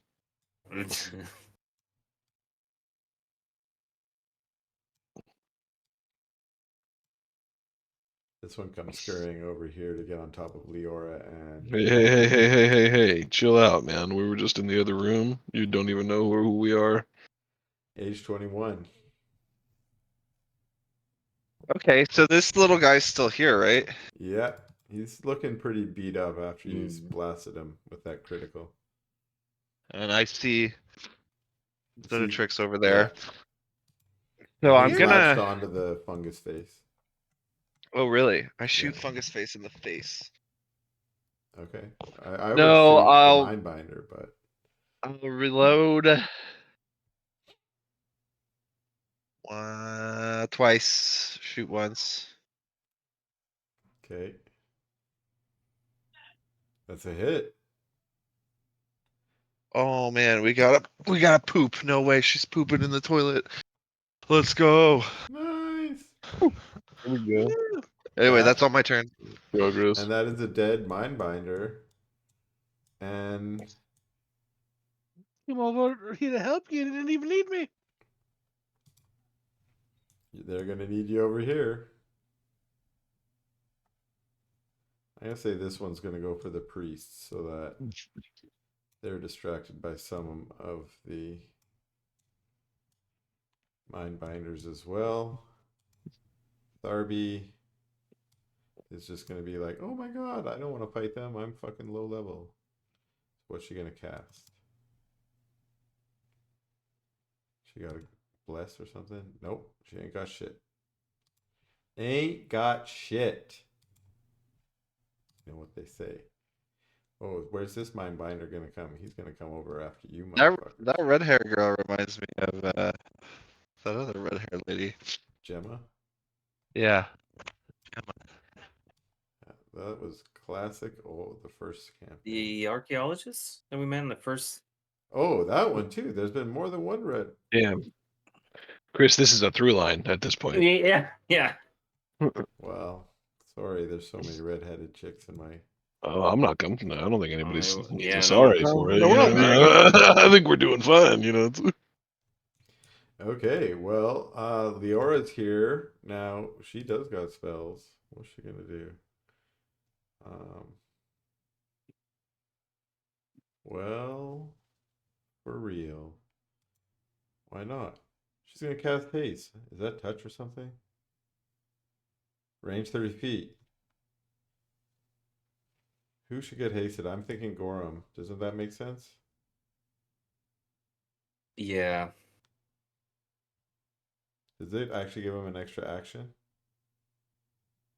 Yeah, extra action for strikes or strides. Yeah. Yeah, okay, Yeah, so that would be- haste. Haste on you. Let me put it on you. Oop. Is that concentration? Now, my question is, Yeah. does that extra attack action count towards my multiple attack modifier? I think so. Yes. All right. Yeah. Okay. Yeah, but you can like move and attack and stuff now. And it's your turn. So that was Woo! clutch. Guess what? I'm gonna move, Yeah. and then I'm gonna attack. Yeah, see, it's already working out. Oh, so you could do 3 attacks then. It's a hit. Yeah. Eat shit thing. That's a miss. God damn it. And then I'm Yeah. put my shield up. All right. Do you guys already hate these guys? Yeah, I this mean, is a little I'm bit more enjoying trying to kill him. Because this is Shadow Monks. Get ready.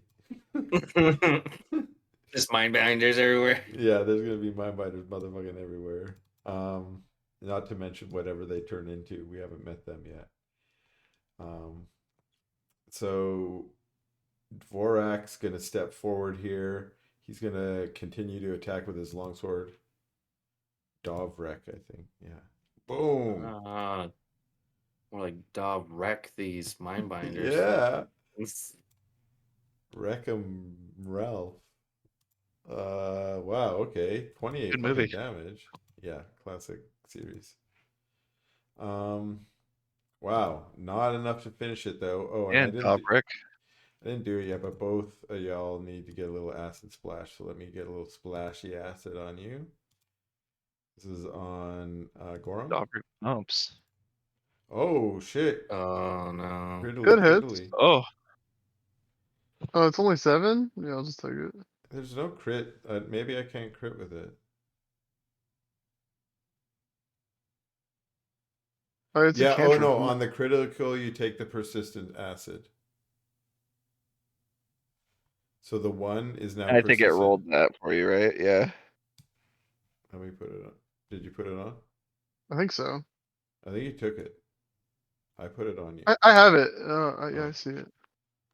Okay, so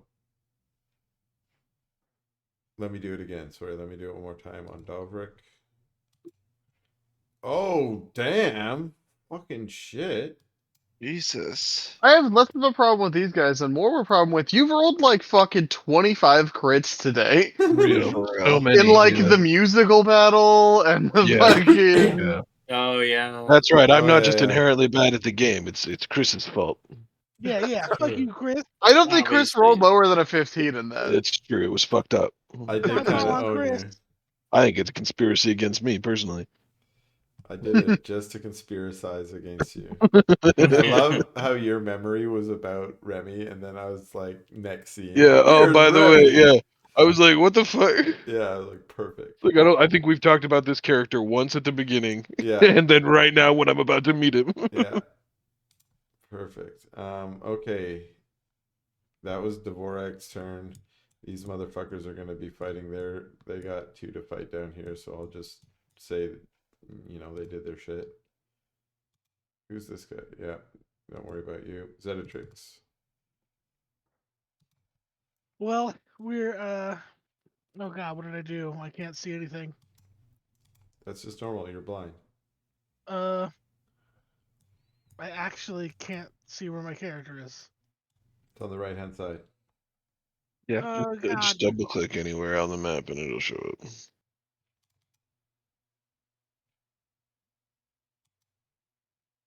It's not. Okay, I fixed it. Okay, I'm not lost anymore. Well, this guy I came over here to kill is fucking dead already, so I guess I'm just gonna warp step. There's another again. one over here. I shot it. Oh, I see. Okay. Well then.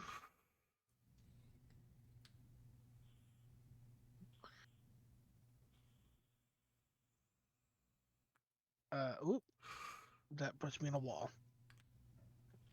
I make it over to this guy. Um, Unfortunately, I haven't been able to spend a action to get my spell strike back, so I'm just gonna basic attack this guy Okay. once. Does Hit. 20 hit him? Hit. Yeah. Oh, nice. Yeah. Okay. Takes an extra. Well, I guess it already added the extra damage. That's awesome. And then I'm gonna spend an action to refocus and get my spell strike back. That's cool. That's from your Arcane Cascade. What does Cold Iron do? Nothing against most things. It's just an alternate thing for your weapons to be made out of. I think it might let you ignore some shit ghosts do. Yep. It lets you hit ghosts, and It it lets you hit lets you ghosts, yeah. and it lets you ignore normal weapon DR on like demons and shit. Oh yeah. Mm-hmm. Cold iron are deadly to demons and fae alike. Yeah. Landry. All right. So I got a little trick up my sleeve. First thing I'm gonna do is cast Protector Tree within 30 feet, so it'll be right. I will use this here. Okay. Then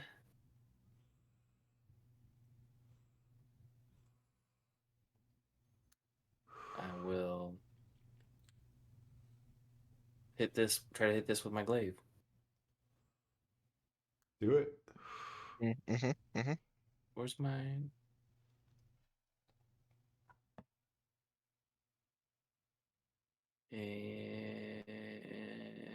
And glaive hit. Miss. Yeah. My target went away. All right. Well, that's my turn. Oh, because you cast your Protector Tree. That takes 2 Yeah. actions. Okay. Okay. Then I'm going to say at the top of this round, I'm going to just call the session now. We'll pause it. Oh, okay. Cool. Um, All right. yeah, and I guess we'll get more lore and we'll finish off these mind binders next time. Anyone, how are we feeling about next week? Does it look like it's a go, or anyone got plans? Yeah. Alright, look real quick. Yeah, it should be good. Mm-hmm. I'm I'm good to good. go. I know Yeah, I everything think on I'm. I think Saturday, I'm. but I Sunday think should I'm be good. clear. Okay. Do I have a thing on Saturday, Jeremy? No. It's Okay, all right, cool. mine. It's fantasy football related. All right, yeah, 26th then. Yeah, that works for me. Okay, well, I'll send out a text or whatever on Discord as usual, and yeah, hopefully we can finish this off next day. And I've got material to get Yeah. us into the next stuff too, so we should be good to go. Fuck Awesome. yeah, sounds good. Awesome. Thank All you. right. Good Good, time. great All session. right, yeah, that was Yeah. fucking fun. Awesome. Yeah. Thanks, guys. All right, Game later. Yeah. or Dunge Dunge off. off. Done Done job. job. Yeah, done job. Dunge off. Out.